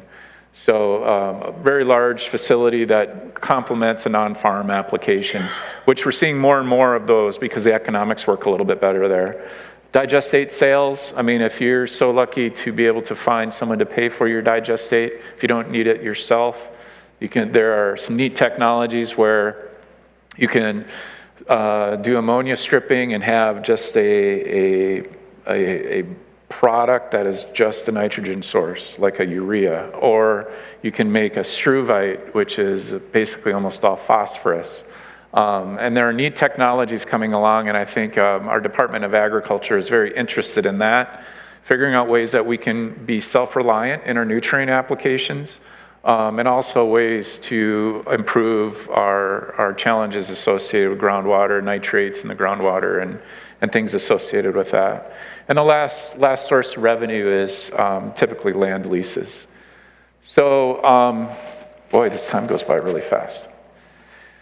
So as it relates to permitting and public acceptance, there are benefits and risks associated with it. I mean, the regulatory landscape, if you're an on-farm application, typically just falls underneath your feedlot permit. Is that correct? Yes, it did. We had to go in front of the county board or the commissioners and, just explain communication's the best, and it was just unanimously accepted. Yep. And it's a little smoother, cleaner process with just a feedlot manure only. When you start incorporating other feedstocks to make it a co-digestion facility, you can enter into an industrial byproduct program or potentially even a solid waste management permit as well. So something just to be aware of.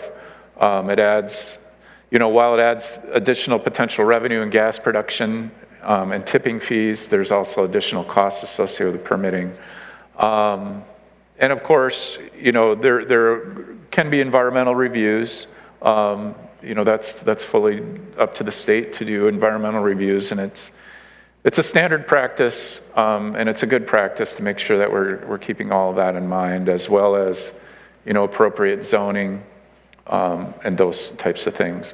But the key, I think, Todd alluded to it too, is the communication piece, because it's this public acceptance.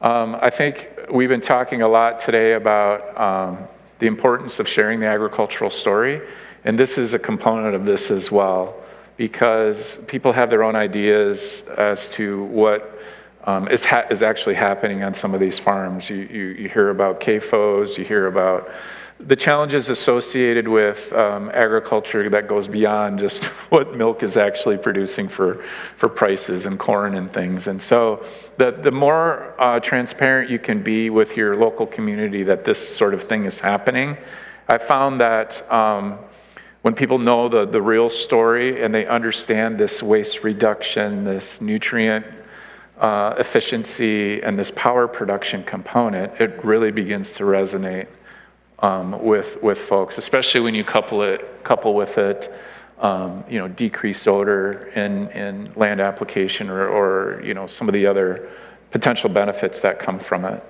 So, but this all doesn't come without risks, and it's important to do your due diligence and to, AU or I can be a partner in that and helping you identify what some of the risks are.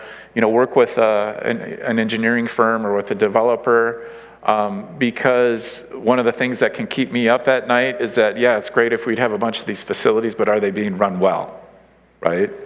I mean, it's just like in any farm application, you have good operators and bad operators, and you want to be a good operator. That is correct. So what actually gets built? And this is a good tie-in to Todd's facility.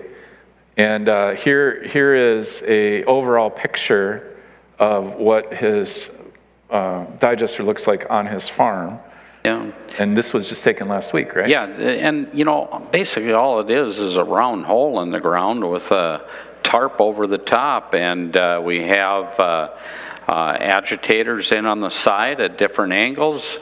There's heat in the side of the tank, so we can take and, gosh, forgive me, I think it's around 107 degrees, 103 degrees, something like that we want to keep it at so we can extract all the methane from the manure. And the tower there is just, the high thing is that's the upgrader. And again, they just use high pressure air and simple well water. And the well is small, we only have it's just a house well there, so we're not even using much water to scrub the gas. So it's kind of like its own little ecosystem there, and it just takes care of itself. One thing we have an electric bill, and we do use LP in the event to keep I'm just with my finger the heated water lines around the outside of the tank. We'll sometimes supplement that with LP gas just to ensure that we maintain our temperature in that dome. Yep.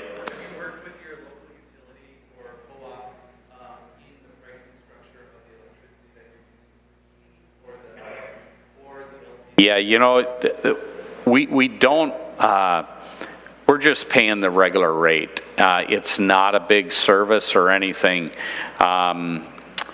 It's really all pretty small. The dairy uses way more electric than that unit, and it's just about running, it's all 480 volt. It's about running transfer pumps mainly. And then again, we have two 1,000 gallon LP tanks, and they're there as supplemental. It has more to do with just keeping so things are heated in the equipment sheds. And they'll show the tank there. The type of tank we load into is a high pressure tank. So it's going in like at 3,000 PSI, maybe not 3,000, or it's rated up to 3,000 and it's hanging around a 2,000 PSI. But and it goes into, like I say, it's dualies, and it goes into a high pressure gas line. So you're talking the actual RNG? Yes, yep. The manure isn't going in at 3,000 PSI. No, but but the upgrader, the scrubbing and stuff, it's high. So, but Yeah, and here, there's actually, the this trailer. is a cool picture. Yeah. Go ahead and describe that one. That trailer there, that's the high-pressure vessel. So like you would see going down the road, like your LP tank or whatever, that's around 200 PSI. This here is rated up to 3,000 PSI. So, and there, you know, everything there, actually Dooley's is the one that's contracted because they have all these trucks on the road. You've got to have, it isn't like, just for lack of better words, with all due respect, you just can't have the farmer hook up to it with his grain truck and go drag it in town. It's like a bomb, you know what I mean? But it's well protected and very safe. So, yeah, it's highway rated and everybody's insured and all that. So, but very, very simple. Yeah. So, those were just images of kind of the core system. You saw the digesters, there's mixing and heating system, gas collection, gas conditioning, some ancillary systems like pumps, as Todd was alluding to. And then there's the management of the digestate coming off, of which you do dewatering. Yeah. So what we do is we have just a simple separator.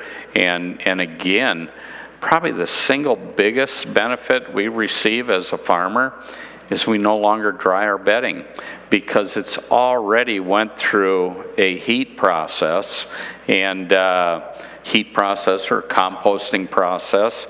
And our manure, like you can just pick up a handful of the solids, separated solids. They don't have a smell and they're like inert. And we use that for bedding.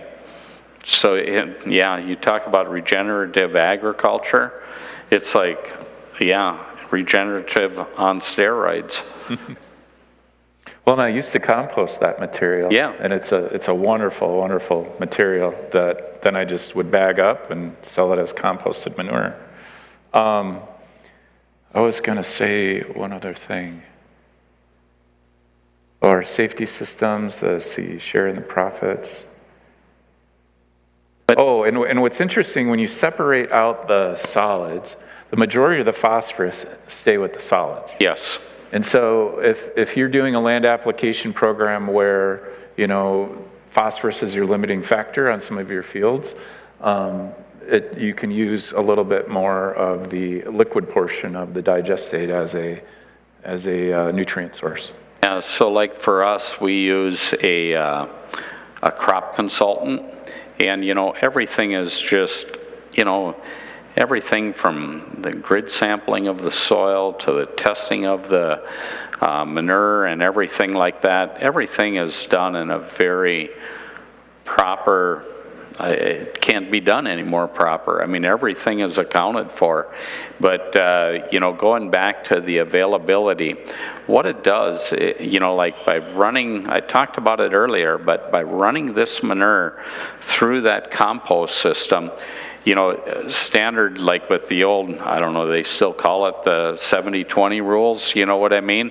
And, with land application and all that, they always gave us the first year of credits, the second year, and then they still had third year credits.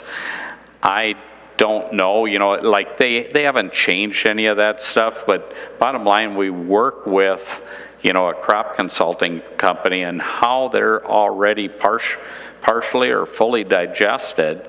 The first year you have way more nutrients available, and they're usable nutrients because, they always talk about these, like your NP or your P and K getting tied up, you know what I mean, and not usable.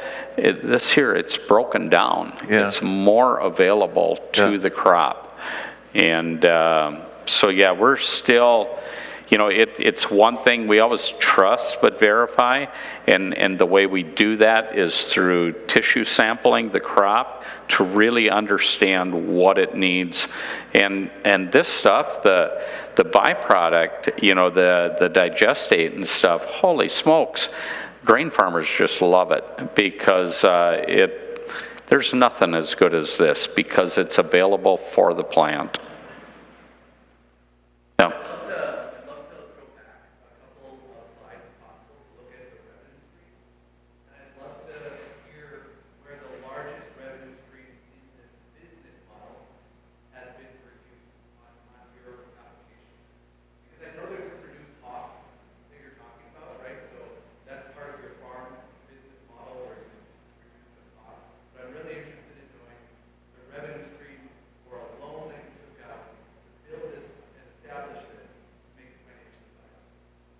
Okay, so for us, we first got running in June. Okay, so it's very short. What I will share with you, I shared this with Brad. There was about 2 weeks that we had to flare off all the gas because the pipeline was full. You know, like, go figure. You know, there's only so much, you know, ethanol plants are using gas and things like that, but your homes don't need heat. You know, and so all of a sudden there was about 2 weeks we ended up flaring off. We're only about 6 months into it. I don't have, okay, so in full disclosure, I don't have a financial statement, okay, because of just 6 months into it, but I was told as far as gas production, we're ahead of it. We're ahead of the curve. But here's what we did do. We were able to, with the gas market, lock in on the futures. And forgive me, I don't know if it was 7 or 10 years that we locked in. But what it does is we get a residual income, you know, not huge. But at the end of the 10 years, it's paid for, okay? Without, again, you know, we don't care about, you know, all the possibilities of revenue from a government, or we rely on nothing. It's just truly a standalone business entity.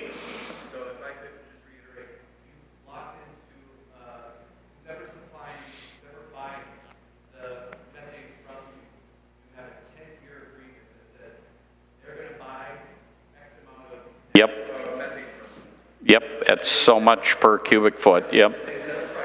Yep. And in that price structure, those 10 years, you pay for your entire... Our management, our repairs and maintenance, and yep, everything. It just kind of goes on autopilot. So anything beyond that, or future, is just pure profit? Yes, yep. And you know, it'd probably be a typical farmer thing when all of a sudden you're doing good. It's size so we can add another tank.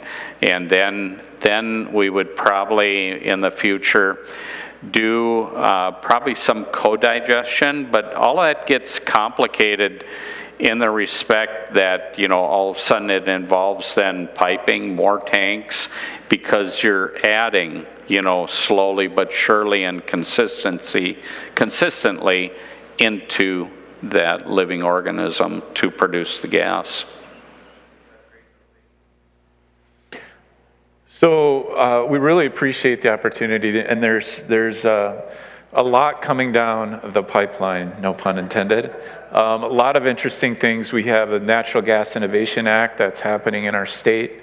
We are major utilities like CenterPoint Energy and Excel that are vested and are encouraged. We have a port up in Duluth that feeds the world, where the maritime industry is interested in decarbonization, which presents an opportunity for ag producers in the form of ethanol, biodiesel, liquid natural gas made from renewable natural gas. So it's exciting times, and you know, there's a lot of good work being done to help solve these waste problems, these energy problems, and we really appreciate the chance to tell a story. And if you are interested in more, this whole presentation was based a lot on this document that's available to the public on our website. There's a QR code. I have cards. I have a booth back here if you want to talk more. And I think we're kind of at time, right, Nick? So really appreciate it, and look forward to further conversation. Thank you, Todd. Yep, you bet, Brad.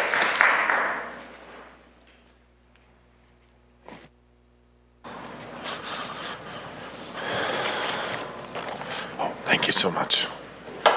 Thank you.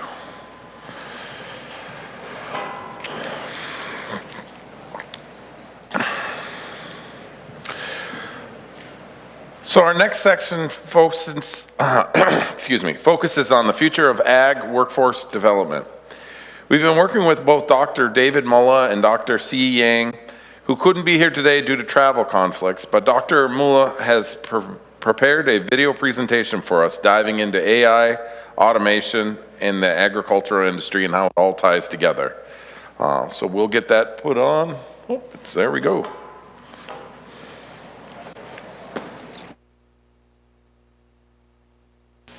Today, I would like to talk to you about advancing agriculture with AI-guided decision-making.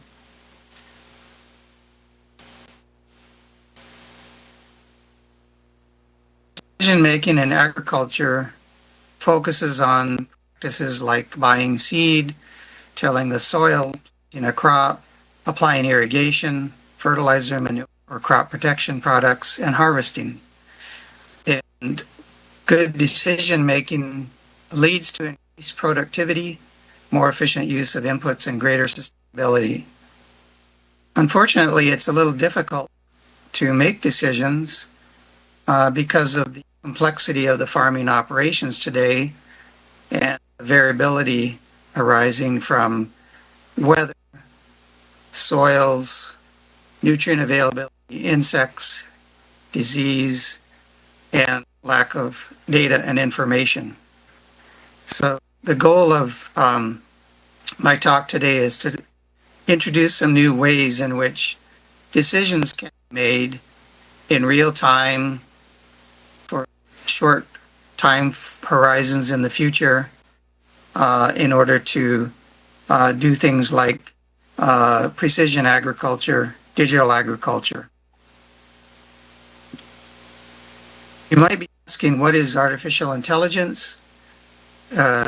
It's a technique that enables computers and machines to simulate human intelligence and problem solving.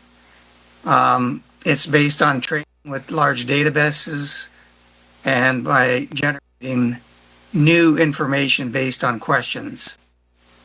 Machine learning is a kind of subset of artificial intelligence that enables a machine or a system to learn from data and perform specific tasks. There have been some interesting success stories recently with AI for agricultural decision making, and these include Bayer's Gen AI Copilot, which was trained and tested using Bayer's technical service providers and then a huge library of extension bulletins. And now this Copilot can actually be used by farmers who have questions. You can log in and ask the Copilot questions about things that you are not really sure about in the farming operation, and it will generate answers that are very accurate. Another example is John Deere's CN Spray, which uses computer vision to identify where weeds are located in a crop and to automatically spray those weeds, thereby saving a lot of herbicides and not spraying the entire field. There are other examples like Syngenta's CropWise AI-based seed recommendation tool, the University of Illinois' Crop Wizard, which again is a chatbot that is based on a large library of extension documents, and IBM's weather forecasting foundation model called Prithvi W/C, which now has the ability to give accurate weather forecasts for the next week that are very reliable. Other potential applications of artificial intelligence in agriculture include the ability to make better decisions about seed selection and planting density, tillage and harvest operations, precision agriculture, where you want to apply inputs at the right time, location, and rate.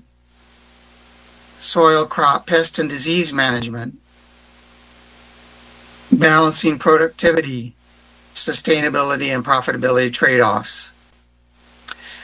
All of these use a number of different types of data, including data that you collect on the field, data from public databases like elevation, cropland data layers, data from remote sensing, synthetic data from crop models, and then finally AI models that are trained and tested with all of these sources of information. There's a wide range of artificial intelligence tools that are being used. I don't want to go into all the details. Each of them have strengths and weaknesses. The very simplest of these tools are artificial neural networks. These are now being replaced with deep neural networks. And there's a number of different kinds of deep neural networks, including networks that work with spatial data, networks that work with time series, like how things change over time, neural networks that have memory, neural networks that allow for information and knowledge of the farmer to be incorporated.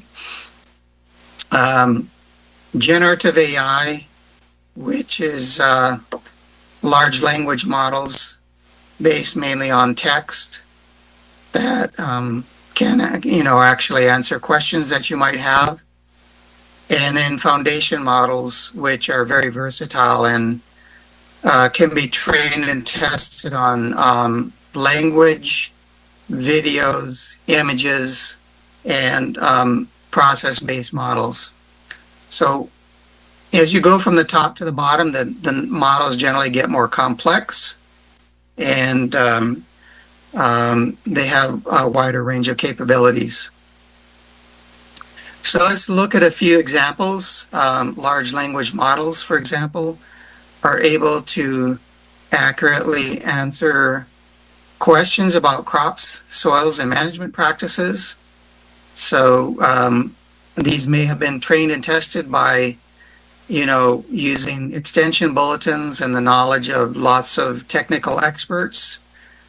The accuracy can be increased by retrieval augmented generation, which searches for the latest documents that maybe the model hadn't been trained on, and even maybe ingesting information about your management practices on your farm that were not used in training and testing the large language models.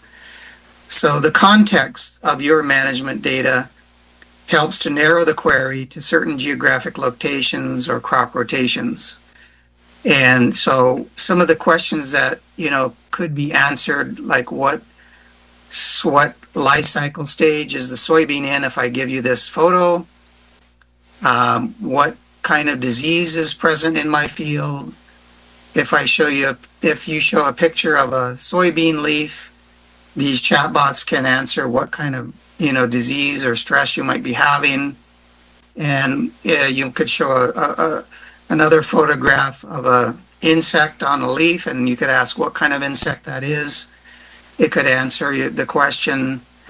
You could get questions answered about the severity of soybean stress, and so on and so forth.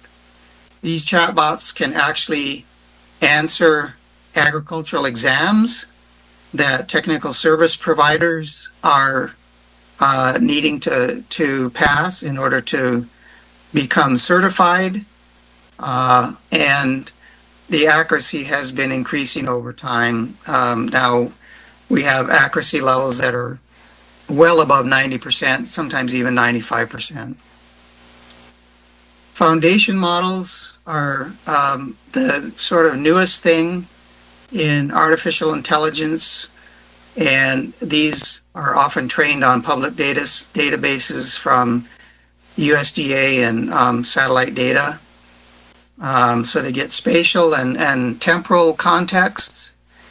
And now a lot of generative AI tools are being developed with these foundation models to be able to interface with users. We're now into Chat GPT like 5, version 5, which is very advanced. And so these foundation models can start to answer questions about plant health, weed and crop management, harvest, animal agriculture, et cetera, et cetera. Now I'm going to give you some specific examples of work that's been done at the University of Minnesota on AI applications in agriculture. First has to do with crop phenotyping for development of better genetic material for farmers. So, we're trying to breed corn and soybean that has better resilience and resistance to disease and insects. And so the first step is really to compare different varieties and see how they perform. And doing so is very laborious. So with machine learning, we can take images of these different varieties using drones, and then we can deconstruct the images to basically separate the leaves and the stems, and then we can identify different attributes of the leaves and the stems, like the height, the length, the count, the angles, the health, and other attributes that are needed by crop breeders to select the varieties that are best for further evaluation. Another example is computer vision, where an apple grower, for example, might want to know, what's the anticipated yield and quality of the apples in the orchard. And so a video camera can be put on a robot and can go through the field and take pictures or videos of the apple orchard, and then those images can be analyzed using convolutional neural networks to accurately estimate the yield of the crop. And these can be used for other crops as well. We also have research at the University of Minnesota to detect diseases in wheat, for example, but also other crops.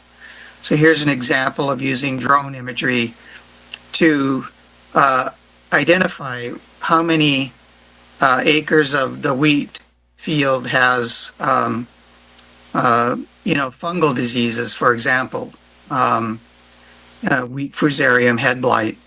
And the images from the drone can be used to test deep learning and recurrent neural network models that have a very high accuracy at identifying where the disease is, how advanced it is, and whether or not you need to spray or not. We've also used drone imagery to assess nitrogen deficiency in corn. And so we can take drone imagery and then identify, leaves that look yellow or have the traditional V-shaped yellowing at the tips, which identifies nitrogen deficiency. And again, we can use artificial intelligence to count the number of leaves that are affected and the area that has deficiencies. And we can develop calibration curves to identify how much more nitrogen needs to be applied during the month of June, for example, when some of these deficiencies first tend to show up. And we can also use a combination of soil sampling and remote sensing, along with proximal, sensing of electrical conductivity to assess how much how much phosphorus fertilizer needs to be applied and where it needs to be applied in a field. And so here we're using a machine learning technique called Bayesian additive regression trees to identify from sparse sampling of the field along a regular grid where we need to apply fertilizer and where we don't.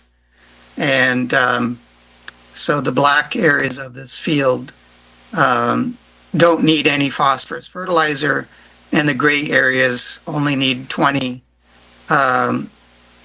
kilograms per hectare of phosphate fertilizer. Before this tool was available, farmers were simply applying a uniform rate of about 70 kilograms of phosphate fertilizer per hectare, which obviously was over-fertilization. And so what we show is with this approach, we could increase the profitability on this particular field by $29 per acre relative to that uniform application of 70 kilograms, which translates to 62 pounds per acre of P2O5. Another example is we developed a remote sensing tool that allows rapid scouting of soybean fields for aphids. And so with a drone or a satellite, our support vector machine learning model can identify areas of the field that have soybean aphid infestations that are above the economic threshold for spraying. And it can differentiate those from areas which are below the threshold. So with this technique, you can rapidly identify which fields need to be sprayed before there's serious economic damage. Now, the USDA ARS is also rapidly starting to use AI in their research programs for a wide variety of activities. These include, the food and animal production, crop production and plant disease area, ecosystem services and sustainability, and then food safety and human nutrition. So there are many new advances being developed at the federal level. Many crop retailers are interested in using artificial intelligence for variable rate application. And most crop retailers now offer variable rate fertilizer application services, variable rate lime, variable rate seeding, and then there's some interest in variable rate herbicide applications. So all of these types of applications are now going to be able to be enhanced with the use of AI augmented, expert systems. Ag dealers and retailers have been surveyed to identify what are their attitudes towards using AI in agriculture. And what we see here is that 45% of retailers agree that AI will lead to better agronomic recommendations without the negative impacts of decreasing the workforce that so many people are concerned about. Also, there's the interest in increasing the accuracy of recommendations and reducing mistakes. A more complex survey was done by David Ebert out of Oklahoma State University, just asking people, have you heard about AI in agriculture? And if so, have you used it? And there were a lot of responses across the United States for these different regions, showing that, yes, people have heard about AI in the farming communities, but they haven't used it. And then a smaller percentage have heard about AI and have used it.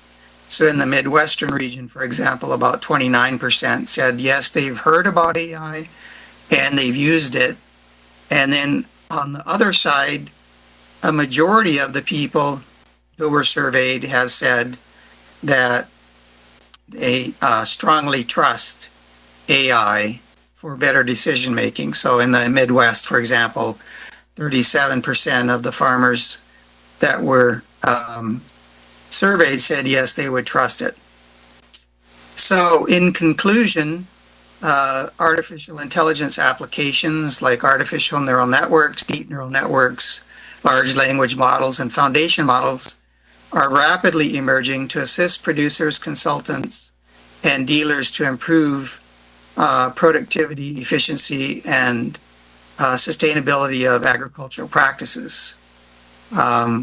AI-guided tools are emerging to help producers with early detection of stress, remote sensing for precision agriculture, robotic navigation, and crop phenology for better genetic varieties.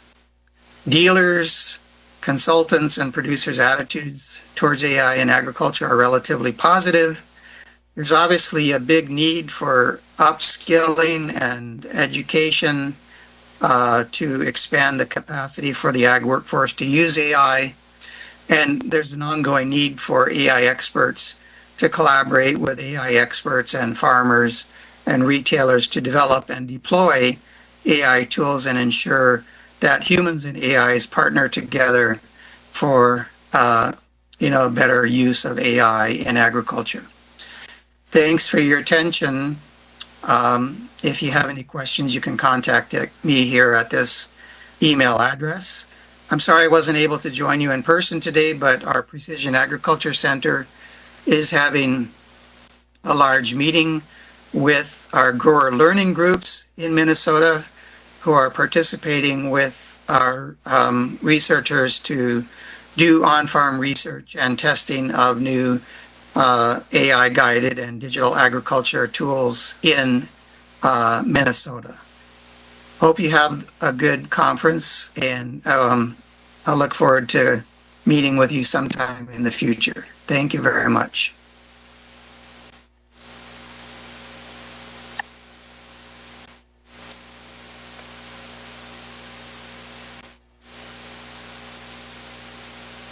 Are we having Ridgewater come back in for the last part?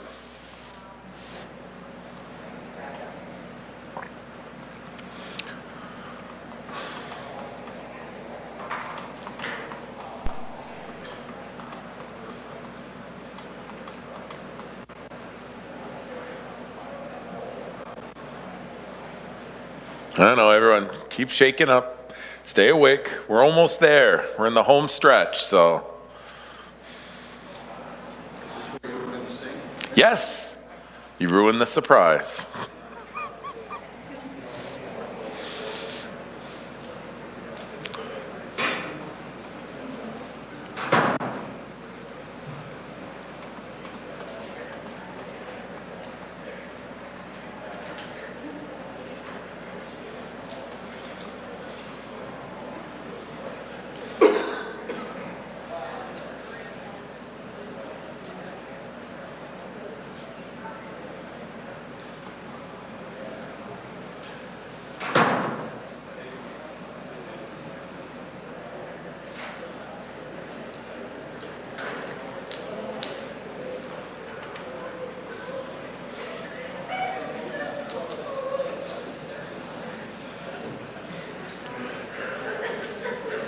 Come on in, just settle in wherever, guys. You can come up to the front if you'd like, that'd be just fine.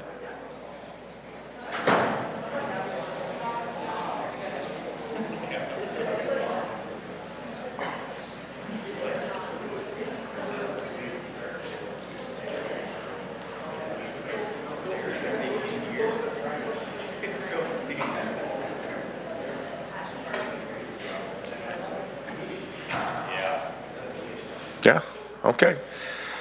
To close out the day, we're honored to have Tom Peterson from the Minnesota Department of Agriculture here. So Tom, you want to come on up? Right. Thank you for coming. Yeah, absolutely. All right, is this on? Can you hear me okay? All right, very good. Well, thanks for being here today. Thanks for having me here today.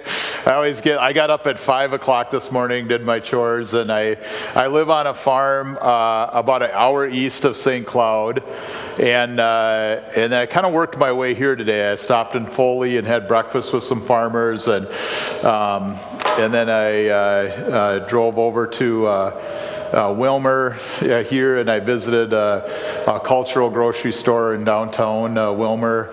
I've always been really interested in this whole idea of, as our populations have changed in Minnesota, of visiting some of the different grocery stores, and I'd see goat and sheep meat.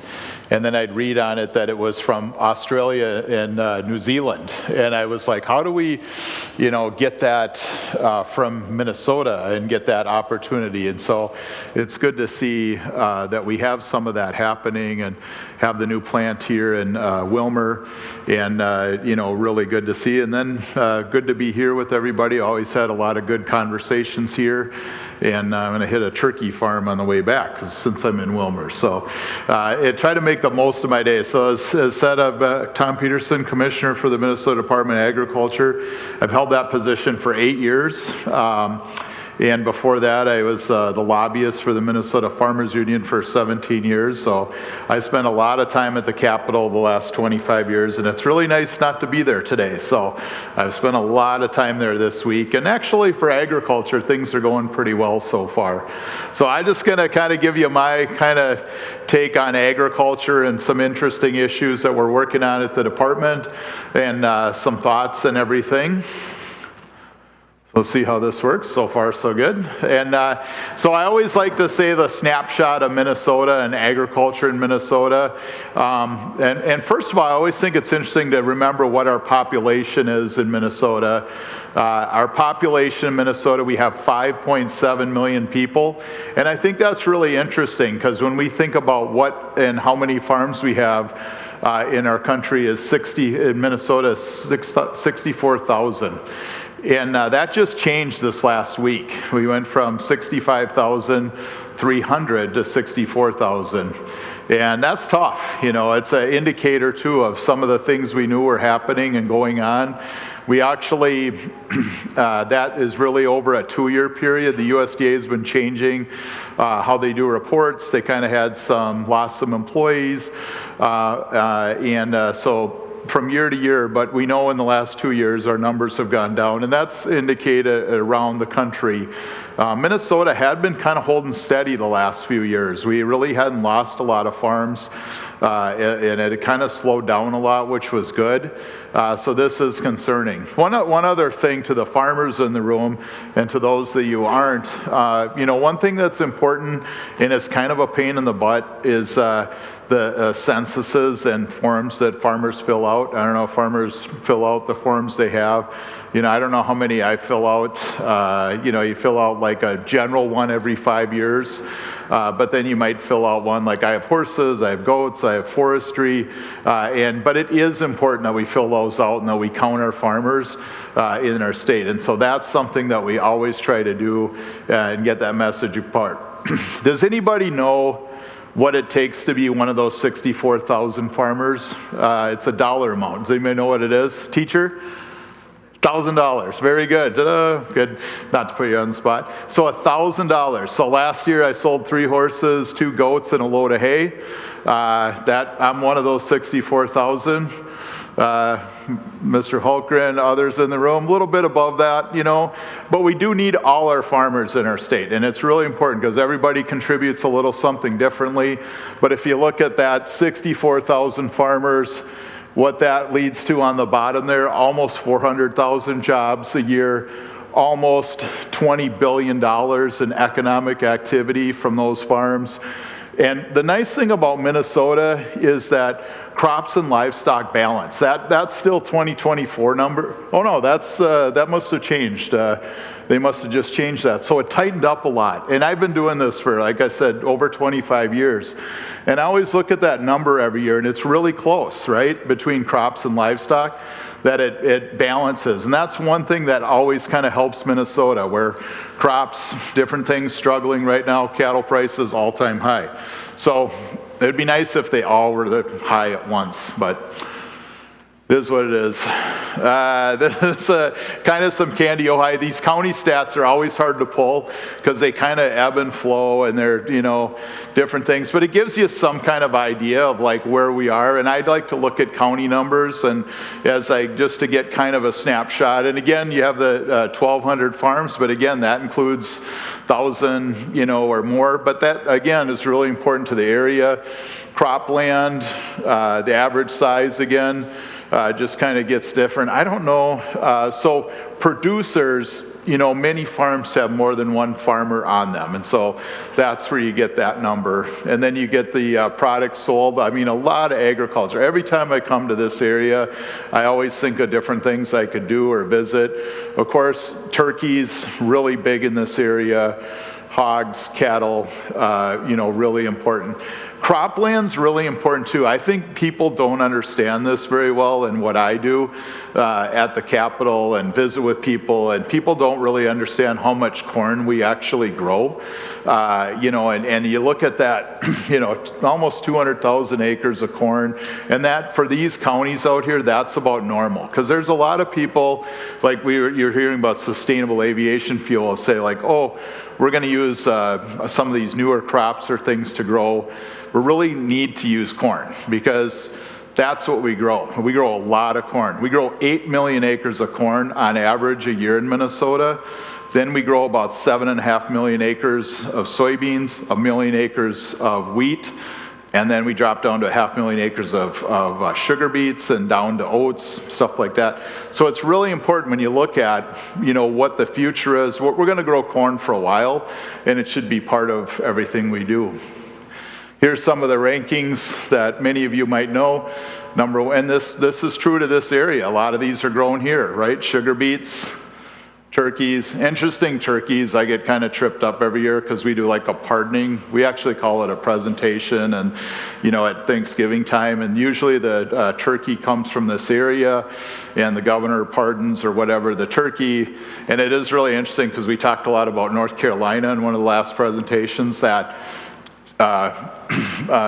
North Carolina actually raises just a little bit more turkey by pounds. It's like if Jake or somebody would raise just a couple more turkeys, heavy turkeys, we'd have it. But we do raise the most turkeys because we raise a lot of young turkeys. So really important. And then hogs are a really big cash value. And so to be number 2 in hogs, we're probably never going to eclipse Iowa, but we're by far the second. Edible beans, something really interesting. Of course, soybeans and corn are, you know, really, again, high value, high producing, ethanol, meat. You know, one of the tougher ones is dairy. Dairy, we've lost a lot of dairy farms, you know, in the last, you know, 10, 15 years. The interesting thing about dairy is we really haven't lost any cows. I always look at dairy farm numbers every month. I look at cow numbers, and really in the last 10 years, we've stayed pretty close between 440,000 and 460,000 dairy cattle. Really haven't changed much. But even since I've been commissioner, we've gone from 3,000 dairy farms to about 1,500 dairy farms. So almost lost half of our dairy farms. And that's, again, pretty normal around the country. We've seen a lot of consolidation and efficiency depending on how you want to do that. And keep in mind, and you all know this that are involved in this, farmers might go out of dairying, but they're not necessarily going out of farming. They're just transitioning out of that. But again, we're kind of staying steady in production. You know, it's interesting, I've been doing this presentation for a really long time, and I never looked at number 7 that we're number 7 in mink pelts. And I was like, how long has that been in there? And they were like, oh, like all 5 years. And I was like, oh, anybody know how many mink farms we have in Minnesota? 7, but only 3 have mink. It's very confusing, so, and controversial. So anyways, here's just some other facts I like to put in. Get asked a lot about, why don't all farmers be organic? You know, and organic's a great market, but we do have almost 600 farms in Minnesota that are certified organic. There's many more that are not certified, but that's also really interesting. There's 3 certified organic farms in Candiota County, but there's 10 more that are in the process of transitioning, which I thought that is really interesting. We have 120 CSAs statewide. If people know what that is, that's community supported agriculture, where you can buy a subscription to vegetables, fruits. That's a really growing thing that provides farmers with some income. And we have our Minnesota Grown program, where you can just go online and it's over here on the slide, and see what are farmers that do a lot of direct marketing. We also have 400 farmers markets statewide. They said they have 4 at least in Candiota County, maybe there's more than that. And we have seen a growth in farmers markets since COVID, because COVID really sucked and everything, but the one thing that came out of that is people decided that they could buy local. People didn't want to go to a grocery store or do different things, and they also kind of wanted to have the adventure and support something like that, so it provided this opportunity, and people have really stayed with that. And so we see that direct sales really growing. Here's some example of Minnesota Grown members in Candiota County. You can just see, though, many of you probably know those. Not sure, yep, okay. And then also I always say Minnesota agriculture is kind of unique, that we're home to a lot of the big agribusiness is here in Minnesota. So you have, you know, the largest agriculture business, Cargill, is headquartered in Minnesota. The largest agriculture co-op, CHS, headquarters are in Minnesota. You have Hormel Foods, which of course is tied to Jennie-O, here in Wilmer, Land O'Lakes, things like that, and that's always really important. And here's a lot of the challenges. Could spend all day on this. There's always plenty of challenges in agriculture. I always get up every day and I'm like really fired up, and this is going to be a great day, and something happens, you know, and there's plenty of things. If you're a farmer, you know all the problems. I mean, on this first one, this has always been in here, and I'm kind of bullish on this one though, where they say declining population in rural areas. I actually am starting to see, as I travel the state, a lot of people being able to go back to rural areas. And broadband is a really important part of that. A lot of jobs you can do at home. A lot of people like myself, there wasn't 2 incomes for the farm. I had to go get a job. But now I can work at home, you know, and I can be part of that. I might not be able to draw enough income or anything, but I can help. I can live in a rural community, and I can use email. So I actually think those are things that are going to change. Workforce, okay, it's a big problem. Commodity prices, tariffs. I can spend a lot of time on those type of things. You know, tariffs are a challenge right now, and they continue to be a challenge, but it's something that we have to, you know, work to address. Changing dietary standards, you know, there's a lot of talk, this is a sugar growing county, and GLP-1s and all these different things. Do they have a big difference? Robert F. Kennedy, the new you know, cabinet member, has kind of led a MAHA movement, which is interesting too, because while it, you know, may criticize some things, it also talks about local foods and bringing that into the marketplace. And then weather extremes. You know, this area too has Candiota County. Parts of Candiota County had really bad weather this last year that wiped out like a whole farm. And it was weird because you could go 2 miles one way and 2 miles the other way and nothing happened. And again, I don't take credit for this as commissioner, but since I've been commissioner, I've had the windiest year on record, the wettest year on record. Let's see, the wettest May, the driest September, and the worst drought since 1988 in 2021. Followed up by another drought in 2023. So we see a lot of weather patterns, you know, that really do impact agriculture, and it's, you know, can be really frustrating. So those are, you know, things we have to prepare about. And it's one of the reasons we do have a farm bill. A lot of people will say, why do we have farm programs? You know, and that is why, you know, it can help provide that safety net, because there's a lot of unknowns in that. And then also to this area, really important and unfortunate, is animal disease. Being Minnesota's #1 in turkey production, high-path avian influenza has really wreaked havoc on Minnesota. I had the Star Tribune called me yesterday, and they wanted to do an interview, and they said, did you know that since 2022, 2 weeks ago, we eclipsed 10 million dead birds in Minnesota? And I said, I might have known that, you know, but they wanted to talk about the impact of that and everything that we have going on with that. The thing is, though, it could have been much worse. You know, we have really good programs. We work really closely. In fact, our emergency management program for many years has been, you know, headquartered over here in Candy, Ojai County. Now we can do it more virtually, but we work really closely with the Board of Animal Health, with our USDA partners, with the University of Minnesota has a world-class poultry testing lab right here in Willmar, where we do a lot of the testing. So enough about challenges, because there's plenty.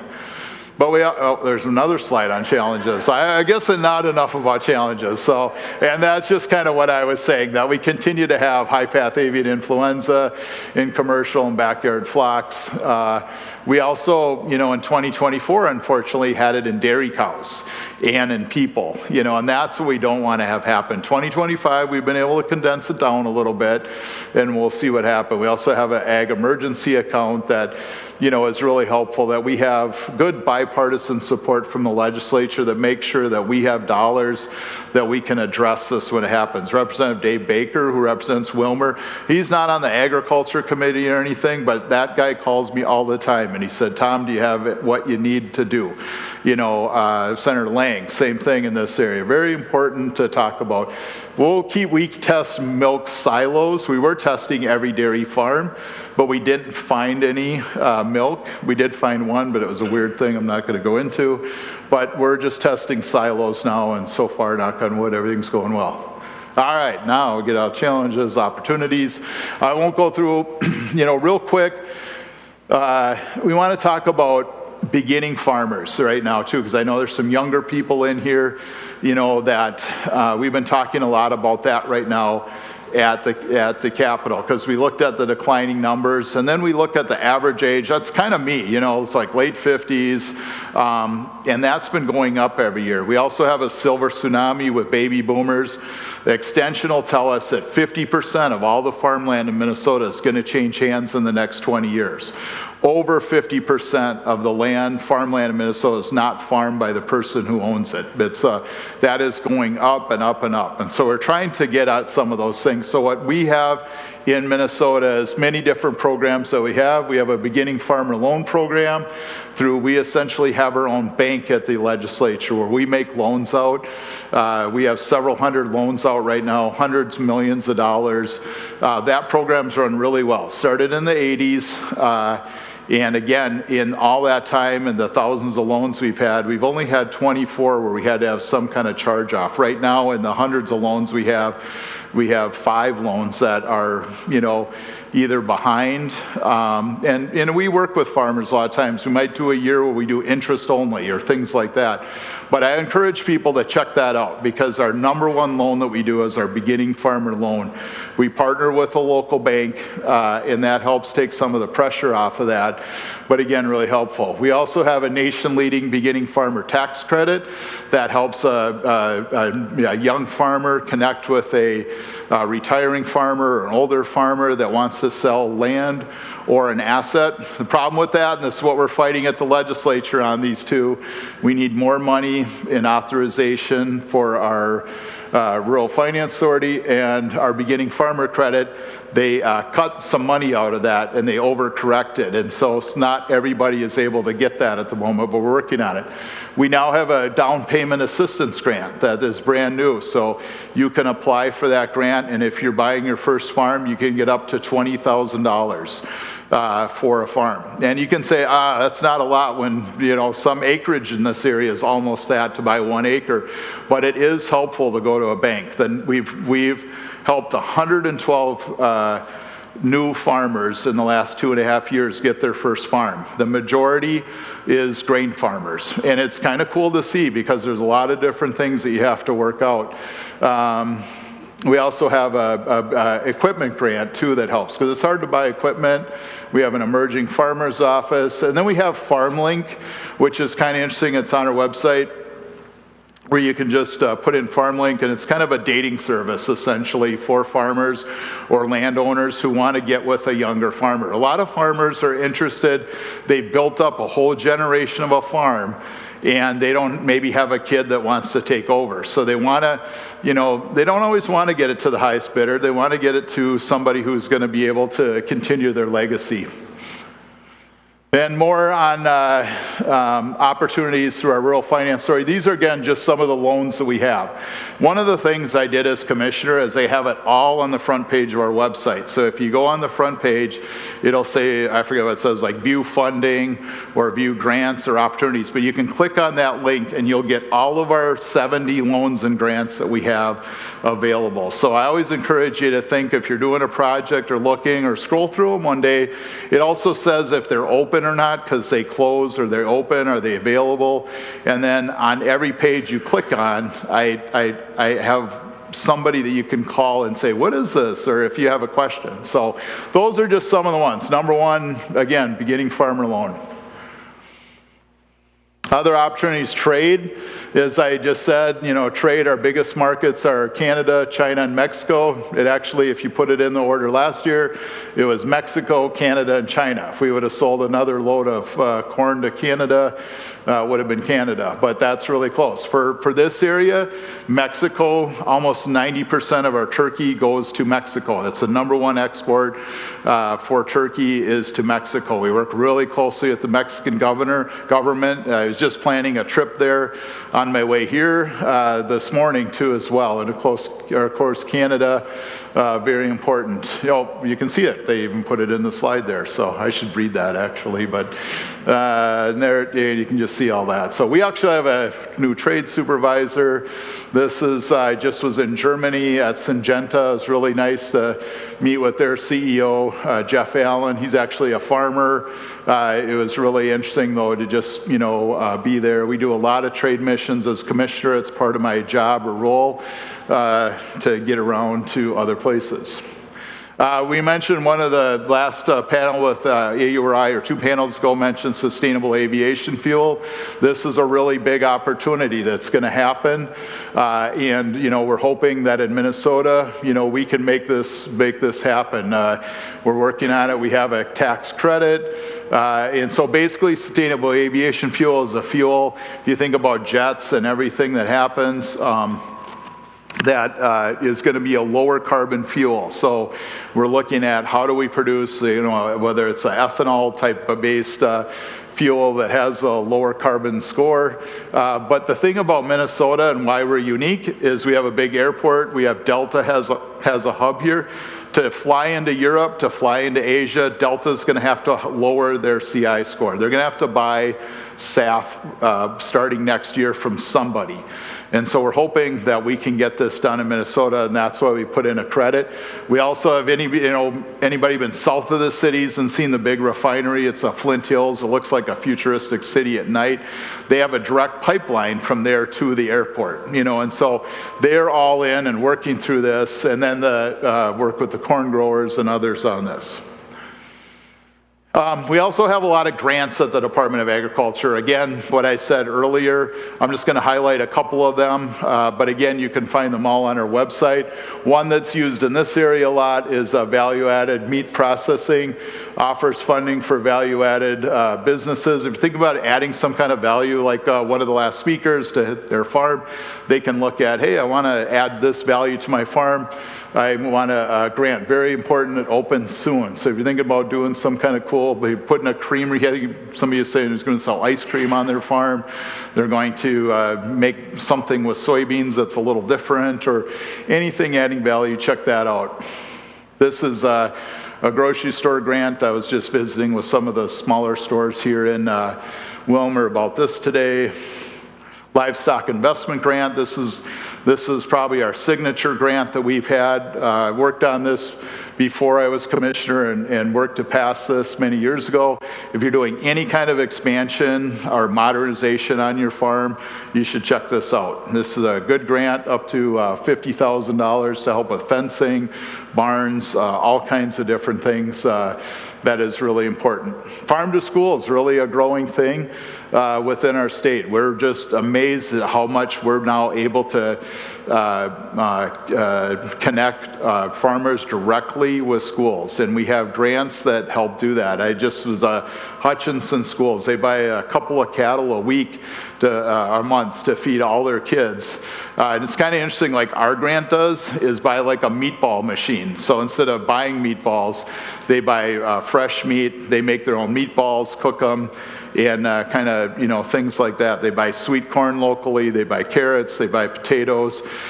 They're supporting, whether it's pigs, turkey, all kinds of things. And a lot of it's just about connecting the schools and liability the farmer might have, and there's ways to do all of that. But a great opportunity and really good to see. We also, you know, we're blessed in Minnesota to have 10,000 lakes, but it can be challenging with farmers. Also mentioned earlier were nitrate issues. You don't have them as bad in this area. Sometimes phosphorus, things like that. Professor Mola, the last one, you know, it's kind of what he was hitting at. So our signature program is our water certification program. That is a voluntary program that recognizes efforts that farmers have made. We work with the farmer to try to reduce some of those pinch points, whether that's phosphorus, nitrogen, kind of runoffs, and you get a sign. You also get 10 years of certainty from regulatory type of things. But in the last few years, this program's really grown to almost 1,700 farmers. Over 1 million acres, and we also have endorsements for these different things. You also can get some grant money to make some of those changes, so it's helpful. If you're interested, we work closely with the local soil and water districts, so Candy, Ojai County, things like that. So that's kind of my quick spiel of things that I wanted to bring up and visit about. Again, that is my phone number, that is my email. I encourage people to call me if they have questions. Many of you in this room that I know do and have. I always tell people, you don't call me, I don't know. I don't know what's going on. I'd rather hear good, bad, or ugly. I return every message. Sometimes my staff gets kind of frustrated because you get doozies every day about like what's going on. But people have real issues, and they have real interesting things, especially the public too has a lot of, but I like to hear that. I like to answer those questions. So I'll hang around a little bit afterwards, but I don't know, do you have questions or do you want to wrapped up? So, yeah. Question. Okay. Yeah, so he's got a question back there. We'll take a couple. Sure. I just got one question. Sure. So I grew up I'm a 5th generation farmer from Southwest Minnesota. And one question I got is there anything you guys are doing with corporations buying farmland? And you know how farmland is really expensive right now and trying to keep the family farm together, trying to buy land. Is there anything you guys are doing with that? Or I don't know. Yeah, right. So Minnesota already has the strongest corporate farm law in the whole country. We have what's called a anti-corporate farming law, and so corporations cannot buy farmland in Minnesota, and if they do, people should report them to us. And then we do go and say, you can use family farm corporations to buy, and that's where you get controversial. Or individuals, sometimes there are family farm type corporations you can buy, and you do have large families and large holdings, but corporations cannot buy farmland in Minnesota. And so that is really important. And we do, when we're notified of that, we do tell them, and they have up to from between 1 year and 5 years to divest of that. A lot of times when corporations attain land, we also have, and have had this since the 70s, we have a foreign ownership ban on farmland being bought, because right now over 2% of Minnesota farmland is foreign owned, and that came from pre-1970s before the law passed. So there's a lot of questions right now about China, and people say China's buying all our farmland. That's simply not true in Minnesota because we have this law. And if they do, again, we go and have this. What usually happens when a county notifies us that this country or somebody owns the farmland, in most cases they acquired it secondhand. So they might have had an investment with a farmer in a company or a venture or something like that, and they had an investment. The farmer went bankrupt or had to sell. They acquired the land. We notify them, they sell it. So that's kind of what that is. But there is some land, especially in southwest Minnesota, that was owned pre these laws being put in. So, but just know, and if you ever see that, with land getting so high, especially a couple years ago, people would get mailers saying, do you want to sell our farmland? We'll buy it. When you get those, let us know. We'll call those people and say, can't do that. And we do. So, good question. Yeah?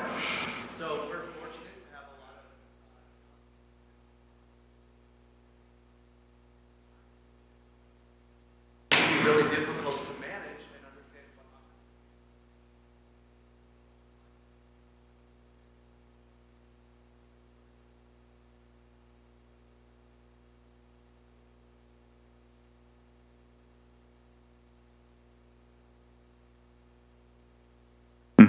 Yeah, and that's what we keep trying to do, and that's what I was saying, is trying to put these and group them together. That's why I put all those funding on the front page. That's why I've tried to put a name and a number with the beginning farmer tax credit. We just had a hearing yesterday. We brought in several beginning farmers who have used that credit and got farming because of that. We brought in several farmers for our hearing on the beginning farmer loan program who used that loan program. They were advocating for us to get our dollars or more money.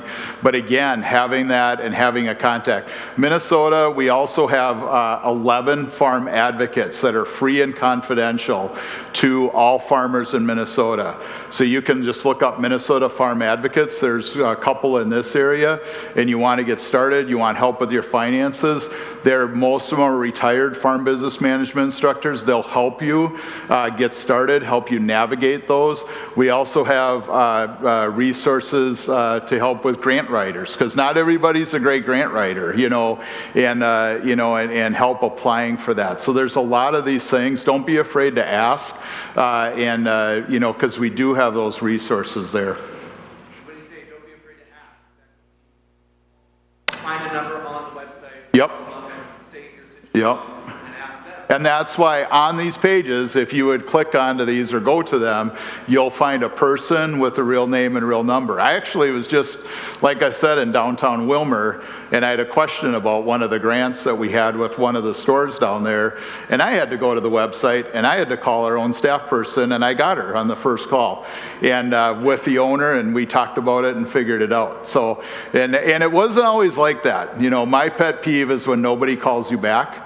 So I have a rule where I try to return calls within like 2 days, and I expect all of our staff to do that, or at least acknowledge it, and so that's why I've tried to say, like, hey, can we put a real person behind this? So really interesting. And also what we've tried to do is upgrade our computer systems too within the state, because you can do just about everything on your phone now, and especially the younger generation, that's really helpful. So a lot of our applications, our chats, everything is trying to be more interactive.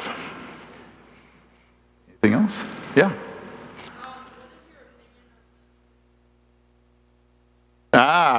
That's a really interesting one. As I make my HI cat videos for my friends and everything, I always wonder, like, how much data are we using and what do we have to do?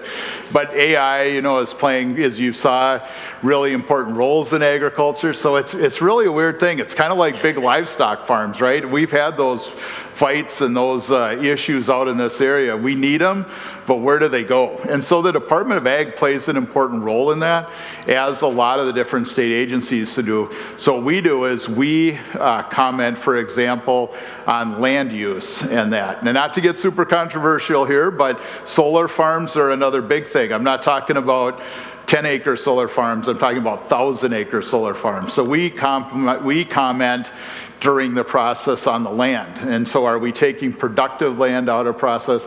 Their footprints aren't always that big, but they are looking at ones right now where they're buying. They usually try to buy a couple hundred acres, you know, around Rochester, south of the cities right now. Those are concerning. So we try to look at where they're gonna go, but then we work closely with the DNR because they use a lot of water. We work closely with the Department of Commerce because they use a lot of energy. And so it's a hard one that we're trying to work through as a state, and all our communities are going to work for. It's been tough where they're going to go, you know, because we need them and they need to go somewhere. But a lot of people would say, you know, it's like, I don't want them in my backyard. But, you know, for me, you know, what I can control right now is the land. And so there are, you know, places where we talk about productive farmland or non-productive farmland is something that we, you know, are going to continue to look at. So I always encourage you, I'm a supporter of local control, you know, and if you have one proposed, and you can see those meetings are going around the state that make your voice known if you don't think this is the right area for it to be in. So. But stay tuned, because it's something I'm still trying to figure out. So a year ago, this wasn't an issue at all, but it is a lot now. So one more, did you have one more? Yeah.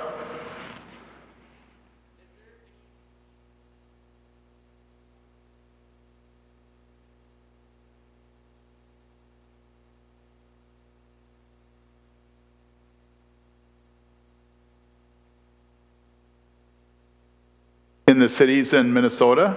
Yeah, yes, yeah. And it's really hard to understand or see because, like, I try to draw companies to Minnesota. It's part of my job is like, you know, if a company wants to come to Minnesota, and to be honest, it can be tough to come to Minnesota sometimes because of permitting and different things that may have lakes, waters. The governor just last week put in a declaration to ease some of the permitting so that we can, you know, try to attract some of these plants, and so we've been successful lately on a couple of things. We just had a big oat processing plant decide to build in southern Minnesota rather than Iowa, which doesn't happen every day, but we had to work on like permitting and things like that. And so, yes, you know, and I met with the recruiting group, and they said there's as many as 15 different companies because it's such a new thing that are looking to build in Minnesota. I'm working with maybe 4, and I hope that they come to fruition. You know, there's also, you know, we have 17 ethanol plants in Minnesota, and it could be that some of those are, you know, possibly could look at them. We have a couple of empty ethanol plants in Minnesota that could be retrofitted. So all those things are on the table, you know, as we move forward. The one biggest one that people think is going to move forward is Moorhead, and it would actually use wood waste, which I don't know. Yeah, if you think Moorhead, there's not a lot of trees around Moorhead, and they need a lot of waste. So we'll see what transpires. But good question. So, but. Well, I'll hang out a little bit, like I said, but thanks for having me today, and I appreciate being out here. So, thank you. Thank you so much. Well, that's going to conclude the end of our conference. Before we leave, I just wanted to give a special thank to our speakers, panelists, sponsors, exhibitors, and attendants for making this a success today. I also wanted to give a special thank to Sarah and her team for all the coordination that went into this, and a lot of the MinnWest team that you probably didn't get to see, the maintenance staff, Taylor and Lindsay, they poured a lot of hours into making this, so I wanted to give them a shout out for that as well. This conference continues to grow because of your engagement, collaboration, and commitment to the future of agriculture. Please take a few moments to complete a brief survey at, do we have it actually? Huh? We do. And we appreciate your input and ideas on the future topics. Thanks, and see you again.